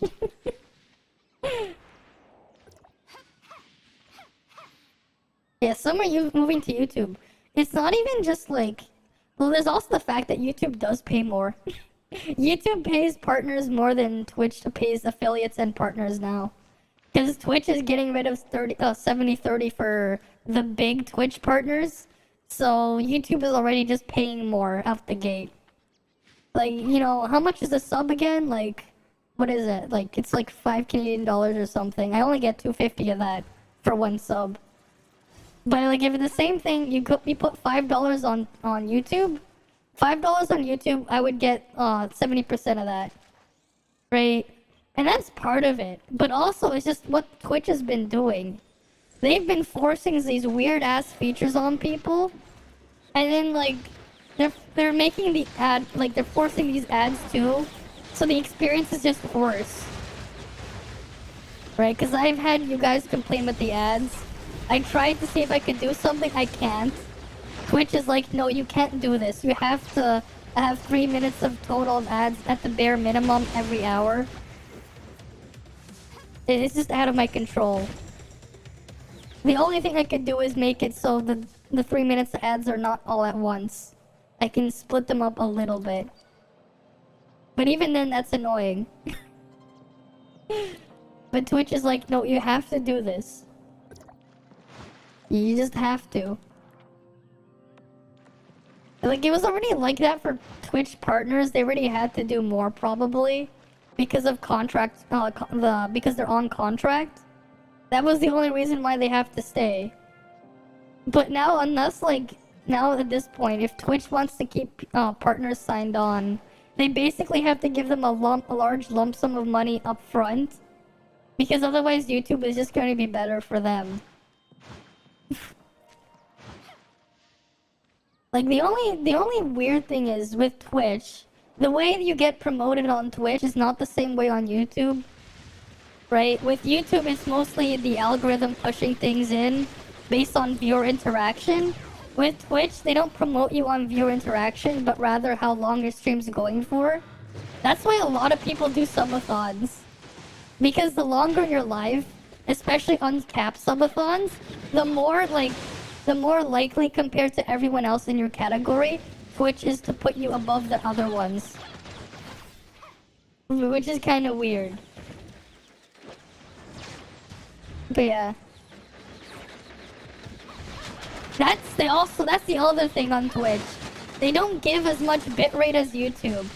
YouTube gives people more bitrate. Like, you have a higher bitrate on YouTube. right? So you have a better video quality on YouTube just straight up. Like, you have a 40% higher bitrate on YouTube out the gate. And I'm pretty sure, so, like, if you meet a certain threshold, YouTube will even increase your bitrate if you're gonna stream 4K or 1440p. Because that is a thing you can do on YouTube that you can't do on Twitch. Yeah, YouTube gives you 10,000 kilobits per second as your bitrate. Twitch is 6,000. And the 6,000 on Twitch is for everyone. It doesn't matter if you're a partner or not. It feels like it, but it's actually a bit lower. It depends on like what you're streaming, but like it is a bit lower on Twitch. It may feel like it, but like again, it depends. A bad thing to play casually? Why would it be a bad thing? What's wrong with playing it casually? I don't get it. I don't get it. What's wrong with playing it casually? I mean, at the end of the day, you're supposed to be enjoying the game you're playing. Right? At least back then, yeah, because YouTube changed it not too long ago. Yeah, you play it casually, no problem, yeah. You found me through YouTube, exactly. That's the default, but you can set it. YouTube will allow you to use 10,000. That is only the default for 720p streams. If you're setting a 1080p signal, they'll give you 10,000. I don't know how much they give you for 1440p and 4K. But if your actual input signal is 1080p, they'll give you 10,000. And you stayed here, yeah. Yeah, you just don't play too much, then you forget to eat. Yeah, you shouldn't do that. Like, eating is important, you know? Yeah, you play casual and your account is still shit. I mean, I think it's because you got too into the CS thing, right? That's what you mentioned. You got too hung up on CS. Like, if you get too hung up on it, you know, you're chasing stuff. You're chasing something that, like, you're not supposed to be just chasing with, well, outright.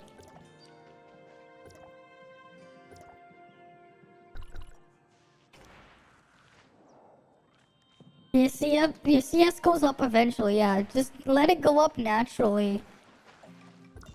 Right? Don't just go chasing CS just because. It eventually naturally grows. Right? My CS has been like at its where it's been for a while. It also seems to depend on your graphics card. The graphics card recommends 12,000 for one. Well, that's what it recommends, but they won't take more. They won't take more. And YouTube recompresses it anyways. Because you don't want to feel like the game is like work. Yeah, don't. You just realize that high crit doesn't raise CS much. Yeah, crit has one of the lower values for like CS. So it's just always been that way. Right, where's the taxi? Freaking Zandre. If you're gonna tell people to kill Lucy on channel 1, give us a taxi.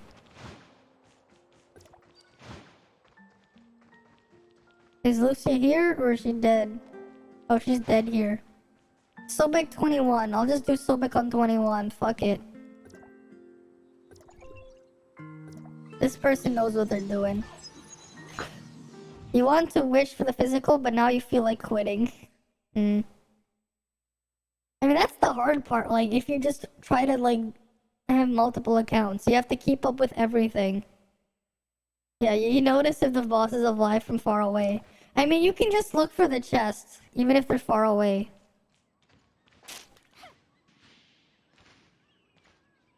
Yeah, because the box can be noticed, exactly. Many future banner incoming, why quit early, yeah.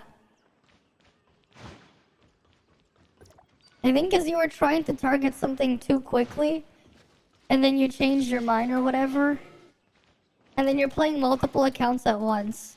Yeah, just save. Whenever you say boss name auto taxi leave, after T-point storming into the place, the raid just... Exactly. That's just what happens. But the other person was like, I want to kill Lucy on channel 1. I've accomplished what you wanted. Time to retire. Level 69. The hype, left when you said your account was bad. I didn't say it was bad. I just said I was like just kind of confused at first with how cause like how long you've been playing with it, right?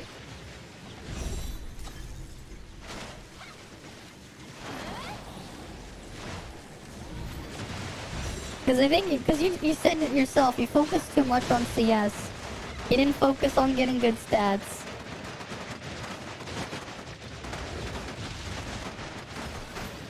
It's better to have one account as well. Yeah, it's a lot of work to keep up with multiple. Like, you see how much time I spend on, like, one account. Can you imagine if I had to do it with 2 accounts? Right, you see how much I do with one. Like, sure, sometimes I'm not completely focused. But you see how much I've spent with one account. Can you imagine me playing 2? Right? Like, you see, like, how long my streams go for. You got bored seeing the same thing too, yeah. I mean, because you're doing everything twice. Right, you're doing it one on your Frost account and one on your physical. So you're doing the same thing twice? I mean, that's gonna get to you. You put so much time in both. Kinda hard to drop them. Yeah, there's the sunken fallacy right there. Some YouTube claim they got 3 F2P accounts and his level character in 3 weeks, yeah, with 40k CS. I mean, if you get really, really lucky, it's possible. It is possible if you get absurdly lucky, but again, it's not exactly the most likely. In 3 weeks, yeah. Yeah, lucky only. If you get really lucky, I can see it. But I'm kind of doubting on, because like the amount of luck you would need for that. But even then, is it real CS or fake CS? Because a lot of people have the fake CS and not real CS.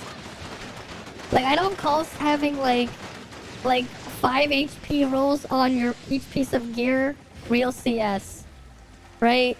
I'd rather have like 10,000 less CS but have actual stats than just have a bunch of CS with like 40,000, 50,000 HP on everything.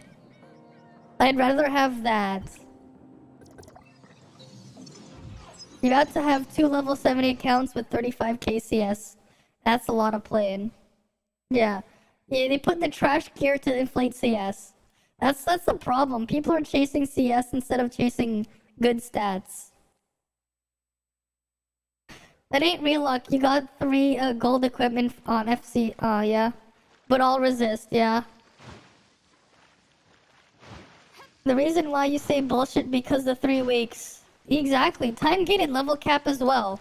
Time gate level cap as well. Like, if it's 3 weeks now, it's a bit more believable if you get really lucky. But if it was 3 weeks back then, that is bullshit.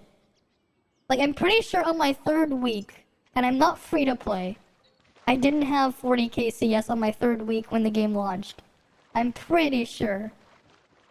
Like, I'm pretty sure I didn't have 40k CS then. Yeah, and it promotes that behavior, yeah. But, like, you don't see me going like, oh yeah, your CS is shit, so you're obviously shit. I'm like, I don't care the CS, I'm looking at your stats. The CS means nothing if your stats are shit.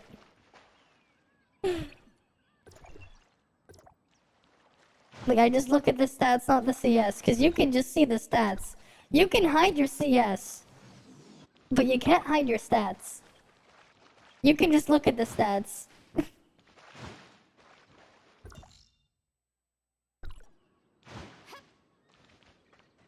You're the kind of thing, you're focused on the start of the game, yeah. Like, I was just like, because I played the beta, I already knew how the CS worked. Because I did play the game in the beta, so I'm like, yeah, cool, high CS, nice. I don't care. I just want good stats. I just want good stats. I don't care about CS. Right? Like, I would rather have 50k CS and have good stats than have 60k CS and have a bunch of useless stats. That's what I would rather have. Like, I don't care about having high CS if the stats are useless. There's 40k CS, but the attack is shit. Yeah, because it's easy to inflate it with HP rolls, because HP gives more CS than attack, and it gives more than crit. Right, like that's the thing. HP is worth more with CS. Like, if you want to inflate your CS as well, I lost like 2,000, or I probably lost like 2,000 or something CS when I removed all the boosts on my chest, when I removed them on my belt, and when I removed them on my legs. I lost a lot of CS by doing that, but I got more stats. I got a little bit more stats. I lost a lot there.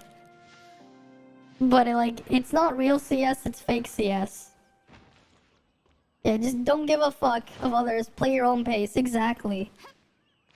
Like, just play at your own pace. Yeah, sure, you see me, I'm gonna be doing, like, a lot more damage than you, but that's a different story. You feel like you're going to have to be making 100 switches for each villager. Oh. I wanna kill Lucia. Oh, come on. Let me warp. Yeah, it's only relevant in the first time, but this time, not much. Yeah. But the thing is, I wouldn't even say it was relevant in the first month either, because things weren't at that level anyways. Like, I don't think it mattered that much in the first month. You were sick of the getting out damage. I mean, getting out damage is just something else that just happens. I mean, you don't see it too much in single-player games because single-player games are single-player games. So yeah, you do see that difference here because everyone's here, right? You're not playing by yourself. You can play, you're not playing by yourself.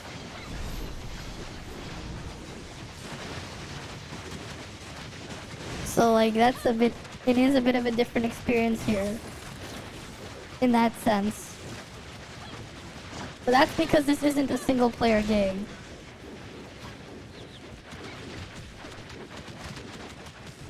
He's just competitive, yeah.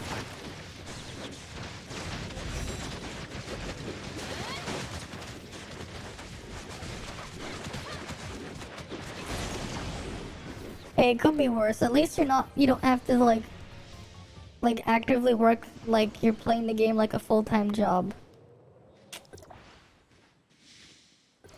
It's not some stupid MiHoYo single-player game.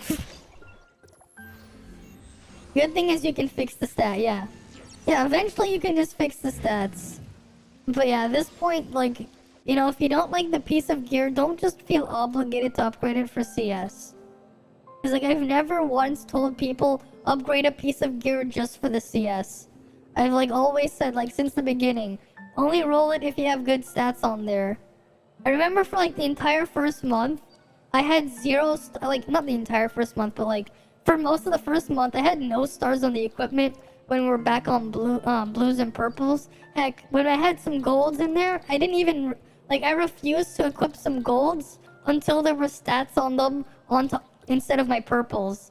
Like, if you go back to my VODs from, like, when the games came out, like, even, like, for a while, I'm like, the stats here are garbage. I'm not going to use it.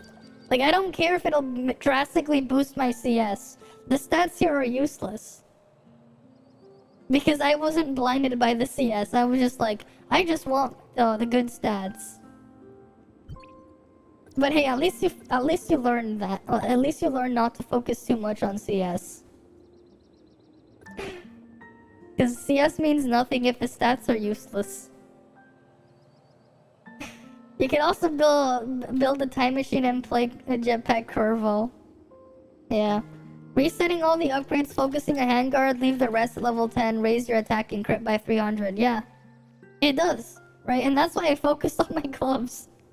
Like, I was already level 30 gloves before I reset it to get it to level 35. Curvo is a funny name, yeah?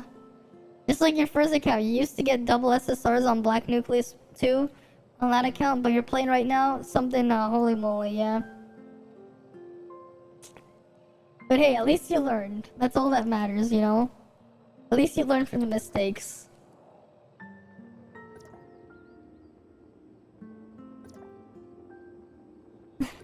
Curvo is crow in Spanish. Curvo. Yeah, curvo. Oh, Lucia 22? I want Lucia on 22. Give me Lucia. Yeah, first account had A6 Subasa, A3 Samir, A3 Zero, rest A1. I still don't have an A0 Coco. That's the only weapon I don't have. Like, that's the only weapon. I'm pretty sure all my other SSRs have at least 1 star on them. But the game refuses to give me Coco. Yeah, all the other non... Oh wait, no, Crow is only 0 star still.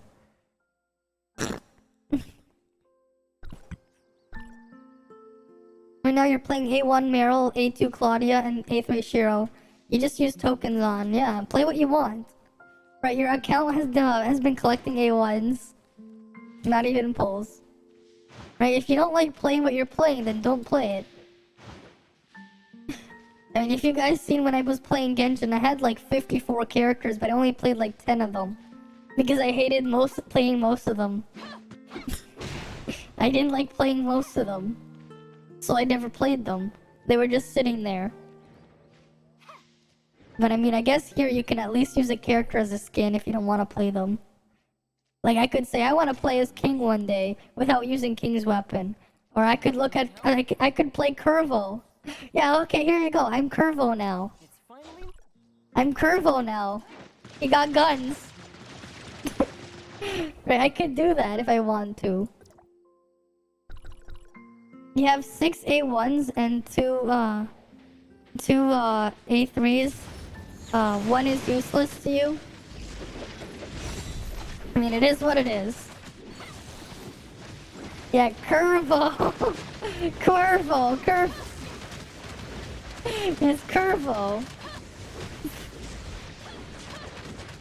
Right, you can look like Curvo without having to be Curvo. Can we name it? I don't know. I don't know. I don't know why it says Curvo for me.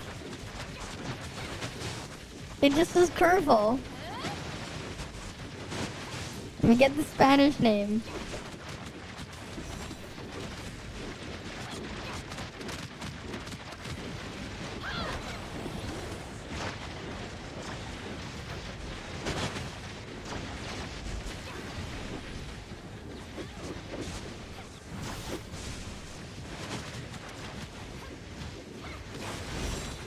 We needed some Mediterranean name, Fog. Mexicans, like Cucurol Americans. Curveball. Curveball. Curveball. Yes, it's the curveball. You can play as the curveball. He'll throw a curveball at you. You know, you can say he gave you the curveball. Alright, we're gonna go check on Sobgek. Yeah, he throws you a bit of a curveball. Cuervo. Cuervo. Cuervo. You made peace with your accounts, yeah. Curvo got nerfed, sadly. I mean, he still has a way to play. You know, Curvo is still a good relic. Curvo is still a relic, he just happens to take a weapon slot. Though in like earnest. Eventually everything will be Powercraft. Hopefully it won't be like to the extent of CN. We'll have to see, right? Cuervo. Cuervo. Cuervo. This is Cuervo. Everyone's favorite. Can't say nerf if his jetpack is bugged. Yeah, his jetpack was bugged. That is true. Hey, at least you can still play him. Like, he still does a lot of DPS if you play him at a whale level as a discharge bot. You just play Claudia to discharge into Corvo, and he's fine. His discharge damage, yeah. He has the highest discharge damage in the game. And, you know, we already went over it earlier. 4-piece Claudia is broken on buffing Crow.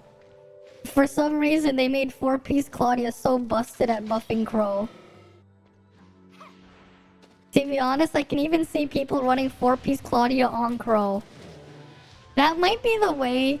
That might be the way to use Lin with Crow. Run 4-piece Claudia on Crow. Because there's just so much damage buff in there. You're not worried about the power creep? Since Globals keeps changing stats, yeah. It's a bit of a curveball, yeah. Crow went from being a DPS on field to being a discharge spam.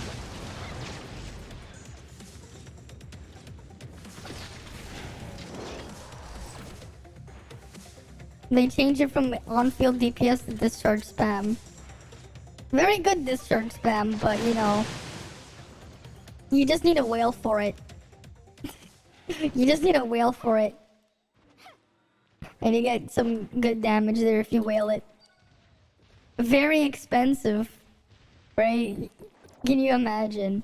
Like, you're gonna more than double his damage with 4-piece Claudia at 3 stars. Like, you're gonna more than double his damage. Which is funny, because, like, that's how you play him now. And if you do that, like, you want to intentionally play him like that. Because his discharge damage is huge. Like that.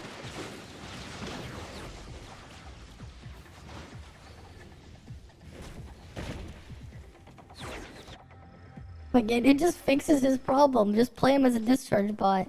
If you played Chloe in the first release, how much do you have, how much have you dived? I didn't really play Crow in the beginning. I've seen him, like, I tried him, like, before they patched him. I had, like, a 30k tick on a dive hit. One of the ticks was, like, 30k or something. But it was, like, on a 0-star Crow. It was just me, like, messing around for the lulz. You got multiple ticks of that? I mean, at the time, because, like, we were, like, level 50-something, it was pretty big.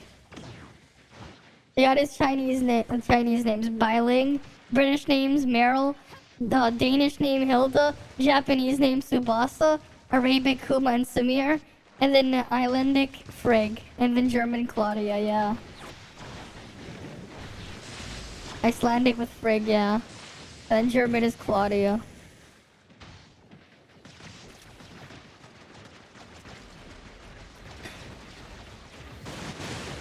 You got names from everywhere, you know? There's kinds of names for everywhere.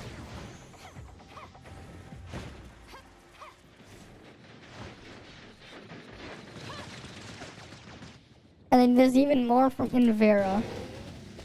More of those to come in Vera. Right. What's Ruby? I don't know. I don't know. Right, then you have like things like then you have like Lyra, Sake, Tianglong. I mean Tianglong's obviously Chinese there. And then what else?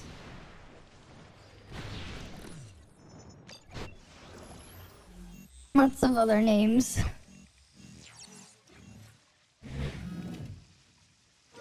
Imagine having your first name as one of the character. Yeah, I can't imagine that.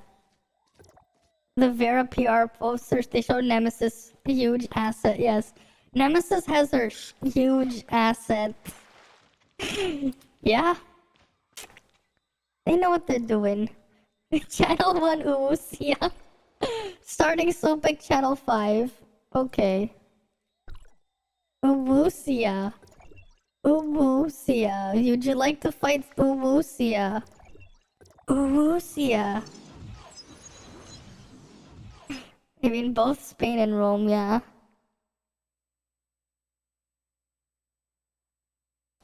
Get your Mediterranean names from Spain and Rome.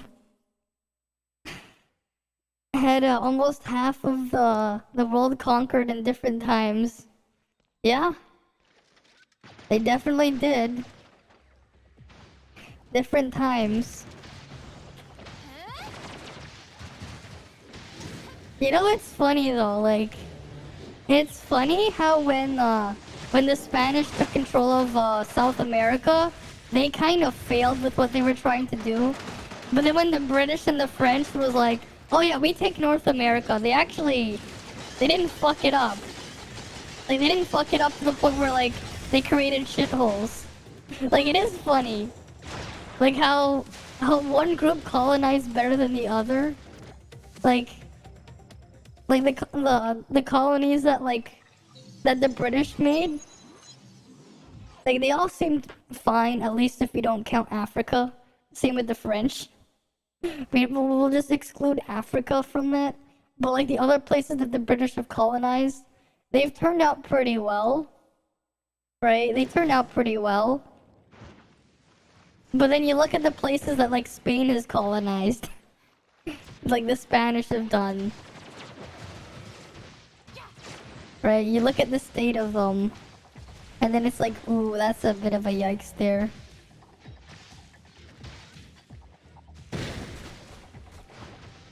Right?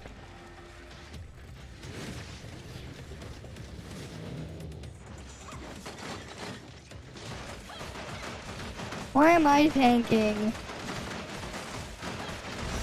Like, it is just funny. Because, like, at the same time, they've both done bad things. Like, they've both done, like, pretty terrible things with exploitation and stuff of people. But I guess the way the British went around it, they weren't, like, that bad with it, yeah. It's not the colonization shit, but it's the posterior shit. Yeah, what they ended up doing, right? No, like, it's also funny, too. Because, you look at some of the countries in South America, they have so many resources, right? They have so many resources compared to North America, right? Like, you literally have, like, Canada, where, like, most of the land is basically useless. Like, as big as it is, nobody lives up there. Like, nobody lives there. Because, like, a lot of the land is just really bad. Like, because of just, like, the actual terrain conditions up there. Not even the temperature, it's like the actual terrain there is just bad. For most of Canada. Yet it's not the same place. They all went independent. I mean, I'm pretty sure most of what the British have taken over have also gone independent. They're just how they've gone about it is different, right? Like Canada, for example, like technically we have the king of England, whatever. What was his name again? I forgot. But it's only symbolic. They completely lost everything they had quite some time ago. It's more of a symbolic thing, right? I'm pretty sure there's a similar situation with like New Zealand and Australia and stuff, right? One time they had control over India, again, that went over. What do you mean conquered? They colonized it. I wouldn't say conquered, right? Like Canadian history, the French were here first, and then the British came. The British took it from the French. Right, and then because of things being treated poorly, you had a bunch of the stuff, the colonies, like 13 colonies from the British, they broke apart, right, and they formed the United States. Wars and shit happened, right. A while after, the French under Napoleon, they took the south parts there, right, the southern areas of the states like Louisiana and that stuff. It was part of the French, and they colonized there, right? Quite a lot of space there, actually. And then, when Napoleon was, like, losing, he basically decided to just give up because of what was going on with terrible relations with the Native Americans living in that area. He ended up, as a last-ditch thing, before he lost everything, he sold it to the Americans, and that's how you got the state of Louisiana and a couple other areas. Europeans being Europeans, yeah. But yeah, like, the French controlled a decent chunk of the southern parts of the states at one point, but like after facing really severe losses and other stuff going on with Napoleon, he sold it to the Americans. It was just like, yeah, you know what, you guys, you can buy it from here. And he gave them a pretty good discount, but because of what was going on, you could technically say the Americans got a bad deal. Because if they didn't accept the deal and just waited a couple of years, they would have gotten it all for free. That's some fun history for you. That's some very fun history for you. Because they were already abandoning the place anyways. Like, they were already abandoning it. But yeah, that's history for you. Though, yeah, and then they had India. I guess India was India. Because that was another British colony. And then, of course, Hong Kong was a British colony at one point. And then, yeah. Soon to be F to Hong Kong when China fully puts their influence over there.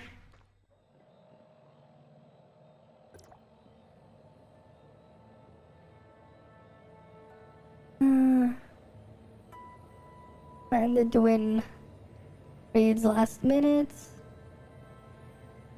Get here, your loot is gone. Last minute raids. You heard Nix in Quebec, yeah. Yeah. Well, it's mostly French there, yeah. It's mostly, but they're their own thing. Quebec is such a weird spot because a lot of things don't exist in Canada because of Quebec. Right, you know why we don't have things like Google Play points? The reason why is because of a law in Quebec with regards to promotional stuff.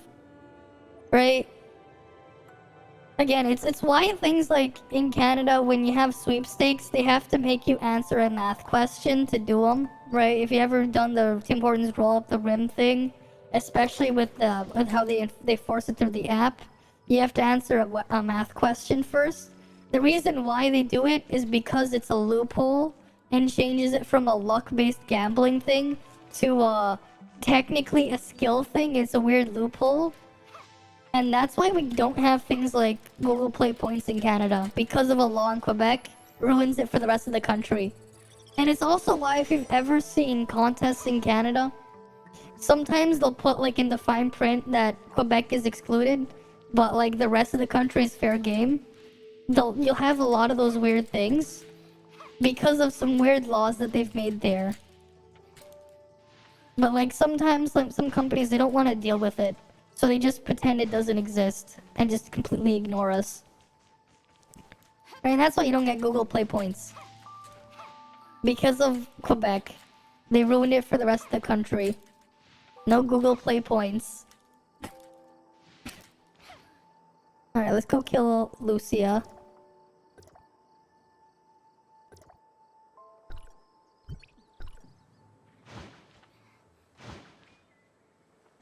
Yeah, who knows what... I don't think so. Yeah, retaking Taiwan. Yeah, you learned something from CN in the last 30 years. Yeah. They said they're going to eventually do that, yeah. Unlike other places that play more on the barking and not biting game. You know, that's the thing as well. Like, if they retake Taiwan, that's gonna be scary. Because, like, if you think about it, a lot of stuff is manufactured with things from Taiwan. The biggest chip foundry for making, like, literally any electronic device, the biggest manufacturer for, like, the most important part is made in Taiwan. Right? TSMC is in Taiwan. They're, like, super important. And they have basically a monopoly on, like, on chip production. You want like the best stuff on there? You want the most efficient stuff? Who do you want to make them? You don't want Samsung to make them. You want TSMC. Right? And they really need some competition there. Like I've heard stuff like the Americans and the Japanese, they plan to make their own like they're working on making their own foundry. And Intel, I wish them luck. they're trying to compete as well by like allowing third parties to use their manufacturing plants. I wonder how that'll turn out. Yeah, CN playing the same card as well with TSMC, yeah. Or at least they're trying, imagine, yeah. Like, you control TSMC, you control a lot of, like, just the global chip stuff. You know, if TSMC has a problem, like, if there's a problem with TSMC's foundries, everyone suffers. Like, everything suffers. You need their chip for your specific device, chances are TSMC made a decent chunk of them. Like, yeah, we don't need to talk about NAND flash and, like, storage stuff. But, like, for the processors, most of them are made in TSMC. Like, except for the Samsung stuff in their Exynos line on their phones, that they make it themselves. But, like, everything else, you know, you want TSMC. iPhones, TSMC. Qualcomm Snapdragon chips, TSMC. AMD stuff's TSMC. Intel's graphics cards, TSMC. Because Intel's, like, they're using TSMC to make their graphics cards. Right, Nvidia, TSMC. Like, everything is just TSMC. For all these types of processors. Yeah, like, most of the actual hardware we use is from there anyways. Yeah, kinda. Until you hear some marketing thing about some Japanese capacitors. You know, it's funny how, like, they can still use that as a talking point. Like, capacitors were made in Japan. Like, Japanese capacitors. It is funny, I guess, because sometimes the tolerance levels on the Chinese ones are a bit looser. They're technically within spec, but they're a lot looser with the tolerances. At least that's been my experience when I've worked with them. Oh, channel 80 Lucia. Okay, I'm down. Give me channel 80 Lucia.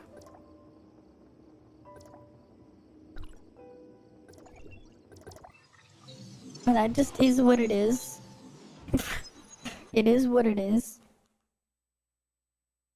And when they do that treaty thing not to cuck each other, imagine.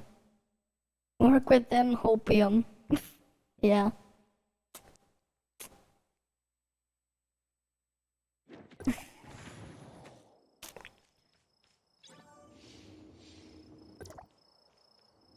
Huawei comeback? Come back? I don't know. I don't know if Huawei's gonna come back. I mean, it was their own fault for not investing into that type of infrastructure. Oh, I should have just joined these guys.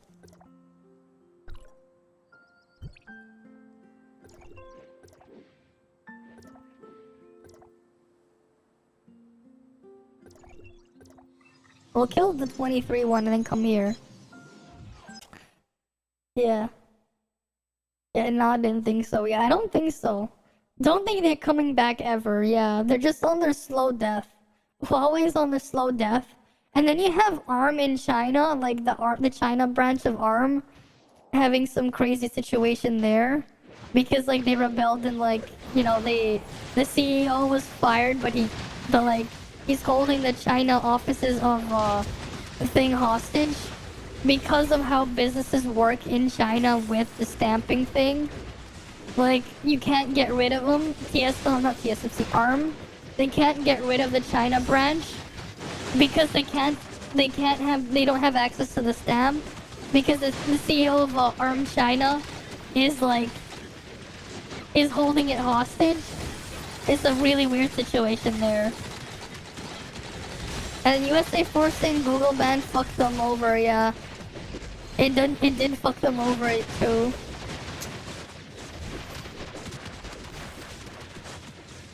You know what would have been funny though? Like, during Obama's term, Obama passed something to forbid Intel from distributing Xeon chips in China.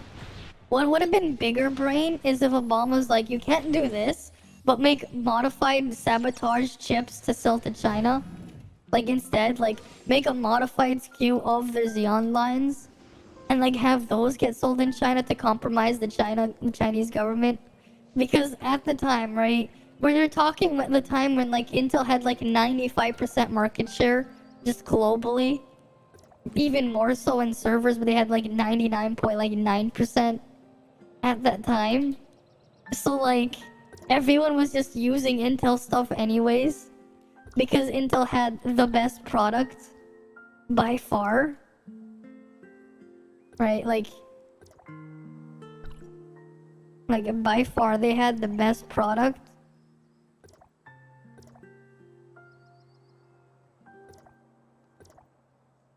Oh, I can't join it. These guys aren't leaving. Whatever, I'll just go to channel line 80. Like, it would have been super big brain if they did that. Like, just go sabotage the chips that are going to China. The thing is, why doing shitty things instead of fair competition? Because we don't have real capitalism. We have corporatism. That's also the problem.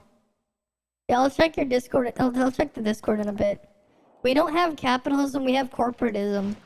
Because they like to block competition. And just manipulate and control the market. Right? That's the problem with things like patents and stuff. It ain't competition. Because you're, like, the whole point of a patent is to stop competition. Not allow for it. Right? There's no such thing as real capitalism. Because if it was a truly free market where anyone could compete, you wouldn't have these forced monopolies. You wouldn't have that.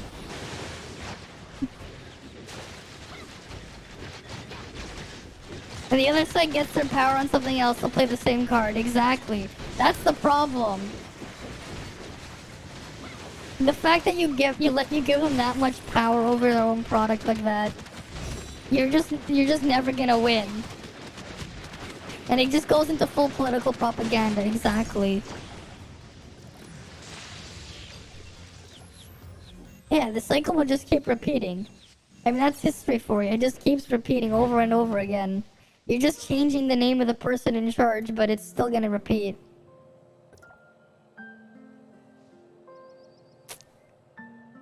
Right, that's just what happens.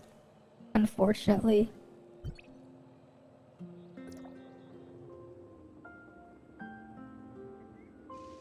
Did Google too much power and went underhand of it? Exactly. That is also the thing there too. Like, too much power. And it's only gonna get worse. Like, this is the problem with patents. They're too much. And then you can see TSMC having the same situation. Especially after China takes over. Exactly. Exactly. That's the problem there.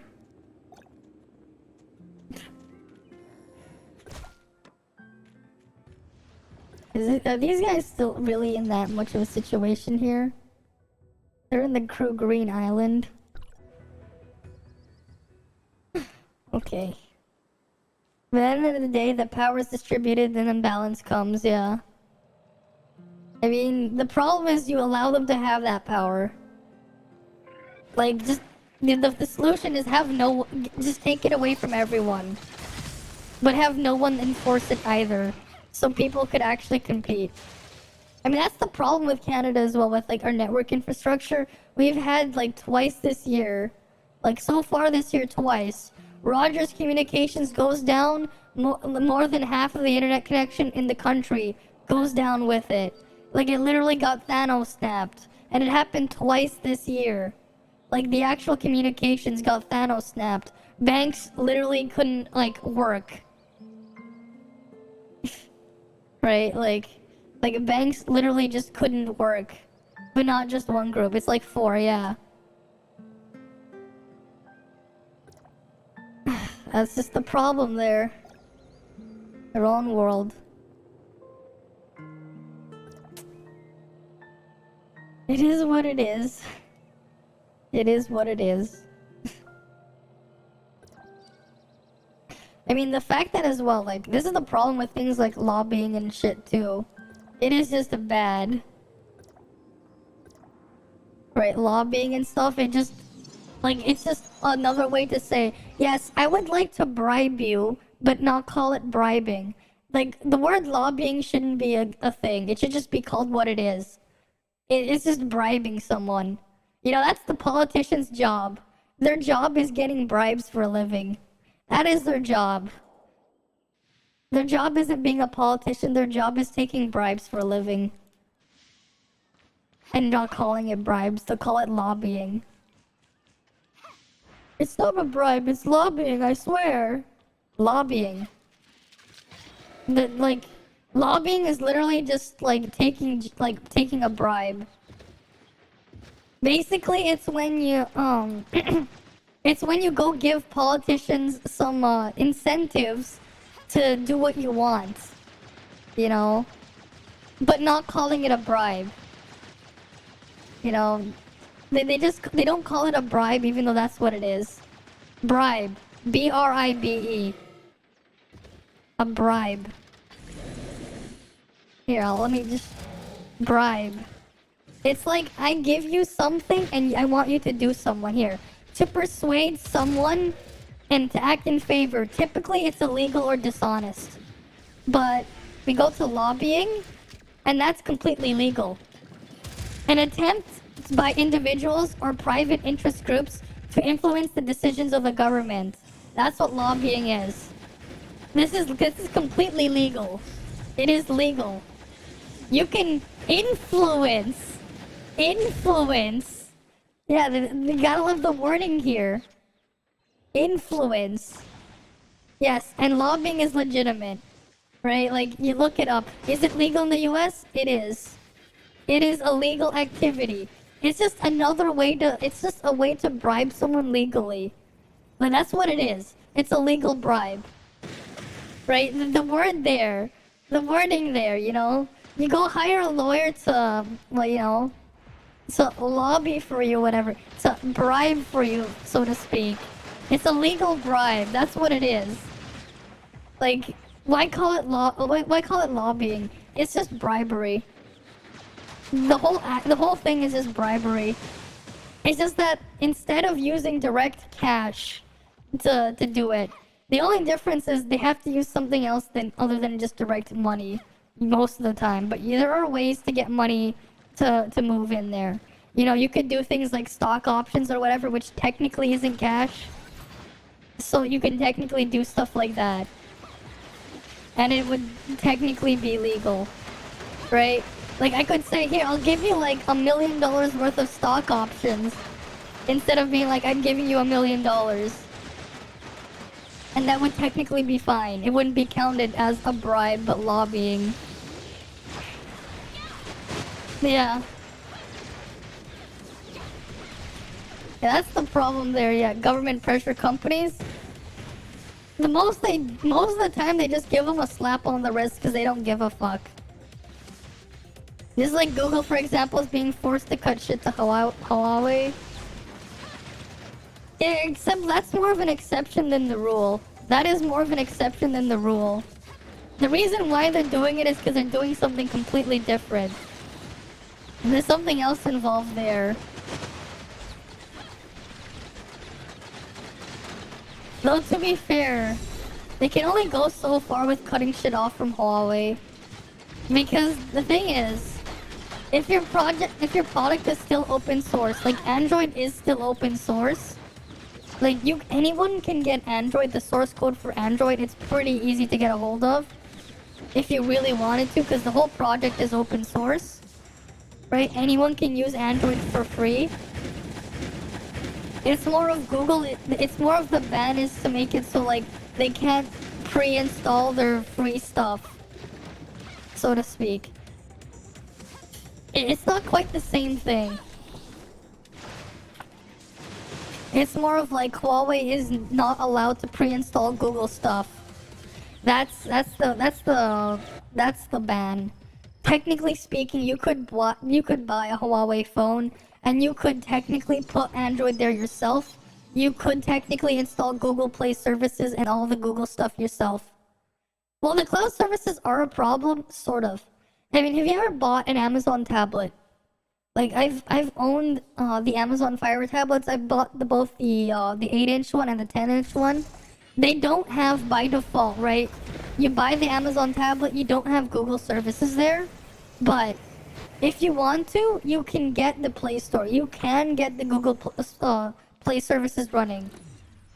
Well, that is up to the user, but it is something you can do, right? And like that's what I've been doing because like I just use my tablet as like a reading device, and it was like it is the best value. At the time it was the best value option for me, and I sideloaded my stuff in. I have the Google Play Store on there. Some of the apps that I have on the Play Store, I use on my Amazon Fire tablet because I just use it for reading. Like I got the 10-inch one for like 130 Canadian or something during a sale. So like, it was a pretty good deal, and it has a really nice battery life. But like, yeah, having to bypass Amazon's like junk there, and manually put the Play Store in there, it took some time. But for what I paid for, because the thing is with the Amazon tablets, they're actually subsidized because they force the Amazon stuff on there. That's why they're priced so aggressively for what you get. Or I put the time and effort in there to get around it. Yeah. But yeah, in the big figure, most people don't do it. That is true. Most people will not do it. Right? I wonder what the percentage of people with a Steam Deck are like have Windows installed. Because like I don't even have Windows installed on my Steam Deck. I could get Windows on my Steam Deck, but I don't. Because I just don't care. Right, hi Mercury, welcome back. Horror game bathhouse, alright. But yeah, that's just the reality of things. Right. Although technically speaking, in the EU, they technically forced like a thing where the EU, they did pass something where all devices in the EU, they don't need to have Google stuff on them by default. Because of Google's monopoly or whatever, they passed something where like, they don't have to like have all the Google's apps pre-installed by default and give options for users to opt out. Yeah, it's the default operating system on the Steam Deck is it's SteamOS, which is based off of Arch. It's a version of Arch Linux, right? Like I can boot it up and show you guys again. Let me just do that if you want. I can do that. Just give me a few minutes. Right, I just grabbed it. Thing. I have to power it on and connect it to my dock. But like, yeah, I can boot up my Steam Deck and I can show you exactly what I see. But yeah, because I do own one. Where is my cable?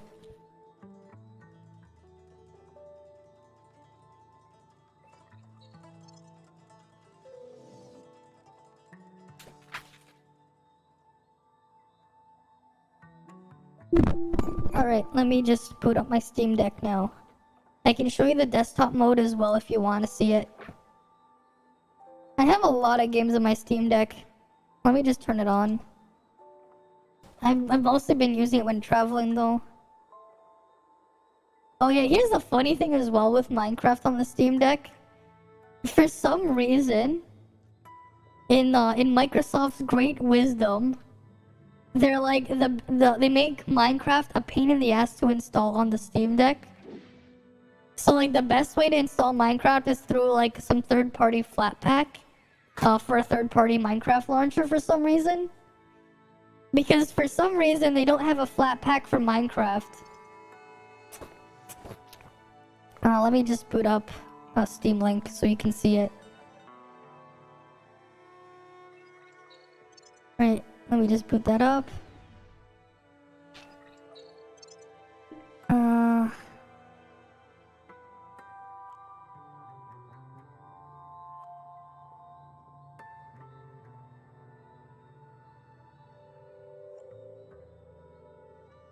Let me drag it to the other panel. Okay, here. Where's Steam Deck? I have to hide my browser, I have to hide this. Alright, here's the Steam Deck's main UI in game mode. PolyMC is Minecraft, it doesn't track it properly, right? So I have like Mega Man Legacy Collection. I was playing some Plants vs. Zombies again on my Steam Deck. I still haven't uninstalled Genshin from here. I've been meaning to do that, I just been lazy. Oh wait, that one was just me messing around with things there. Right, this one was like, yeah, Fall Guys. Right, I have a lot of stuff here. It's just, some of them are not really recent, it just shows it was, because it was updated. Let me go to the library. Right, so that's installed, but like, if I look at my full library, I have a bunch of games here on my Steam Deck. Right.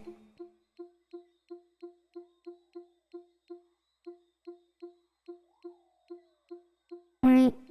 Lots of stuff.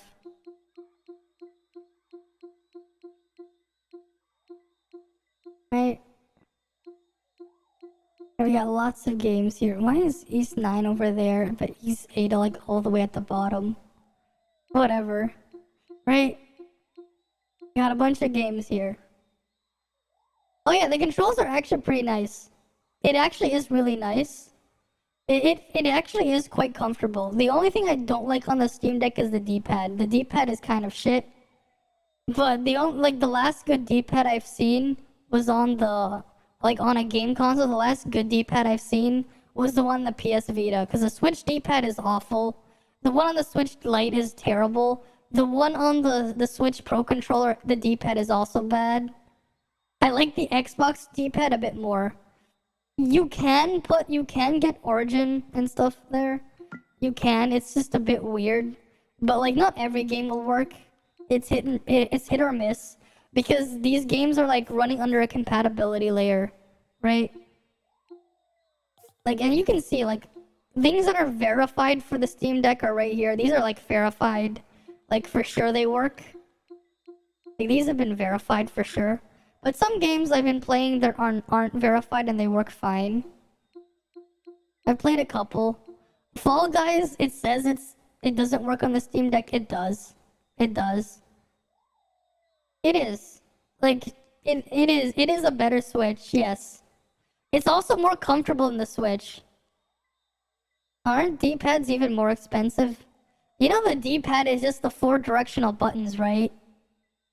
They just don't have the best one. It takes a bit of force to push. I think the D-pad on PlayStation controllers are terrible. The last time they had the only time the PlayStation controller had a good D-pad was on the PlayStation Vita.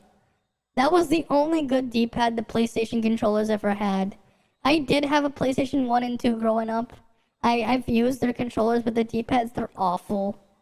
They're pretty mushy for what they need the force. And like the weird shape on them, I didn't like. I never liked them. Like the Xbox One controller D-pad, it's not great, but I find it a little bit better in terms of like how it feels to use. It is a bit more tactile, but it doesn't require too much force. But even then, I don't really like the D-pad there either. Nah, I don't, not really. The crux shit, yeah. But yeah, like a lot of these games, they work, right? And this is just this mode. I can power this off. And I can switch it to the desktop, which reboots the Steam Deck. I'll show you the desktop in a bit. Oh, just give me a moment. This is gonna switch to the desktop. It's gonna disconnect. Because it reboots the Steam Deck in there. I'm not talking about the fake analogs with the multi-direction view. Yeah, I'm not talking about that shit. Let me just reconnect it. Steam Link. Come on. And then you can see, like, we have a Linux desktop.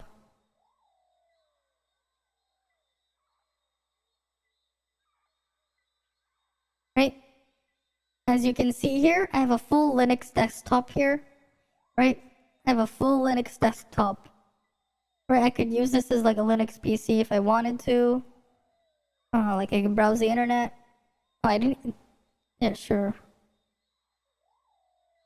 I didn't update that stuff properly. Whatever. I haven't used the thing much in a while. I have to fix stuff there. I'm playing Tower of Fantasy on my main computer. Right? It doesn't work on Steam, on the Steam Deck. The anti-cheat for Tower of Fantasy doesn't work on Linux. Yeah, I have multiple PCs, right? But yeah, this is the thing, right? You can still use the Steam launcher here. Like if I wanted to, or I could boot up a game, right? Yeah, let's go boot something up. What should I put? Oh yeah, here we'll put up yeah, here let's let's say I wanted to play East 9, right? I can do it from in here or I can do it from this game mode. I don't really play MOBAs, no. This okay, with processing the Vulkan shaders. But this game does not have a Linux port, but I can still play it on Linux thanks to compatibility layer. Right? Oh, it's playing it in windowed mode. I have to fix that. Options. The sound doesn't really work properly here because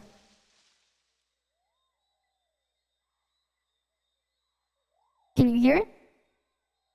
No, wait, I don't know why it's not passing through the audio. I'm not sure why it's not passing through the audio in the desktop mode here when it's streaming it. That's something they have to fix out there, right? Well, I could go load in. Or I could play this game, right?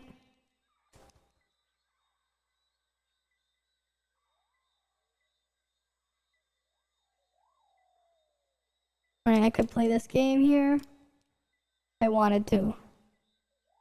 Right? All well and good. And I'm just gonna restart out of this. Right? You can't see the windows anyways. But yeah. Yeah, cause I only just pass through the actual game when I'm streaming on this computer. Right? But yeah, that's the Steam Deck there. Right? It is what it is. It's a really nice piece of tech. It really is.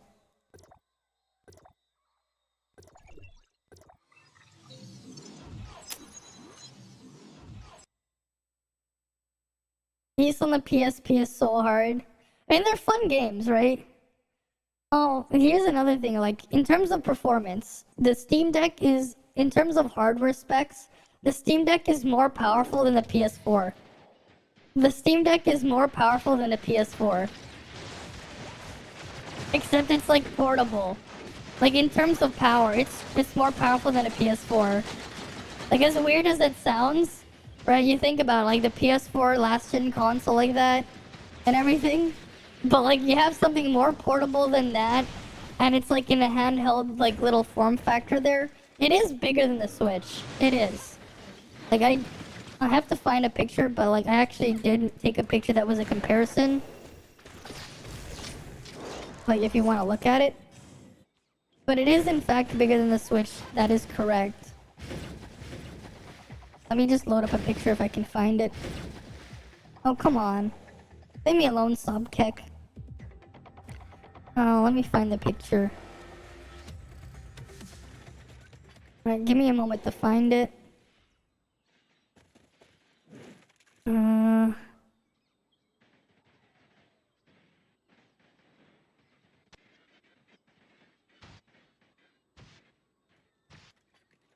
What the hell? Oh,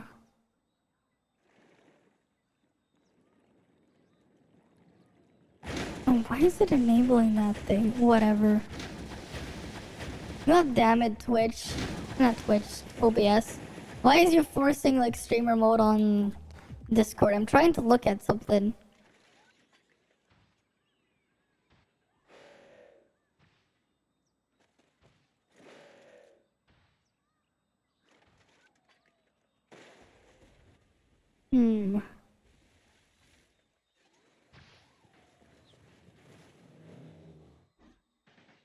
Oh, you were talking. I saw what Edwin posted. Yeah, you really like the design of the Steam Deck. It's actually really ergonomic. It is really ergonomic. It feels really nice to hold.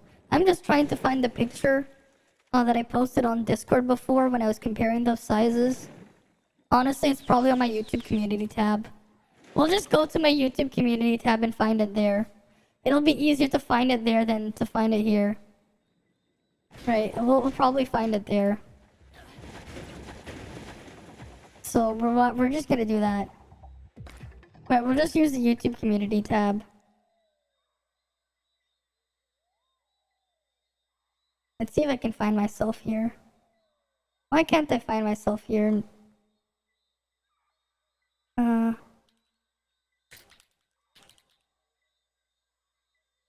What the fuck is it? That's not what I'm looking for. I'm looking for myself. You know, we'll just go to YouTube to find myself manually.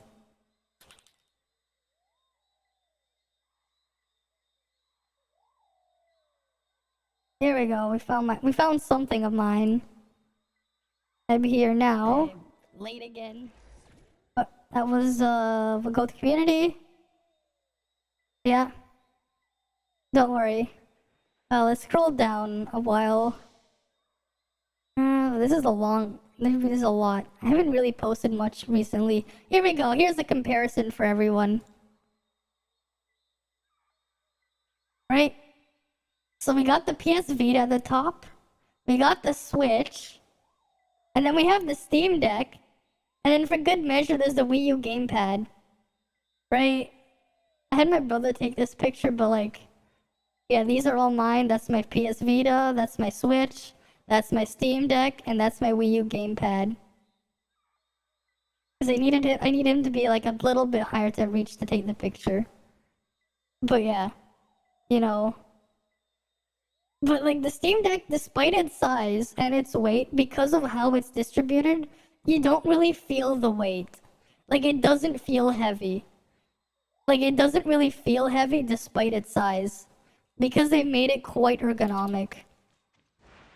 Oh, they're still fighting it. God damn. These guys are still fighting Somkek. But yeah, like... Yes, it's a 720p display. Well, it's technically 800p. It's 1280 by 800, so it's a 16 by 10 instead of 16 by 9. But like considering what you're playing on it, it's more than enough, right? And it is more powerful than a PS4. My brother is taller. Do I feel small? He's not that much taller, so it's... I never really thought of it like that. Like he is taller, sure, but he's not that much taller. Right, like he's a little bit taller, yes. I mean, it makes sense. But I don't really feel that much, like, shorter than him. I mean, if I put on certain types of shoes, I'm instantly taller than him again. I just gotta put on specific shoes. And then I'll catch up in height. Although I don't really like wearing those kinds of shoes, but... When I put on heels, I'm taller than him. Like, it's not that big of a difference.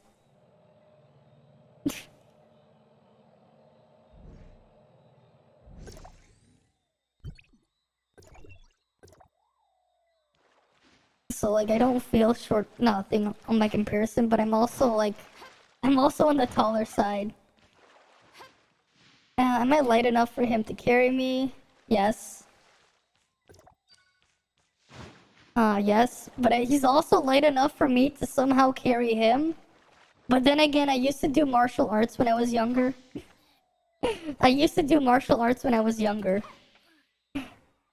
Though I can technically lift him up, but not for very long. I'd have to put him down after like 30 seconds. I'd have to put him 30. Who's the next one? It's a lot of people are speculating Lin because there was a trailer for Lin for Japan.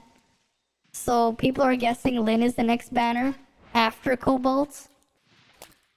Right.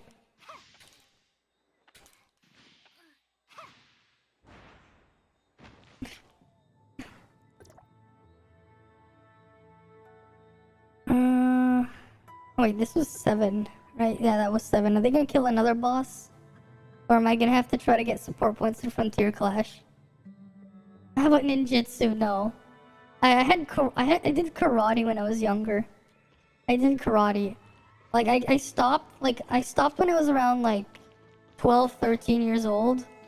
And I did manage to get my black belt by then. He has not. He has not. He has he's never princess carried me. My father has, like my dad did a couple times, but my brother has never done that. No. I remember my dad doing it a lot to me when I was younger. When I've seen him, I haven't seen him in like 10 years though, because stuff happened. But no, he's never done that to me. Like he could, but he doesn't. Though he's also the kind of brother who would punch a bunch of holes in my door sometimes. Maybe one day I'll take a picture of what happened to my door, because I still haven't gotten it patched up. Because there are a bunch of like he's punched so hard through that door multiple times. Like the door on one side looks really bad. Like it looks pretty bad. But like I cover it up and like, oh yeah, I'll put just the I'll just put like a big calendar on the other side just to cover up the destruction, the damage to the door.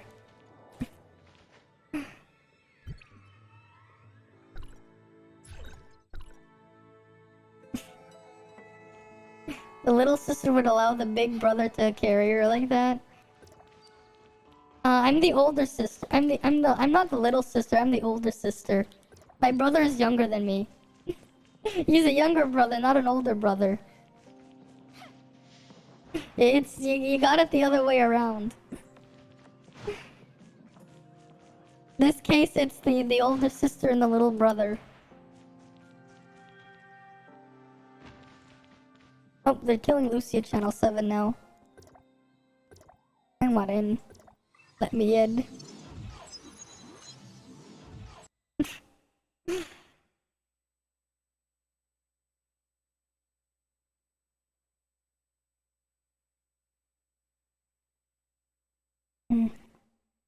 Yeah, it's a bit different, yeah. It's a bit different when there's a you know, I'm 3 years older than him.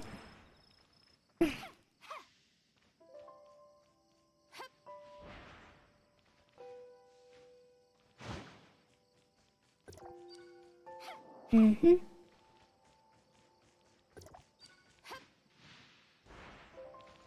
Yeah, the big beat on the brother. I wouldn't really say so. Yeah, I'm not winning that fight. Yeah, that's not a fight I can win. I mean, he also did karate when he was younger too. He didn't quite get he didn't go all the way to get a black belt that like I did. He stopped at like the brown belt, which is like when at the place where we went to, there was like it was just the basic brown belt, not the advanced brown belt or whatever. So he was like 2 belts below me, but it doesn't really matter because there are things like biological differences, and they would be in his favor because of human anatomy. Like because of human anatomy. I find it funny though how like people are like, you know, let's have trans people participate with women in sports, but the trans are just gonna destroy the women in the sports because of like actual human anatomy. And it's not just testosterone shit. It's the physical, like it's the way the body is physically shaped. It's like, especially when it comes to movement. I think it was Inkai. I don't remember. It's been like 10 years. It was a long time ago. But like, it's like the physical shape. The fact that you look at the way her waist is, yeah, testosterone does that, but like, you look at the shape of the hips, right? The way you would posture like yourself when you're standing and stuff, that already changes balance. What do you do? Yeah, the pelvis, that completely shifts your balance. And it's not in the favor of females, you know. It's at the advantage of males. Like that whole section there. Like anything that involves moving those things specifically like that. Like swimming is like probably like the only physical activity sport where like you can say it's an even playing field. Maybe like not quite the same for like tennis or badminton where you're moving around. Yeah. Like the fact the way it's shaped. Yeah, go downstairs. True. True. I could just toss a nice kick there. Just toss a nice kick there. Yeah. True.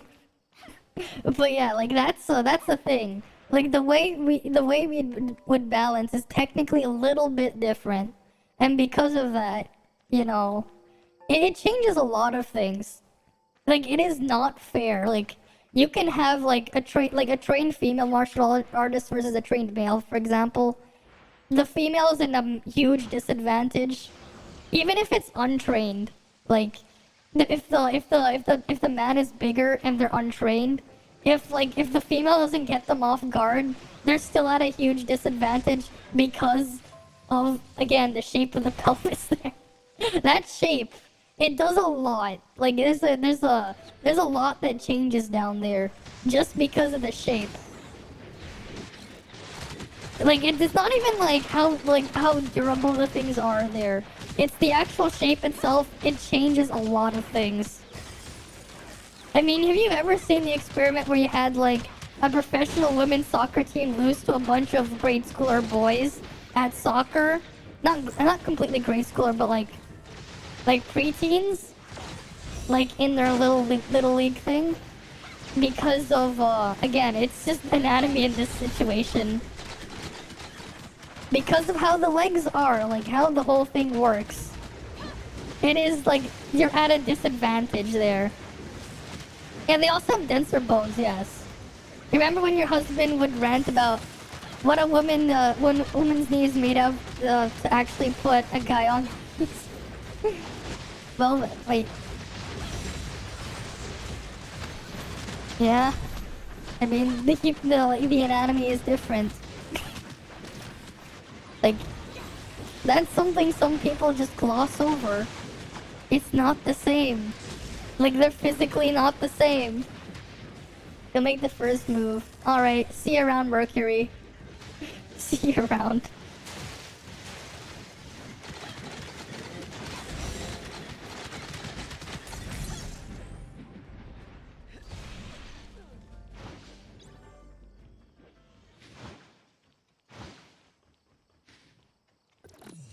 Like, you know, it's funny because, like, you think about it. Like, you think in boxing and wrestling and stuff like that. You have the fighters, right, in different, separated by weight class. But you then have, like, people being like, oh, just because they say, like, they identify as something else, they should belong in that same category. Hey, can you imagine if, like, some heavyweight fighter said, no, I identify as a lighter weight. Let me go fight the guy at a lighter weight class. Can you imagine what would happen? Like, the guy in the smaller weight class would get annihilated. Can you imagine? That's basically what they're saying. Like, they're basically saying that, and they don't even realize. You tell them it's because, women my size doesn't have, a flubber on their leg. Yeah. Yeah, imagine the deaths. Exactly. Like, it is crazy, and, like, they don't even think about that. Like, no, like, it's basic anatomy there. Like, it's pretty obvious when you, like, if you study martial arts, you figure that out pretty easily, like, when they have you do practice sparring, at least where I did it. Because, yeah, it was, like, mixed boys and girls and stuff like that. But, like, you find out pretty easily when you're trying to do leg sweeps and stuff. You really find the differences, like, it is pretty noticeable, like, immediately. Like, you try to do it on, like, even, like, the same height. You do it on the man versus the woman. The woman, it's a lot easier to do the sweep on because, you know, pelvis. That's a huge difference right there. It's wider for a specific reason. It's easier. It makes it easier because of that. But, you know, those people, They don't think about it. If they were in that situation, they would realize it. There's a limit on of lightweight, light heavyweight. Yeah, you're in the limit of light heavyweight. So you get it, yeah. You know, it's not exactly the fairest fight if you're gonna be doing it like that, right? I mean, it's a bit different. Like I've seen, like yeah, you're just 3 kilograms less than heavyweight. I mean, it is what it is. Oh wait, I want to do a joint op. Yeah, the fucking thing's about to reset and I'm gonna miss my chance. I should be doing the joint op now. Challenge. Select. Join op. Yes, let me in. Come on, let me in now. I got distracted and forgot about it. He's mostly just some lazy ass who just ignores everything. And then like when something's wrong, he'll be begging for my help with something.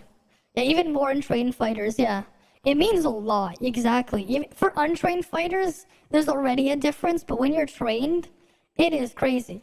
Like, remember, I've said before, like, I did make it up to first degree black belt in karate, and you can feel the difference on your opponents when you had sparring matches, right? Because, like, they would have, like, fun little sparring tournaments once in a while, and, like, yeah, like, going up against women, they're a lot easier than going up against a guy. Like, specifically when you're going for leg sweeps and stuff. It's a lot easier. When you're attacking above the waist for scoring points. And that's why they also have these extra rules where certain things are not allowed. But they would allow for leg sweeps and pinning your opponent. You just can't go for the head and stuff. You wouldn't get points if you hit the shoulders in specific spots. I remember that. Right, but leg sweeps and stuff were allowed, like, if you, like, under certain conditions. But, like, if you wanted to win and score points by pinning them, because it does put you in an advantage if you can do that. And that's something that the guys would have an advantage over. Because, you know, you're hitting above, above the, hitting above, there are fewer spots you can score points on. So, you know, the whole point is you're scoring points. You're not trying to hurt the thing, so it, you know, it's not too bad, like, when you're doing that part, because you don't have to really worry too much about getting hurt, especially with all the padding and equipment, because at that level, the main thing is mostly scoring points, and a lot of the stuff that would be painful is not allowed. Like, it is, like, against the rules. Thankfully. But that's just the experience there. At least from what I remember, it's been a while.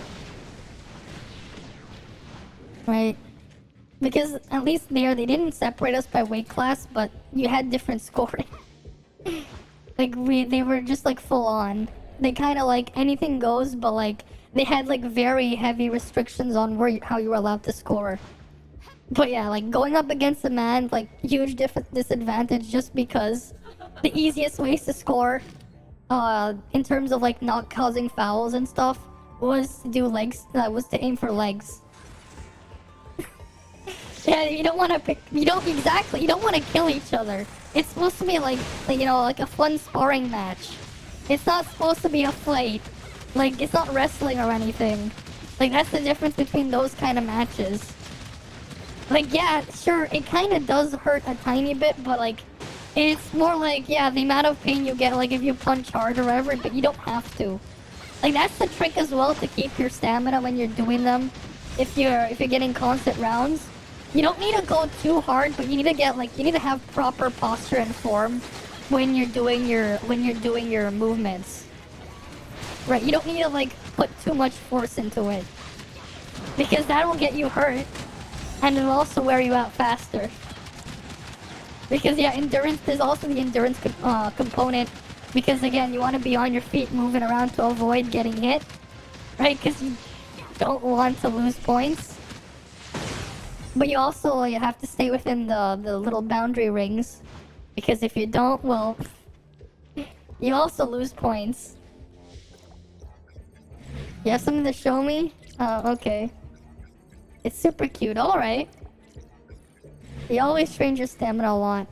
I never really trained it that much. I remember when I was like taking like lifeguard courses and I had to do the exam, I only barely passed. And then like it was because more so they let me go switch to breaststroke instead of front crawl. When we had to do like the clothes swim challenge thing under like a certain time limit.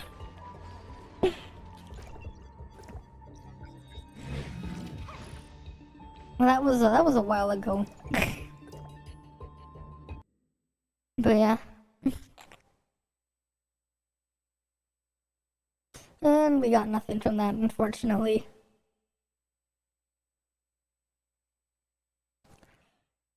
I wonder what's gonna happen when we have level 70 joint ops. Alright, you sent it? I'll give it a look. Alright, Edwin, you're still here, right? The thing on the what you said, right? I saw what you said here. You said you have two-piece king there. I see. Oh yeah, go replace you put your two-piece king, right? I'm assuming that's a headpiece. Yeah, swap your Shiro piece with king. You get extra damage boosting from it. If you go swap it with king, technically speaking, your best setup for Shiro, if you're using for shield break support, two-piece king, two-piece Huma is what I would run on Shiro anyways. Two-piece king, two-piece Huma over two-piece Shiro with two-piece king. Like, as weird as that sounds. Alright, let's load up the video. Alright, let's go load up that video.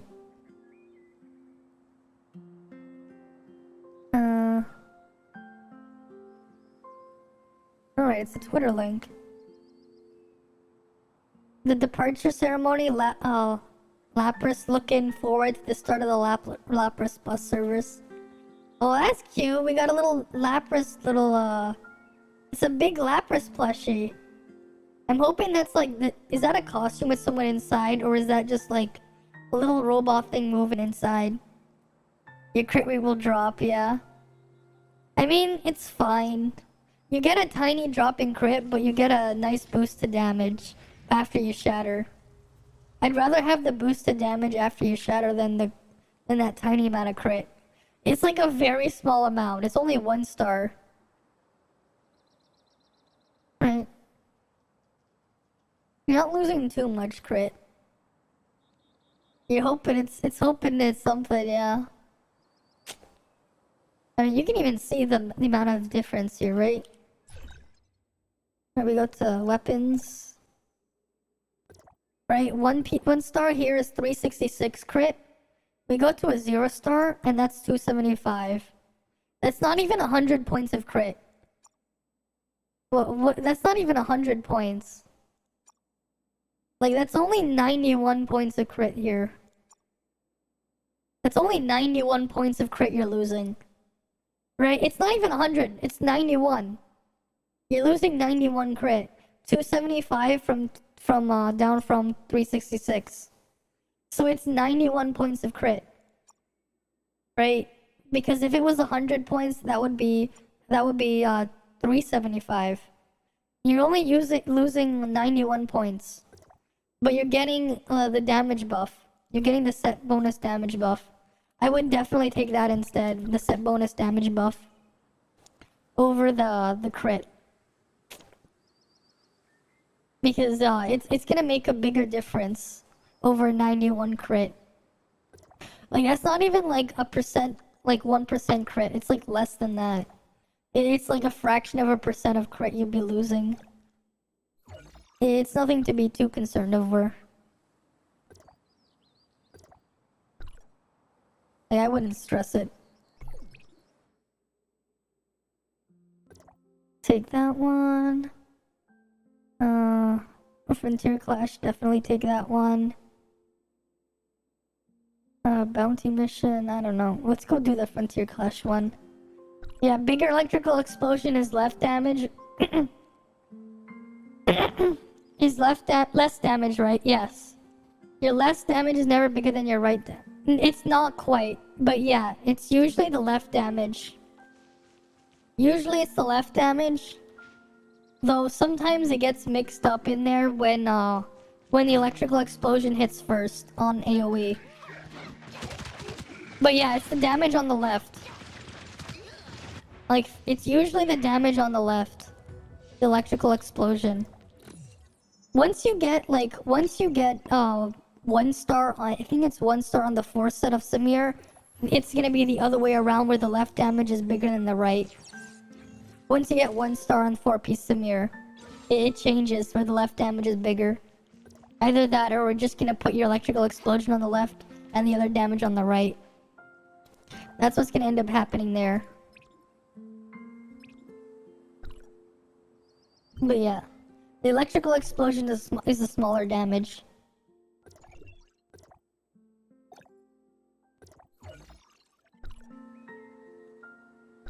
Yeah, let's go toss ourselves in a random frontier clash here.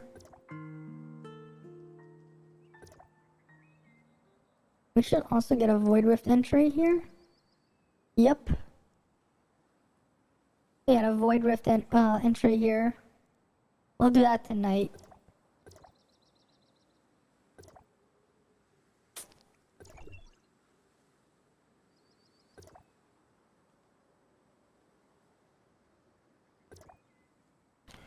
No, what we can do is enter, because we have 0 entries, and we can just leave. We can start it and leave. I can enter a frontier clash, start it, and then I can leave. Twitter's translation makes the same mistake a lot of localizers did with NES. They get their L's and R's. Well, yeah, that's because there is no L and there is no R in kanji. Like, the actual letter of L and R doesn't exist to the Japanese. So, like, they have the closest thing is something in between an L and an R, but it's neither. And because of that, they get it mixed up. So you have games like Jelly Boy, like the game Jelly Boy, for example. It's actually called Jerry Boy in Japan and stuff.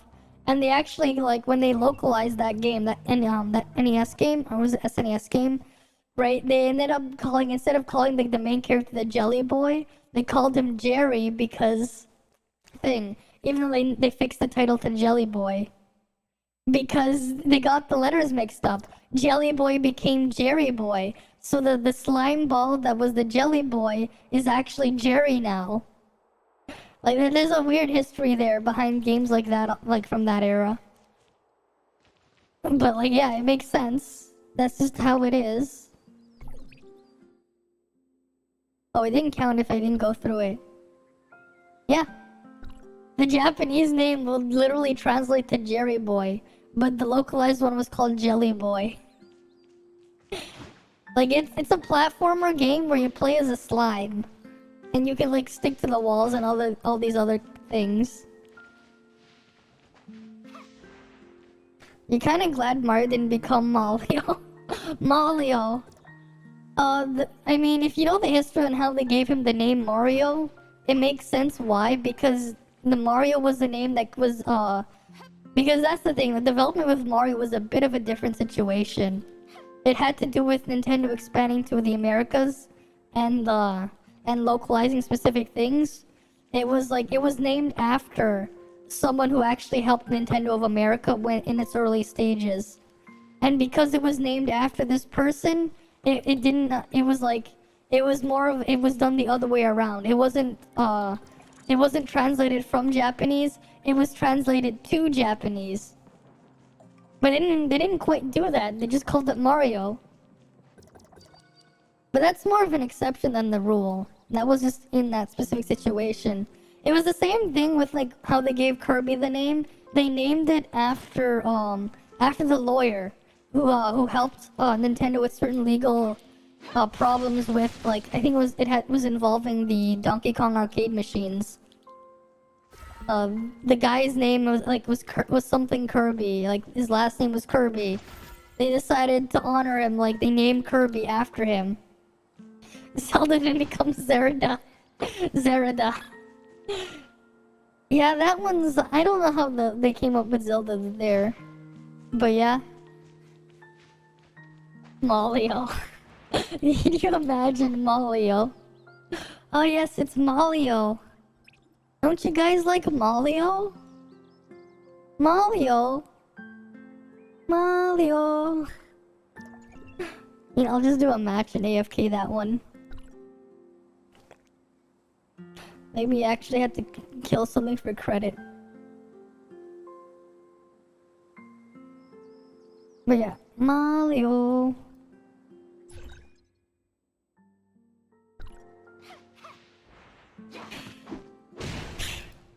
It's a me, a Mario.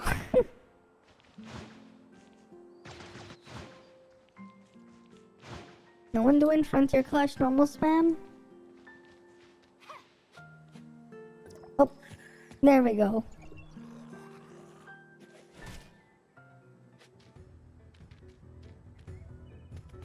There we go.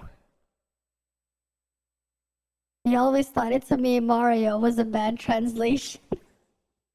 Nope, that was completely intentional. The crazy story, there's like a crazier story on how Mario got the voice. And it was around the time of the N64 release. That one was its own crazy story there.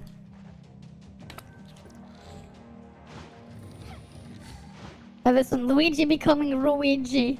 Oh yes, it's Ruigi. Not Luigi, it's Ruigi.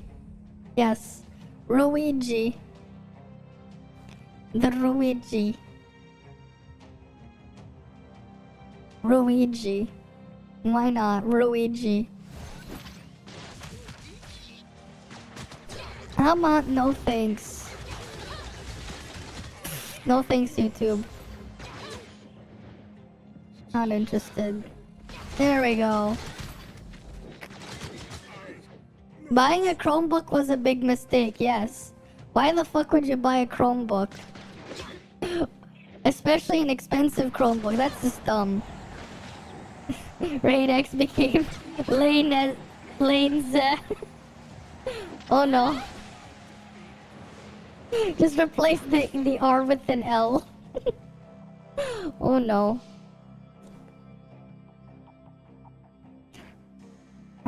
Pretty sure bats are not overpowered. Suffering through Intel's announcements. I don't think it's that bad. I don't think it's like it's like when was it 10th gen Intel came out? They had like they just kept saying AMD like multiple times. Nothing else is compatible to a Chromebook. I mean, there's a lot of problems with Chromebooks. There's a lot. There's a lot. Like, there's a lot of problems with Chromebooks.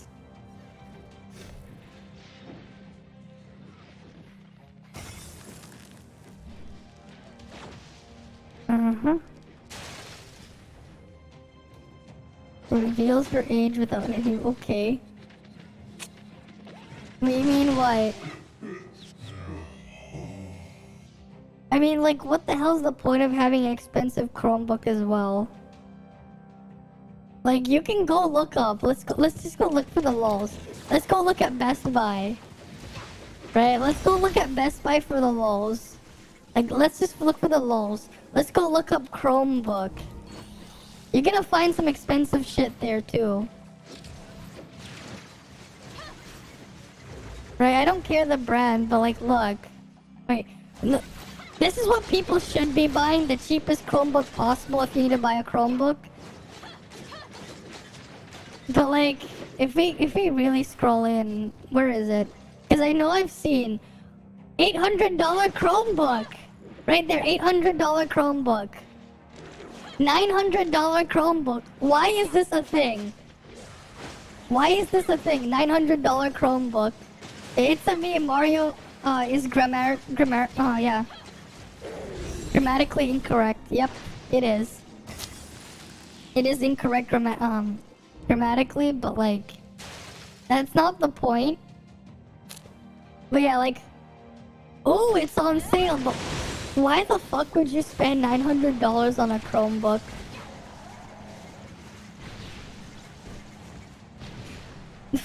When you want to watch these, like, why would you think? Yeah, it's a touchscreen tablet hybrid. Doesn't matter. It is not worth $900. And this is kind of a problem as well with like the people who buy like the entry-level MacBooks, because they're basically Chromebooks except with macOS instead, because of the issues with it. Yeah, cool. I'd like to have a 105-degree surface on my lap when I'm using it, because Apple doesn't bother to cool the goddamn thing, and it runs so hot the thing is running at like a third of the speed. Yeah, you're basically buying an expensive Chromebook with the MacBooks. Like the MacBook Pros, the ones with the actual cooling in there, I can kind of understand. I can kind of understand the MacBook Pros, but the base MacBooks, they make absolutely no sense, because you're basically spending $1,000+ on a Chromebook, but it's Apple locking it down instead. I know, right? I mean, that's the thing, right? They probably intentionally designed it like that because they want it to break down so you can buy the next MacBook in a few years. So they can get you to, yeah, buy the next one. But yeah, they're basically like super expensive Chromebooks. That's basically how they end up being used. I mean, to be fair, what do you do on your MacBook Air? To be fair. Because I know, like, if you were to, like, actually just go and do some video editing, the thing is going to throttle and chug a bit. It is going to get really hot, and it's going to struggle a bit. But if you're gonna do it for, like, video editing work, maybe photo editing, if you're not too crazy with Photoshop, will be fine. If you want to do, like, some batch compression and decompression of files, the thing is gonna have the CPU go, like, it's going to scream. If you do video transcoding, like video encoding, again, like as amazing as like the M1's hardware encoder is, you're going to make it suffer as well if you're doing that type of work. I mean, if you're using it for basic browsing, it's not gonna overheat. It's just that as soon as you put it under like any type of load, it will just spike up. That's the thing with the MacBooks. Like, as soon as you put it under something a bit more intensive than running a web browser, doing some more basic stuff, and then that's when it, like, has those issues. Right? Just for the basic stuff, though, like, it's not gonna overheat. And, like, it depends on, as well, what you call overheating. Because, technically speaking, by design, they are designed to run at 105 degrees Celsius. That is technically by design, but I call overheating when the thing starts thermal throttling. If the actual chip is starting to slow down its performance and not boost to its rated frequency, that's what I call overheating, because that's what ends up happening. We're not in the days of when your computer's overheating, it instantly shuts off, or it just breaks. Like, those were like 20+ years ago. We're not in that time anymore. Nowadays, overheating is when the actual CPU is slowing itself down to save itself so you can keep using it. That is true. But yeah. That is true. Like, the thing is though, if you're buying it, like, if you're buying a MacBook to do, like, if you're buying a MacBook, it's like, wouldn't buying a cheaper device do the same job at the same time? At least that's how I see it. They feel like Facebook machines for the regular MacBooks. The MacBook Pros, they're actually quite good at what they do, if you're specifically using them to do that specific task. Because thank you, Apple, for forcing everyone to use their proprietary Metal API. And not supporting the standard, the open standard you started years ago. Like, I love how Apple, like, they were the ones who started OpenCL, but Apple also abandoned OpenCL, like, basically immediately, which is kind of stupid. They're like, no, we made our own proprietary one that only we can use. Yeah, don't use OpenCL. And let's also, if your stuff runs on OpenGL, yeah, we haven't updated that in a decade. And we're not gonna support Vulkan. Yeah, nice job. Like, nice job. Not supporting the open standards that everyone else is using. Right? Like, as much, like, as flack as you can give Microsoft for having the proprietary stuff with the DirectX API, at least they're actually supporting open standards, unlike Apple, where you're forced to use their APIs for your applications. Thermal throttle's at 110C. I'm pretty sure it's below that. You have two laptops, one for gaming and and going hard in MacBook for casual. Yeah, fair enough. Yeah, cause like if all you're doing, yeah, exactly, that's pretty much what you can do. You do anything more than just the basic lightweight tasks, yeah, and it suffers. Yeah, and it makes sense cause like gaming laptops have terrible battery life. They're just awful. But at the same time, at certain extremes of these gaming laptops, they feel less like a gaming laptop and more of a desktop replacement that's somewhat portable. Like if you go on the extreme end, they feel less like gaming laptops on the extreme end. They're more like desktop replacements. As funny as that sounds. Right, if you ever seen like those very thick ones. Cause they have like maybe 2 hours of battery, maybe. Not even. Like realistically it's not. Yeah, cause like the battery life on gaming laptops is terrible. Yeah, they even use desktop graphics cards too, yeah. We're at the point where that's the case as well.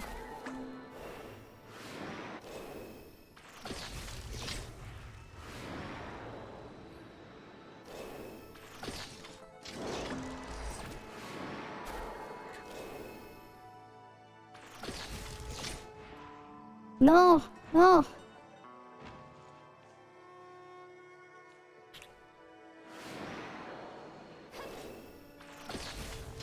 There we go. The bridge, yeah, the bridge just bumped me down. God damn it, bridge. Whatever, we got over it. Well, under it. We got under it. That bridge.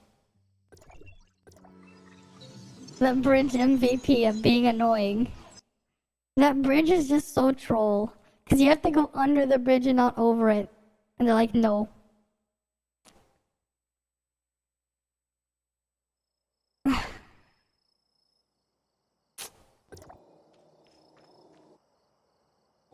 No, it is funny though, like if you took the M1 MacBooks, even like on the M1s and the M2s especially, and you just gave them proper cooling, the amount of performance they would have is like so much more than if they didn't have that cooling. Like some cases almost like twice as fast if you gave it proper cooling. That's Apple's engineers for you. Though from what my professor said, like my first year of taking computer engineering, they said like this is how you keep your job.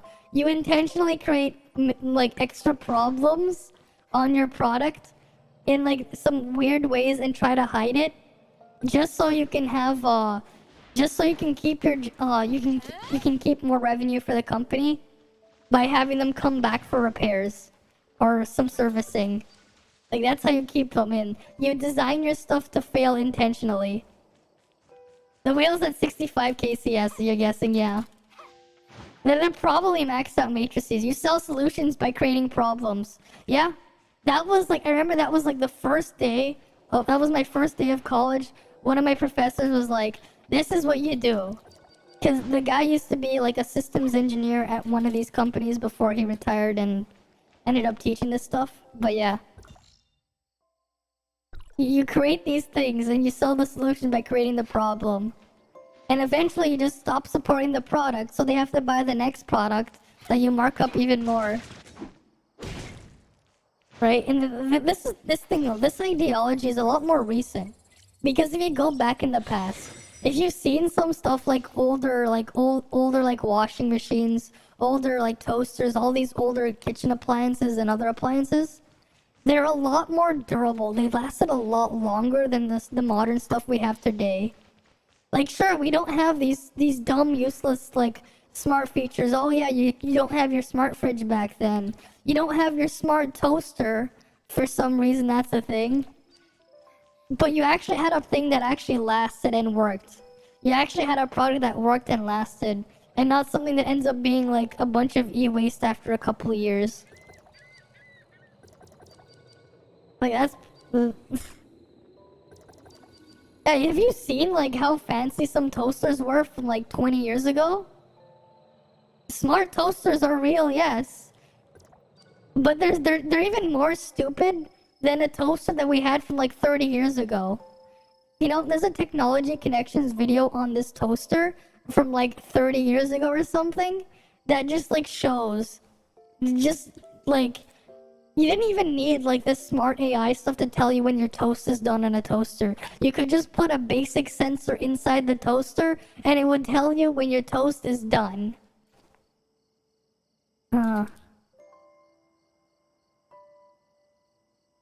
Connections, toaster. Here, let me pull up the video. Yeah, here. Right here, this antique toaster is better than yours. It's just like cars, they used to make them better. But some cars now have so many problems, yeah. Like, yeah. I mean, hey, you want problems? If you actually looked at a Tesla car and like the features quote unquote that they sell you as subscription service, you would think Elon Musk works for EA. Oh, it's like, oh, you bought your $20, $30, $50,000 Tesla car? Who cares? Like, you wanna use your heated seat that you paid for that's physically in the car? Time to go pay a subscription service. Oh, you bought this thing in your car? You wanna make use of it? Pay a subscription service. And then like you have Toyota with like their newer cars, I heard. They're like, oh, you wanna use your wireless key fob to unlock your car? Time to go pay a subscription service. It's ridiculous. Right? It's like you bought the hardware. It doesn't need to connect to the anything. It's physically in there. But they're like, no, you gotta pay a subscription service. Oh, this toaster from the 1940s even. Right, here we go. This one. Let's look at this video. Right, you guys will be surprised. By the time this video is over, you're gonna be mad at your toaster. This is a Sunbeam Radiant Control toaster. It's pretty old. Yep. One might say quite old. This It's a lot older than me. was most likely made in the early 1960s, but it's designed... 1960s, goddamn. This thing is older than my mom. I'm pretty sure this thing might be older than my mom. 1960s, this thing's like older than my mom. Goes back at least Don't worry, to I'm 1948. good. But don't let its age fool you. In most respects, this chrome contraption is light years ahead of your toaster. Yep. Unless you have one of these in your kitchen, you've never known true toasting luxury. Let me show you what I mean. To use this modern fancy pants toaster, you must first place your bread into the slots, then firmly press down on this lever. Then you must wait. Once the timer reaches 0, your toast is thrust upward with passionate fury. You have to use the and you may now timer here, enjoy your right? toast. Now, to use this practically antique toaster, you begin by inserting your bread slices into the slots and then... That's it. What? Automatic. The bread. It just went down on its own. Yeah? What madness is this? This is from the 1960s. Oh, but this is an old-fashioned toaster. It doesn't have that digital display to warn me. That the toast is gonna 1960s pop. technology, by the way. 1960s. This thing is practically the same age as my mom, possibly older. This thing is possibly older than my mom. And it's more advanced than the toaster we have. This thing, like, can you imagine? Hi KVLT. We're watching a video on how this antique toaster is like. It's probably better than yours. Even better than a smart toaster that you could spend like a couple $100s on. This thing is like possibly older than my mom. Pop up. Wait, did it just shut off? What is happening?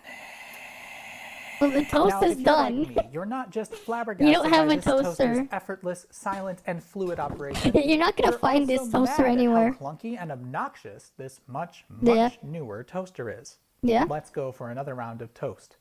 Literally, the only thing you have to do with this toaster, assuming you've set the darkness where you want it, is place the bread in the slots. That's all you It gotta does do. the rest, and in style.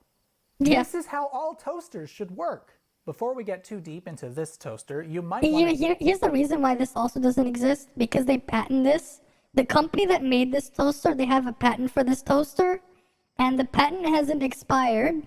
And also at the same time, they haven't made any more of these toasters because the toaster was so good, no one would buy a new toaster because this toaster was just amazing. Check out a video. And this thing was from this is from the 1960s. Asian house only have a rice cooker. And we have a rice cooker too. I quite recently made about the electromagnet in your toaster. Yeah. There is a beautiful elegance to the way modern toasters operate, and it was in making that video that I was reminded of these 20th century marvels. You'll of course find a link to that video in the description, or you can click the card up above. Yeah. Let's start with aesthetics. If you don't find this toaster to be downright beautiful, then frankly you don't deserve its operational perfection. Okay. The polished chrome It's is just such a a beautiful toaster. finish, and it's been crafted into a timeless shape. Mm-hmm. The right-hand toast slot is marked 1 slice, as this slot contains both the actuator lever to start the toast cycle, Yeah. as well as the thermostat. Bakelite handles on either side enable you to move the toaster when it's hot, and the darkness control They is hidden kept renewing it. Yeah, they did. They did. under the right-hand handle. On the bottom, you'll They find did. the crumb tray, as well as the various But they did so in a way where it was kind of malicious too, because they renewed it and they haven't made any more of these toasters. patents Sunbeam was most proud to be the holder of. Other than that, it's just a pretty toaster. Really, the only radically different thing about this is its lack of a lever. But Yeah, of you don't course, need one. That's what's so neat. So let's take a closer look at the toasting action. Looking down into the slots reveals the fact that the right-hand side contains a lever that the bread falls on. This actuates the switch, which starts the toast cycle. Once it's started, the bread immediately descends into the toaster, and the heating elements begin to glow. Yep. Notice how the heating elements are different in the center versus the sides. Both heating element styles are necessary for this toaster to function as intended, but we'll get back to that. Once the toast cycle is complete, you hear a click, the heating elements switch off, and the bread is slowly lifted back up. Yeah, it This just slowly toaster is comes up. clever in more ways than one. Not only is it automatic beyond belief, it's Yeah, automatic beyond belief. also using a very crafty thermostat design. Yeah. Modern toasters operate based on a timer, either using a logic chip Yeah, that's the thing, right? Modern toasters, it's always based on a timer. This thing was based off the temperature of the surface of your toast. It would automatically detect the surface temperature on your toast and be like, oh, your toast is done, here you go. And it did it automatically. You don't have to fiddle with the things. I've had issues where sometimes oh, I have a thicker slice of bread I put in the toaster, and oh, I need to put more time, so you put in a bigger time in the toaster. But then you have a thinner slice of bread you put in the toaster, right? Maybe you went from a bagel to a slice of bread. You don't need to toast it as long, and then you end up forgetting to change the timer back. You get your toast, the bread is burnt. Right? You ever had that problem? Yeah, thermostat, yeah. And this was from the 1960s, mind you. This is from the 1960s. Right, this video was in April 19, 2019. He made a follow-up video the year after. Right, we're talking how much of a time gap this is. We're talking 70 years, almost, you know. Not 70 years, but we're talking 60 years here. But I'm pretty sure he was talking about another toaster that was even 70, was 70 years old in his follow-up with his thumbnail. Right, he had a thumbnail with 70 years old, but the model he was showing was from the 60s. So it's 60 years old, this toaster, By the time this video is over, right? these correspond to a certain brownness He's thereof. just going over the patent that they had on the toaster Toast mechanism. cycle. Okay, so we know why the side elements are made from 2 coils, so the thermostat's eye can sit between them. Yeah? But why then isn't the center element the same? Why is it made of this thin wire? Well, that wire, believe it or not, is what lowers the bread into the toaster. Yeah. The entire mechanism is based around the thermal expansion properties of the nichrome wire heating element. To better understand this, we need to take this apart. And through the magic of buying 2 of them, I have an already taken apart one right here. With the rather ugly innards exposed, one of the first things you'll notice is this wild series of levers and linkages. These 2 arms form a third-class lever. Yeah. And Have you ever had your toaster's levers lock broken? I haven't had. Actually, no, I think we did. And then we got a new toaster. We just threw it out and got a new one. I think that was like a toaster before the current one we have. We had it break. We just bought a new toaster instead. Connect Like, to the can you bread mixers imagine? through a linkage on This the is from the right-hand side. 60s, The right? fulcrum of the lever is at the 60 extreme years left. ago. When They had better the fork toasters. hard to 60 see and years ago. force causes power flowing. You know, your grandparents might have had a better toaster than you would have today. Yeah, pure engineering, yeah. Like, 60 years ago, your grandparents could have literally used a better toaster than the toaster that you would find in the store today. Yeah, the auto design, yeah. Though, and we Like, there's no need for a lever, right? You just use, like, it makes sense. Oh, how do you know when your food is done? How about you check the temperature, right? You see that all the time with cooking things. Oh, you want to put your turkey in the oven or whatever for Thanksgiving dinner? Okay, how do you know when it's done? You check it with a thermometer, right? You put a thermometer, you stab it into your food. Oh, it's done? Oh, it's not done. I'll put it in for longer. Right? This one, they put the thermostat inside the toaster. They have it looking at the surface of the toast. How do you know if the toast is done? Oh, I don't know. Maybe look at the thing. Measure the temperature there. Oh, it's done? Okay, here you go. It's ready for you. Meanwhile, the toasters now, it's like, yeah, there's like a smart toaster. I'm pretty sure there was like a Linus video on it. You might be able to find it. Right? And this was from the 60s, right? He had one on the toaster, I'm pretty sure I saw one. Or was it Channel Super Fun? It might have been Channel Super Fun. I think it was Channel Super Fun for the toast one. It might have been. Channel Super Fun, or was it Tech Linked? Last time we tried. Or Short Circuit?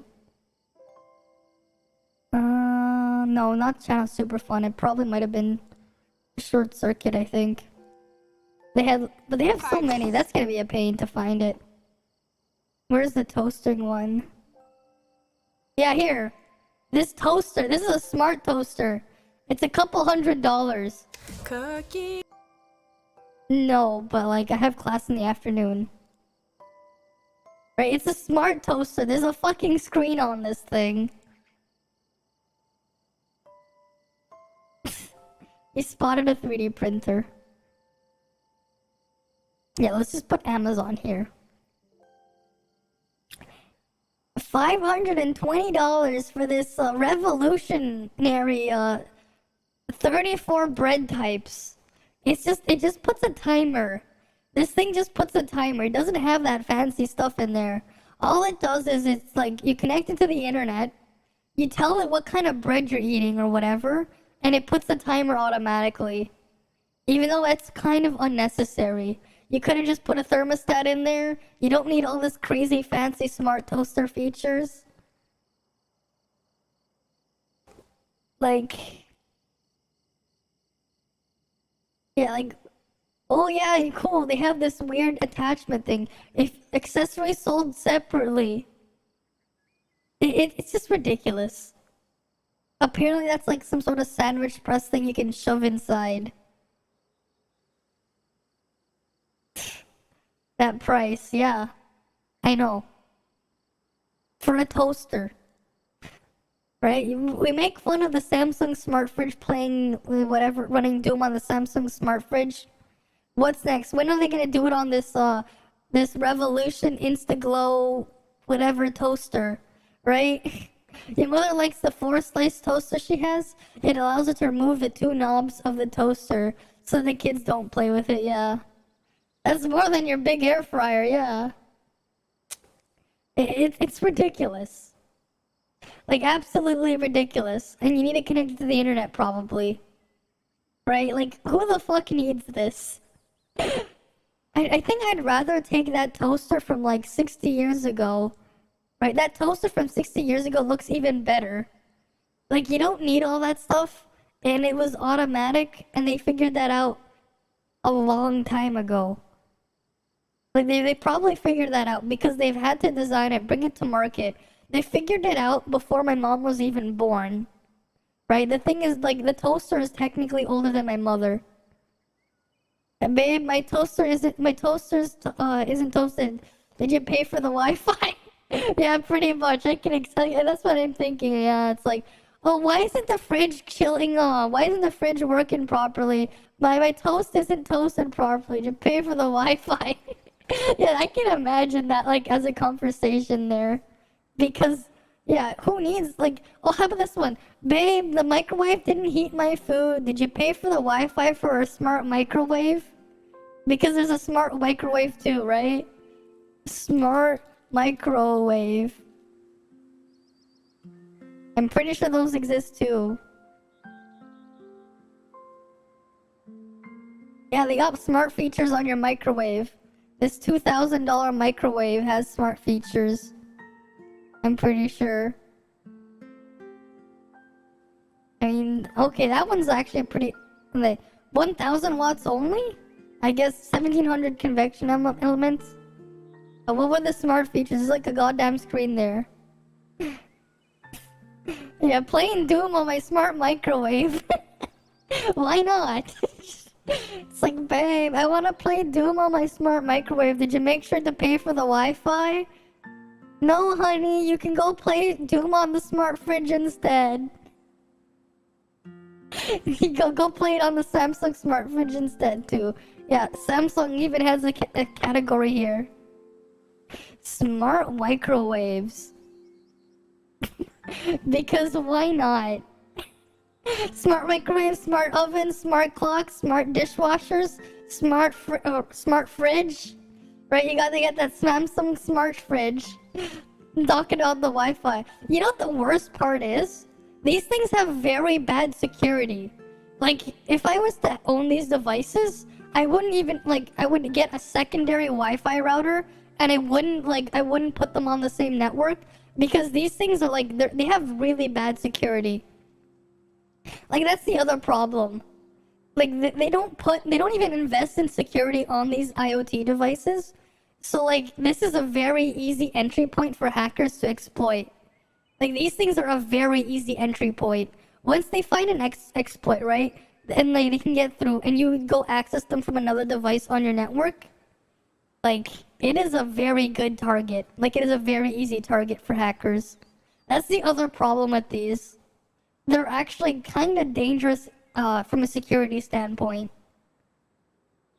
As smart as they are, they're actually really stupid from security standpoint. They also don't make sense to buy. But it's a thing, and the fact that they're selling a lot of them, you know, the fact that they keep making them, it obviously means that people are buying them. But yeah, the tech is amazing, but sometimes you wonder if it's even good, yeah. Yeah, because a lot of them are trash. Exactly. But people buy it. That's the thing, people are buying it. And of course, as people buy it, you know, they're gonna sell more. They're gonna make more.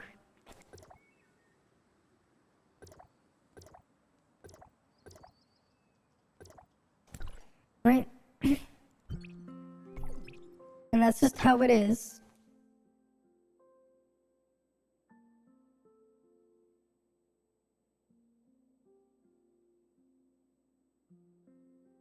Alrighty.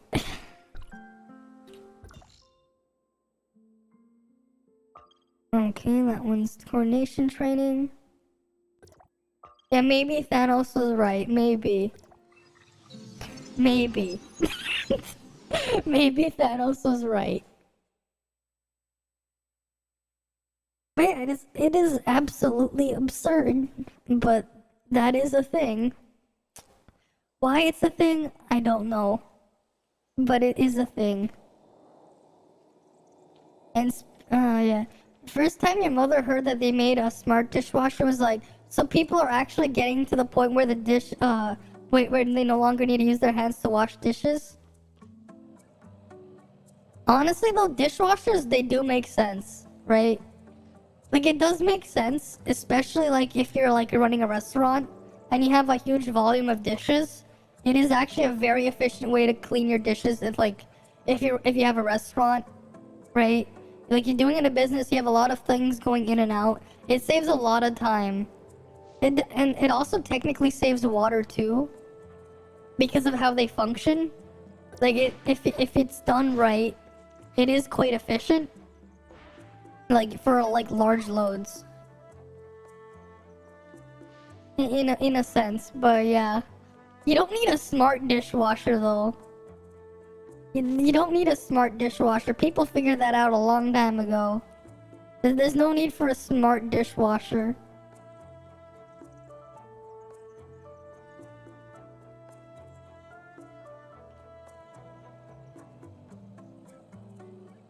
But that's the world for ya. Don't worry, you can get your smart thermostat to and you can get your smart everything to spy on you as well. You know, you gotta have everything. Get your smart laundry like washing machine. Get your smart dryer as well.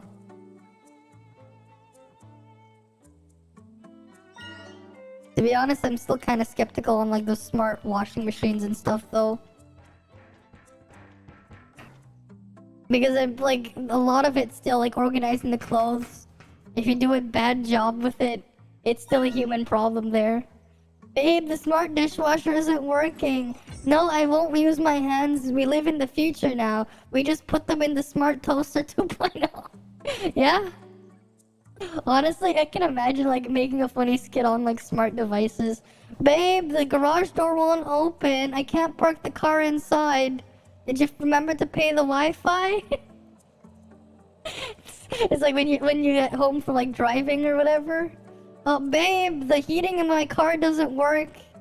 Did you remember to pay Elon Musk's bullshit subscription service? Even though you bought the heating, you bought the car, bought the hardware? Did you remember to pay for that? Yeah, cause that's the thing. You know, you want like that's kind of important. Like if you live where I live, especially when like for a decent chunk of the year, it gets really cold. And maybe you would like heating in your car if you were to, you know, be in your car. So you don't freeze. But like Elon's like, no, you gotta go pay a subscription service. You wanna use that heated seats? No, you gotta pay up. Pay a subscription service. We don't care that you bought the hardware in your car. Like at that point, do you even own your car? Yeah, the joke is when someone common and yeah. When someone common and basic becomes something common, yeah. Like it is just stupid. It is stupid. And then like a lot of those smart appliances as well, they're gonna want you to pay their own subscription service for something else. It's just ridiculous. And of course, at the same time, you're also selling your data to them too. So they're also spying on you and collecting data on you at the same time. And then they asked me for that. She also asked, if I have to put in my credentials to run a dishwasher, then I don't need to be running the dishwasher at all, yeah? Yeah. You shouldn't need to. For a dishwasher, that's stupid. But they probably figured out a way to do that. Like, there's no way they wouldn't. No way they wouldn't. And then there's also just the fact that they're actually really big security risks on your network. They're like actually just terrible, like in terms of security.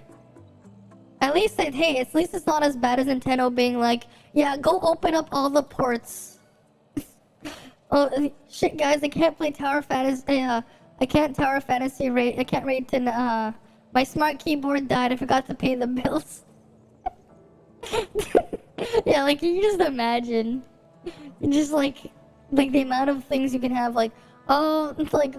Sorry guys, we can't have, you guys want sugar or cream or whatever for your coffee? Not sugar or cream. You guys want milk in your coffee or sugar or cream or whatever? Sorry guys, I can't give you cream or milk because, I forgot to pay the bill and, the fridge decided to not work.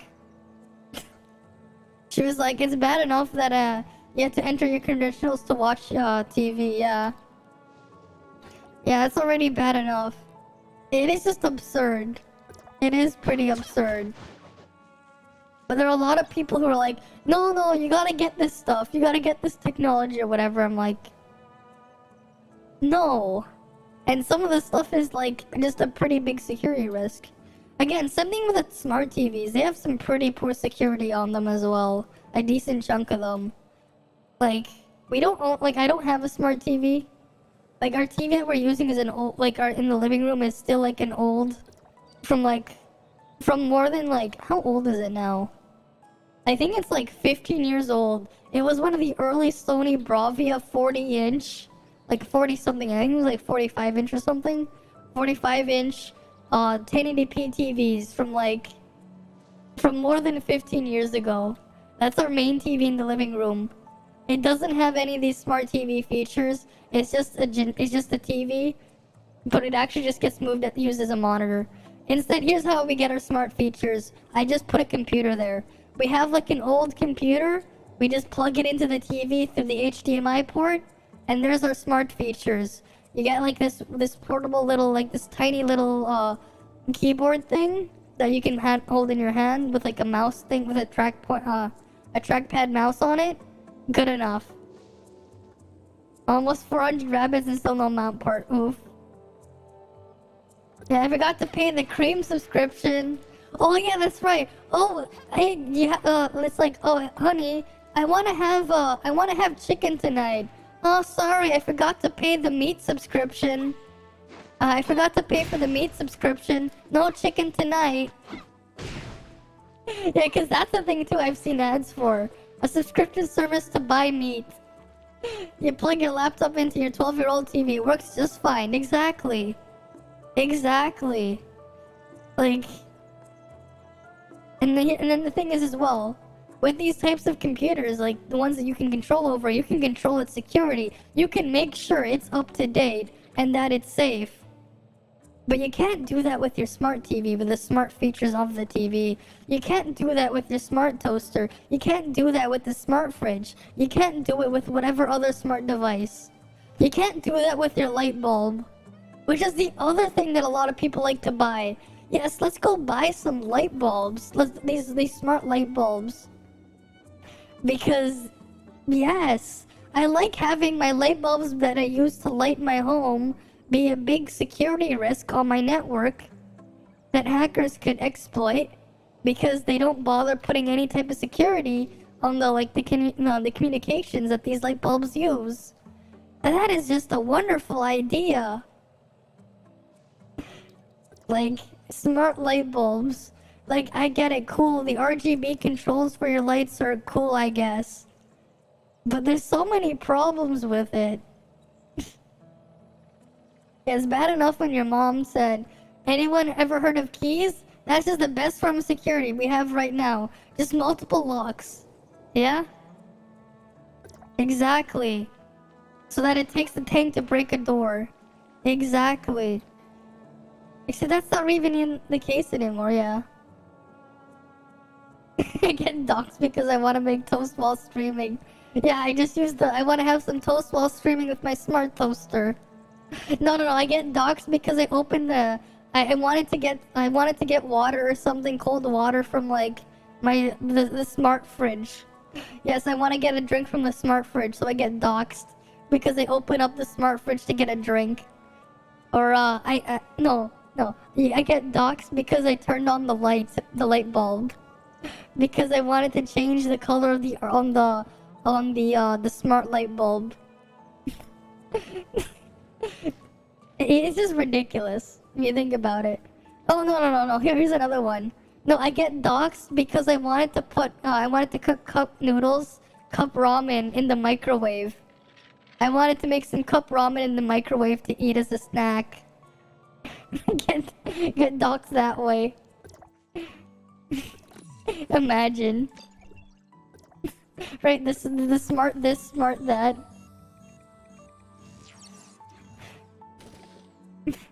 Don't worry about safety. Look at how cool the tech is. We are in 2022. Be happy we live in this time. Now buy it. Pretty much.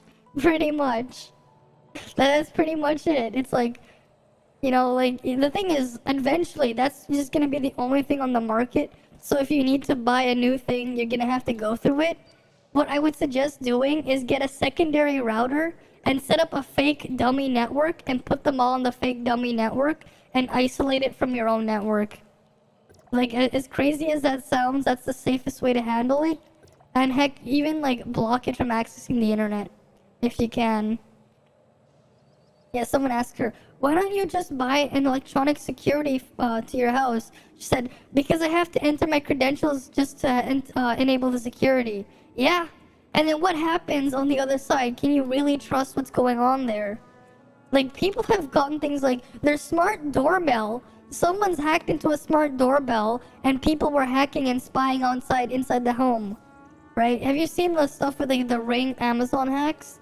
Like the Amazon Ring hack, and people were spying on this stuff there? Yeah, I don't trust that stuff either. Like, have you ever seen articles on that? Because like, there was a couple of those like I think like a year ago and stuff, and even before that. You gotta get all these smart devices. It's because it's the future. Get all the smart devices. Yeah, no, the smart devices are kind of scary. No thanks. Right? No thanks. Why the hell did my OBS glitch? I hope I'm still alive. You get worried about smart houses. No idea everything in the house can get hacked. Your life could be in someone else's hands, but you love the tech. Yeah, that's something you have to keep in mind. It is quite scary if you don't think about it too carefully. And because of that, it's like, is it worth it? I don't think so. I don't think it's worth it. You're giving up so much. You're giving up so much. It's not worth it. People didn't need smart houses for thousands of years. You don't need one either. She was also like, we made a mistake in going into the computer age. If war breaks out here, no one would care. Everyone would just be tied to their smartphones and their Xbox to care. Yeah? Yeah. Kinda true. But yeah, you don't need these smart homes, you know? We didn't need them for thousands of years. We didn't need them then. We don't need them now. We don't need them now. And to me, like, stuff like a TV isn't even a TV. It's just a giant monitor. It's just a giant monitor. We plug the computer into it. We can do whatever we want with it. But yeah, it is just crazy. Very crazy. That's also why I don't really like to use my phone too much, outside more than necessary. Because it's already a tracking device that's always on you. Some people will tell you that this is the new age. We're advancing you just have an outdated lifestyle, and it's like, how I just want to be safe. Exactly.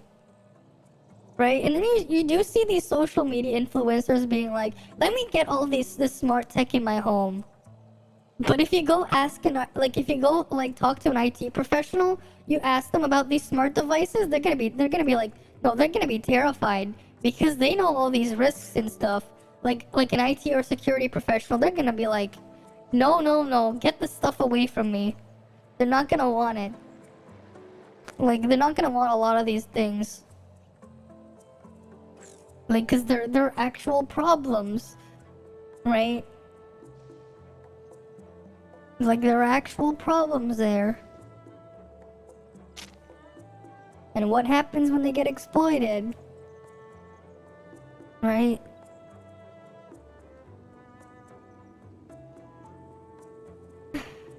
But that's the world we live in now.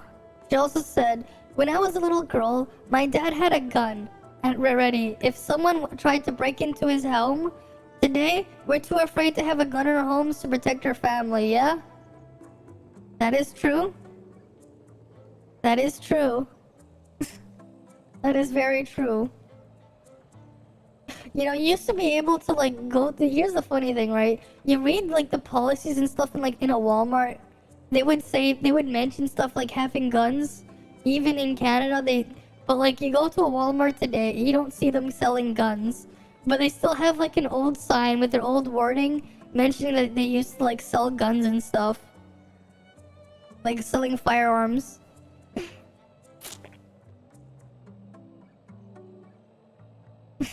It is funny and crazy.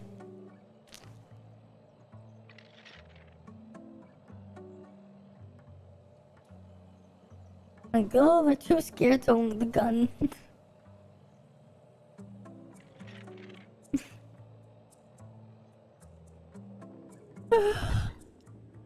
You know what? This is just where I can end the stream for the night, though. It was a pretty interesting conversation we had on these smart devices, right, you guys? You've seen the light with that toaster, though. That 60, 70-year-old toaster. More advanced than the toaster you'd find today. It didn't even have all those smart features. Yeah, look at Tower Fantasy. They found a way to harness a new element. They created a tower that can harness it, and humanity was advanced. The humans thought it can go further, and it ended up bad. Exactly. Prime and Target, exactly. Yeah, your Walmart still sells guns, but they are behind security glass. Okay. If the glass blinks, the entire security goes off. Yeah. But yeah. Alright then. Well, I'll see you guys again next time, though. I'm gonna go get some sleep so I can be ready for my class in the afternoon. You kinda would build a Tower Fantasy IRL, though. Alright. Needs a purge. Right. Well, I'll see you guys next time. Good night or whatever. Good morning or whatever. It is 6 a.m. here now.